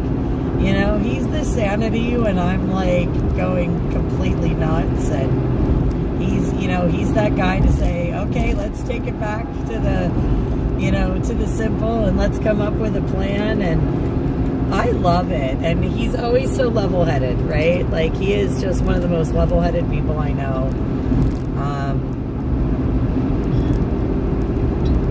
And it really does take a lot to get to him or get under his skin. You know, and he is that guy. He's that guy to be the calm to the storm. And you know, it's an amazing, you know, like I said, you know, the best teams in the world are when you work to each other's strengths, right? And, you know, he is just such an amazing guy, and he really does. He's so giving and so uplifting to others, and he is just freaking awesome. You know, kudos to Stitch for everything he does. Thanks, MD. Yeah, we have a really amazing crew at SoupMamaOfficial. You know, we have Sarge, who does all of the, like, paperwork stuff for us, and all of the business intricacy in and out things for the nonprofit, so that we're sure that, you know, everything is done the right way. Because we want you guys to know, you know, like I said, he's so awesome. You know, he does a lot of outreach on the back end, you know, for the businesses. A lot of the times when we're working on these donations and things like that, he is just so amazing. He's so diligent. He's so intelligent, and just an amazing guy. And I'm again, Sarge and Stitch are just the best. Like, you know, we've been together, all of us, since day one, and, you know, we are truly a family. And again, you know, he excels at that paperwork end that I just get flustered with and don't have the time for. And Stitch, he's that logistics and that calm of the storm, and keeping, you know, everybody in tow, and keeping the schedules and all of us organized. And then there's me, who's like the hurricane coming through, because I'm the one that put the monkey wrenches and everything. And it's great. It's great. I've got two really calm, really level-headed guys on the board with me to help keep me, you know, a little bit with my feet on the ground. And, you know, we have the dreaded chicken lady, who is also, she's an amazing sister. And, you know, she has done so much with the social media. And of course, you know, we have all of our amazing mods, you know, that do a ton of work for us in the background with the social media, keeping the live streams going, whether it's, you know, producing stuff or, you know, doing some of the clips or putting the links in for you guys or setting up, you know, all of the templates for the live streams or making sure that I'm getting those comments or, you know, posting things for me while I'm on the road. I mean, these guys just, they are absolute amazing and phenomenal people. And every single one of us, guys, every single one of us volunteers our time. This is all volunteer. Oh, we're in Maryland. We're in Maryland, folks. Welcome to Maryland. Sorry, I just wanted to tell you. We made it to Maryland. But yeah, they are. They're super giving of their time and energies and efforts. And, you know, I really can't thank them enough because, again, this is a team effort. And, you know, the saying goes, there is no I in team except in the a-hole. And, you know, it does. It takes a team. And these guys are just absolute rock stars. And, again, they all bring so many gifts and talents to the table. And we are just so blessed to have all found each other. And, again, you know, just amazing unit. And as you guys know, I mean, we've got Tammy in there, we've got Joss in there, we've got Ed in there, we've got our pull top can and our grapefruit spoon and our bent spoon and our bacon bits and our bears and Dan, you know, all these guys, our KitchenAid. Oh my gosh, I know I'm missing some. Oh, I know I am, but we have, again, so many amazing moderators, guys. You know, even Gwen, when she's got time, she comes in and lends a hand. And it is just amazing, again, to have everybody together, all hands on deck, all working for a common goal. So, oh yeah, his lunchbox, the organ donor lunchbox. That's awesome. Yeah, I almost forgot about that. Yeah, Stitch is the sanity. I am anything but, guys, anything but. Oh. Yeah, no, listen, Stitch was amazing. I mean, he made the stuff work in the kitchen so it was possible for me to cook for all those people, guys. Hi, Gracie, welcome. Nice to see you. Welcome to the chat. Yeah, that was a quick 12 hours this time, wasn't it, String? And Pete, yup. Oh, I'm the entertainment? Is that what it is? I bring the entertainment value for you guys? Well, I'm glad I can help out in that respect. But yeah, absolute thank you to the mods. And guys, they do more than just mod on live streams. I do want you guys to know that. They do a lot of stuff behind the scenes helping with our mission projects, with creative projects, like I said, even some of the cross-posting to some of our social medias. These guys work really hard. You know, we have meetings, you know, and they voluntarily show up for meetings to, you know, make sure that we have our scheduling down and we know who's going to be helping out with, you know, what streams or what projects. And it is really amazing. Like I said, these guys are super giving of their time, energies, talents, gifts. And we are blessed. We are blessed to have these amazing volunteers, you know, that really, you know, really pitch in and help things go as smooth as possible. You know, as you know, there's always going to be those hiccups, but they're amazing. Wait, really? The restaurant in front of Hagerstown? Whoa, hold on. Chat? Whoa. Okay, let's see. The restaurant in front of Hagerstown Speedway is showing up for lease.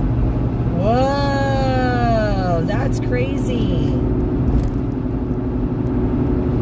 No way.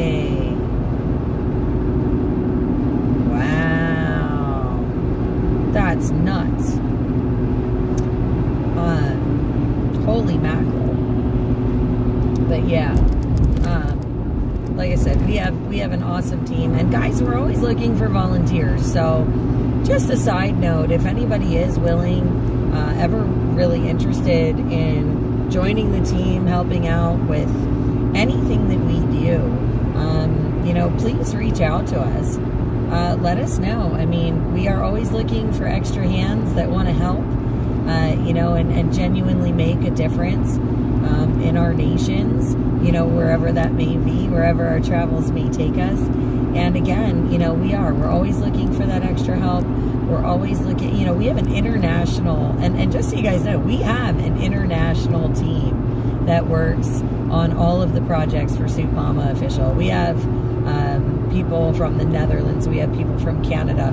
We have people from all over the United States, coast to coast, on the team as well. And they're constantly working so hard to make all of this work.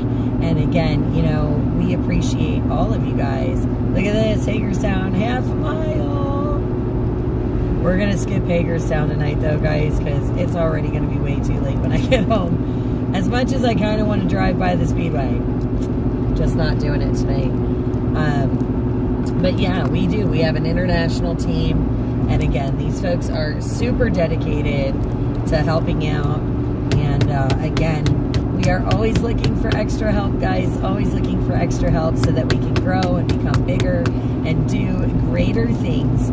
So yeah, so if you're ever interested in giving us a hand or want to join the team, please reach out to us. We would absolutely love to have extra volunteers and hands on deck to help us out and grow and do more amazing works. So we thank you guys again. Like I said, all the love and support, and you guys just being here is awesome, and we appreciate you, and all that you guys do, because again, none of this is possible without the rest of you. So again, no I in team except in the a-hole, and I don't want to be that I. Not me, not this girl. I'd rather be the team. Again, always amazing to work with these guys, and super appreciative of everything they do. Yeah, Mona was in the chats all week this week, Tammy, visiting in, checking in with us.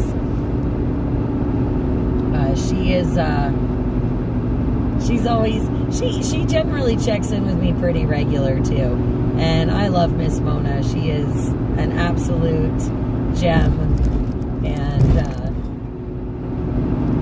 I am always happy to hear from her. I know she just in the last couple of days she resent me those dates for the one event going on in Branson. I gotta look at the calendar. There's so much stuff going on already, and the calendar's filling up so fast. It's absolutely nuts. So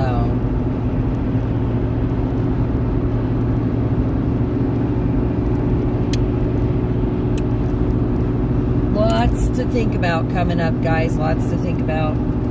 Lots to do.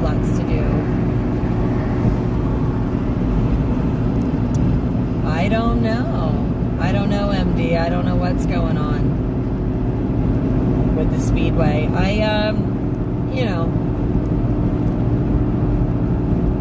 like what the Speedway represents in a way to me, but it's just a place. It's just a building. You know what I mean? Like a couple of structures. I mean, the Speedway itself wasn't what enamored me to the place, right? It was the people there.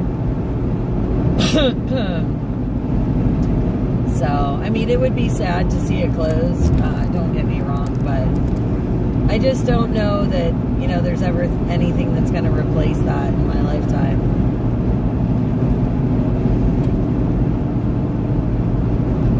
That first initial experience. Oh, Gracie, you're from California? Well, welcome. Welcome. We got a couple other West Coasters in the chat.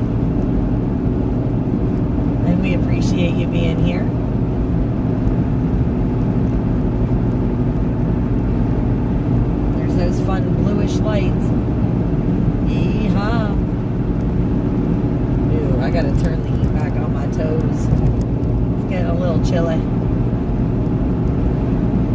Hey, Dennis. Glad to see you're back checking in on us. Now, guys, we're just over 2 hours out. So we're getting there. Going northbound on 81. And, just passing, like, Hagerstown exits and stuff. Mile marker 11. Exit 1 in Maryland. Now. And we are going to be back in Pennsylvania very soon.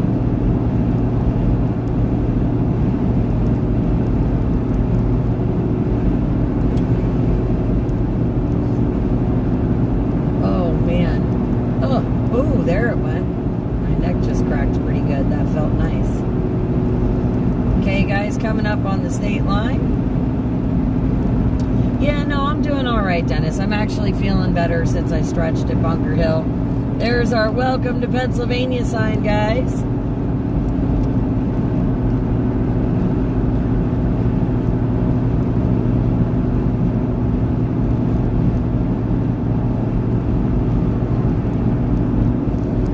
There we are. We have officially made it into the state. Yeehaw, everybody. Yeehaw. I'm back in my home state now. Imagine that. Started the morning in North Carolina. Here we go. It's revitalizing.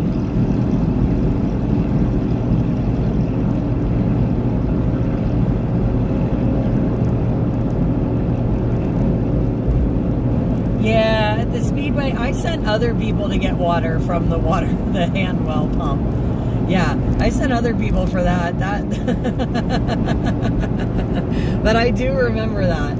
I know that washing dishes in the kitchen was always a chore.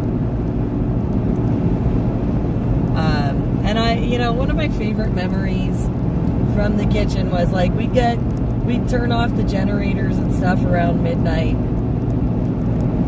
We'd stop cooking around then, turn everything off around midnight, leave it all in the crock pots, and there'd always be some leftovers and stuff in there. But every morning, by the time I got up, every single morning, those pots were empty.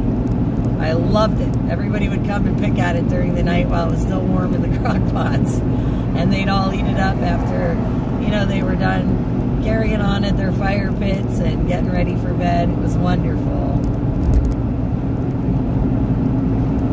But that and cracking eggs in the morning. Some good times, man. Some really good times. The smoker and the brisket. We had so many laughs. The sign, the original kitchen sign. It's just wonderful. I have it hanging in my office right now. I love seeing it every day hanging there. Makes me smile.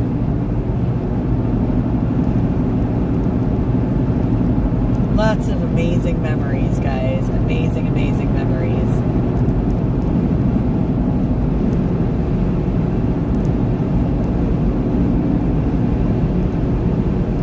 Oh, yeah. Yeah, you wouldn't be able to see much of the Speedway in the dark. That'd be something to go see during the day if I ever get my butt in gear enough to stop during the day. It seems like the last, I don't know, almost every single time I've passed Hagerstown, for as long as I can remember, it's been at night like this. It's been really late. I don't know that I've really stopped in Hagerstown during the day in quite some time. And it stinks because there's a lot of people in Hagerstown in this area I really want to stop and visit. And it just seems like I'm always pressed for time on my way home like this.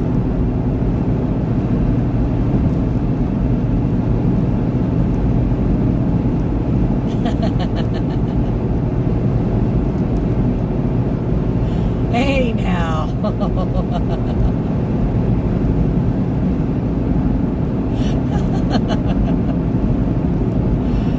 Oy vey. Oy vey. Yep, the 3-year anniversary of TPC and SoupMamaOfficial. They're all but one and the same for me, And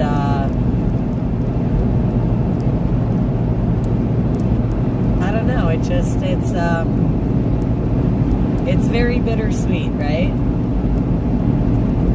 And I'm so proud of all the things that we've accomplished, Starting as a ragtag bunch of people down at the Hagerstown Speedway on a convoy, and ended up doing all of these amazing things, going all of these amazing places, meeting all of these amazing people, helping out, towns of people in need,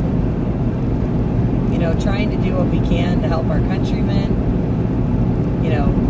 covering awesome events from so many grassroots people and places, and the election coverage. I mean, we've just done so much. And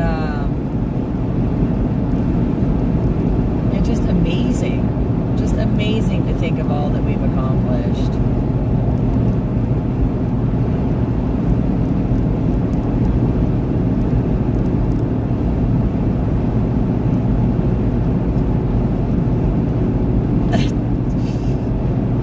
Yeah, this time of night I start using Oy vey a lot, I guess. I don't know.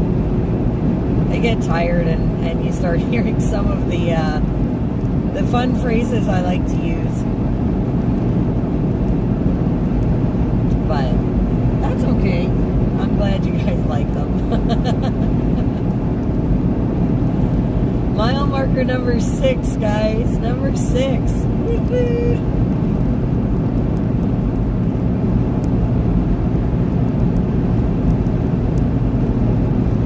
Truck that part of the country anymore. Aww. Yeah, right? 3 years. It doesn't seem like it, but it has been 3 years. It kind of went really, really fast. Well, I don't know. Some parts of it went really, really fast, and then there's times that I struggle to remember my life before.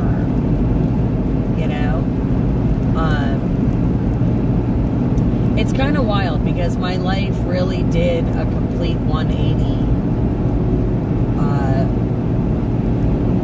And I would say it wasn't just the convoy. I mean, it really started in 2019. And 2020 is when I really, that's when my viewpoints really, things started getting to a point where I couldn't deal with it anymore, and I was really starting to kind of try and take a stand. But really, really, I mean, complete 180 by the time the convoy hit. My whole life changed after that. A lot of my viewpoints, perspectives on different things. I mean, my eyes were opened to a lot of stuff, and it's been a growing journey. There's things I've had to learn along the way, and not everybody has always agreed with my decisions, but it goes back to another discussion I just had recently about the called and the chosen, right? Everybody's called, but few are chosen. And to be chosen, you got to be able to step into your calling. And for each person, when you do that, it presents its own set of trials and tribulations and decisions, right?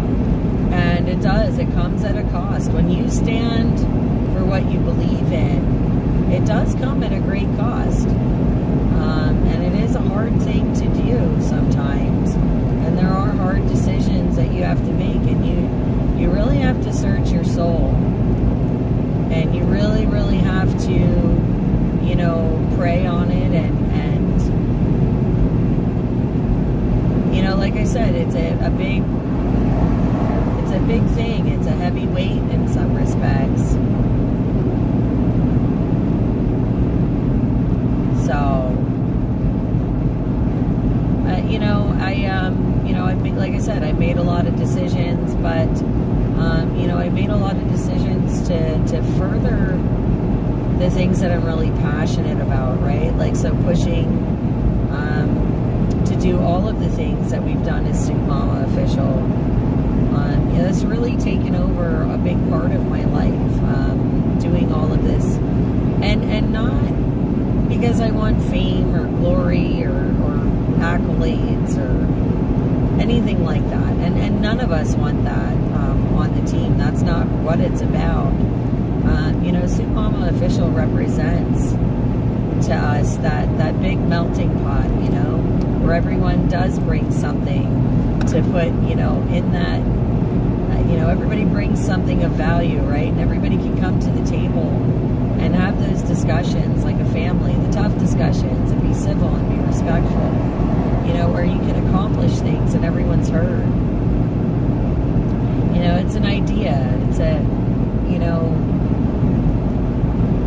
it's something bigger than just one person. It's all of us. It's a movement in and of itself. And again, I'm just super blessed that we found so many people to share this vision.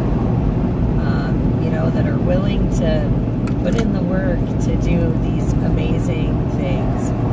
And again, I'm super, super proud of everybody, and it does. It's come at great personal sacrifice, like I said, whether it's our time or energies, and none of us have to, but we choose to because we do. We love our fellow mankind, our fellow humans. We love the people of the world. We love freedom, and we want to see everybody have those things. So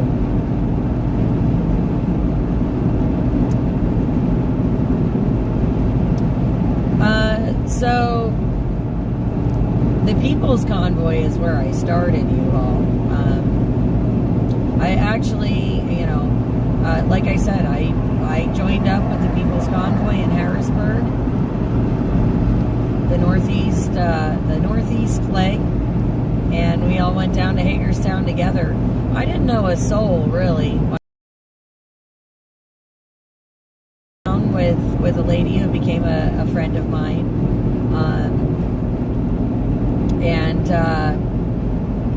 but we had only really met like a month and a half prior to the convoy when we were trying to raise donations to take down with us, but I really didn't know a soul, and I've since acquired such a wonderful, large, amazing Patriot family.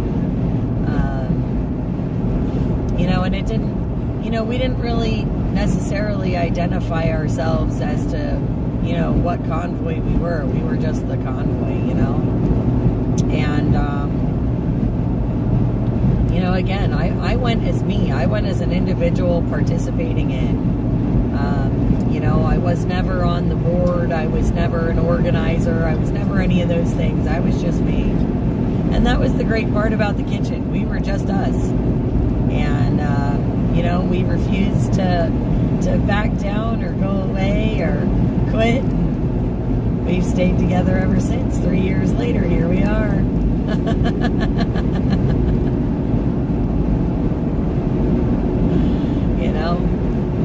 3 years later. Still rocking it out.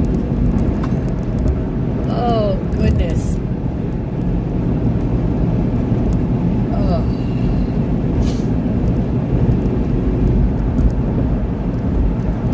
We got some little drizzly spots on the windshield here.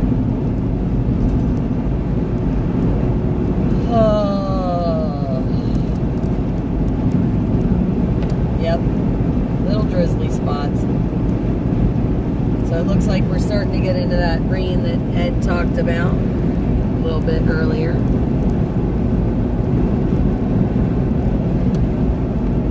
So I guess we can expect to see some showers.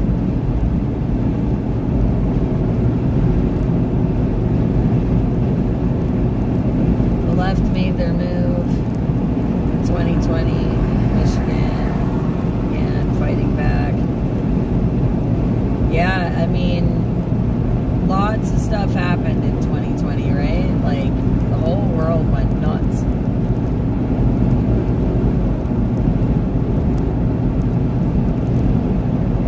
Hey, Anastasia. I am just under 2 hours till I get home. So, almost back. But I'm so glad that you're in the chat. Thanks for checking in on me.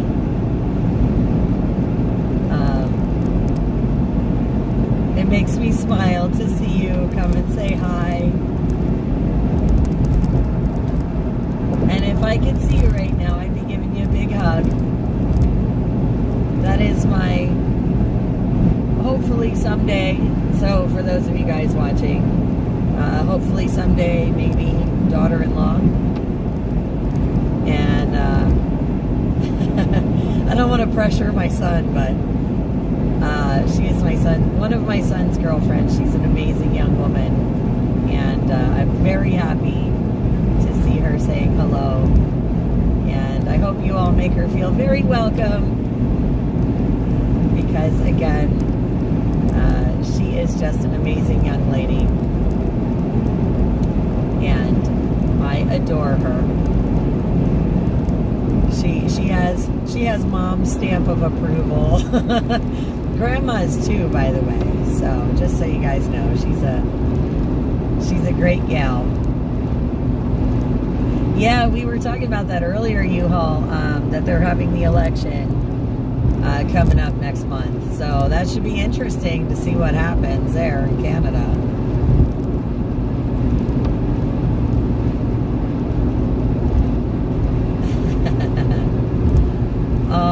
Good night, U-Haul. Have a great night. Stay safe when you're out on the road, darling. Thanks for dropping in. Glad we got to see you. You're right, String. It's just begun. We can't just throw our hands in the air and rest on our laurels. We got a long way to go yet. Lots to do. I know you called the rain hours ago, Ed. I know.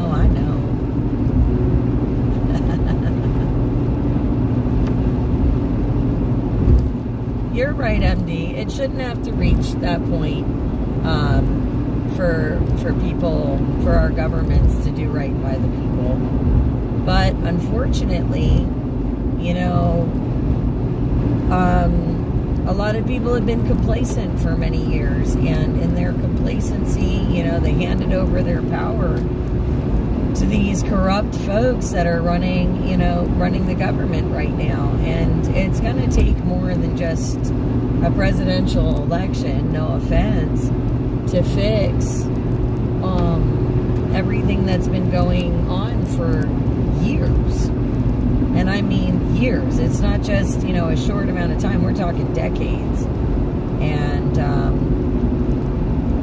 you know, it's going to take more than just one person to undo that. We as citizens, you know, we really are. We're charged with being those lesser magistrates. It's our civic duty to be paying attention to what our legislators are doing and make sure we're holding them accountable. And we haven't been doing that as a nation. And it's unfortunate, but we really do. We need to try and change the narrative and really get people involved and explain, you know, that it really does. And a lot of it happens on the local level, guys. It's more than just the president. A lot of the corruption starts in our own backyards, and you'd be surprised. But again, you got to get to those town meetings. You got to get to those school board meetings. You know, and you got to start standing up in your town. And it's hard. It's hard to make that stand. You know, it does. It takes a lot of courage. And it's hard to stand alone sometimes, you know, until you can inspire the others to come stand with you. but little by little, with a little bit of courage and a little bit of gumption, we can make these changes. But we got to do it together, and we got to stand together. And again, it comes down to community and getting to know our neighbors and really, like I said, making those bonds, having those.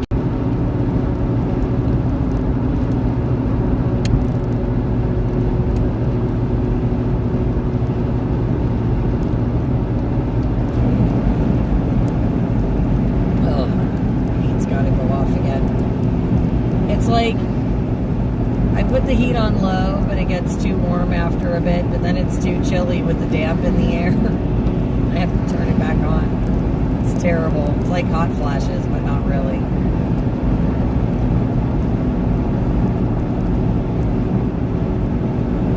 You're right. The presidential election just bought a little bit of time for everybody to kind of reorganize and really get themselves in gear. Right? And if nothing else, it is highlighting, the new administration is highlighting a lot of the shortcomings in the current system. And that's important for people to see. It really is.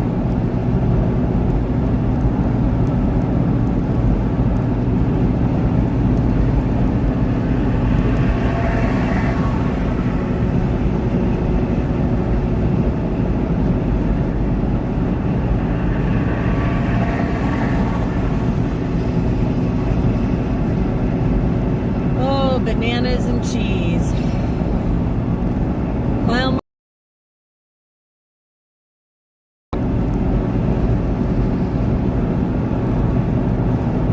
I'm just happy to know that we're back in Pennsylvania. We're under 2 hours now. This is going to be good, folks. It's going to be good.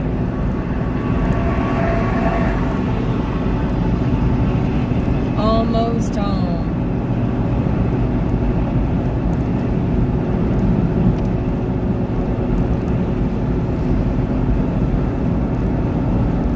Guys, don't forget, those of you that are on the stream, you want to mark your calendars for next weekend.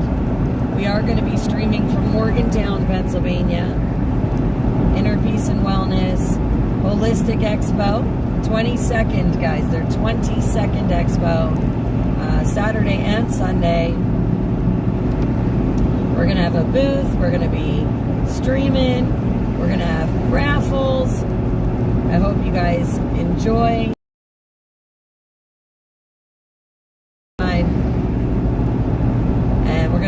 Raising monies for our outreach projects, and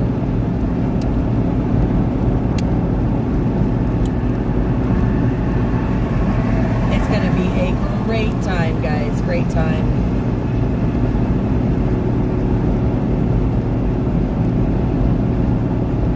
And we hope you can attend either in person or online. And again, those raffles we will be opening up to online as well. We're going to do 3 raffles on Saturday and 3 raffle bundles on Sunday.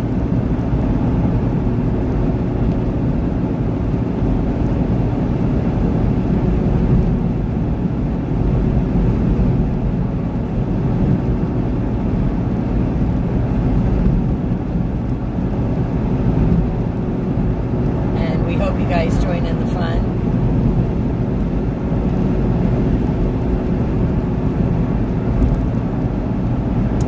Speakers there, and again, lots of vendors. There was over 70 vendors last time. We're going to see what neat things there are to do. We'll probably get another one of those foot detoxes done so you guys can see how that works. Maybe we'll send Stitch for the foot detox. Let's see how yicky he is instead of me this time. Who knows?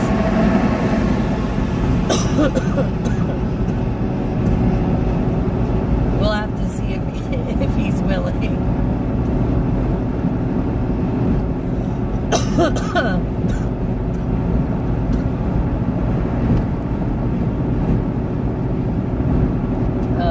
goodness. But yeah, we're gonna check it all out, see what's going on.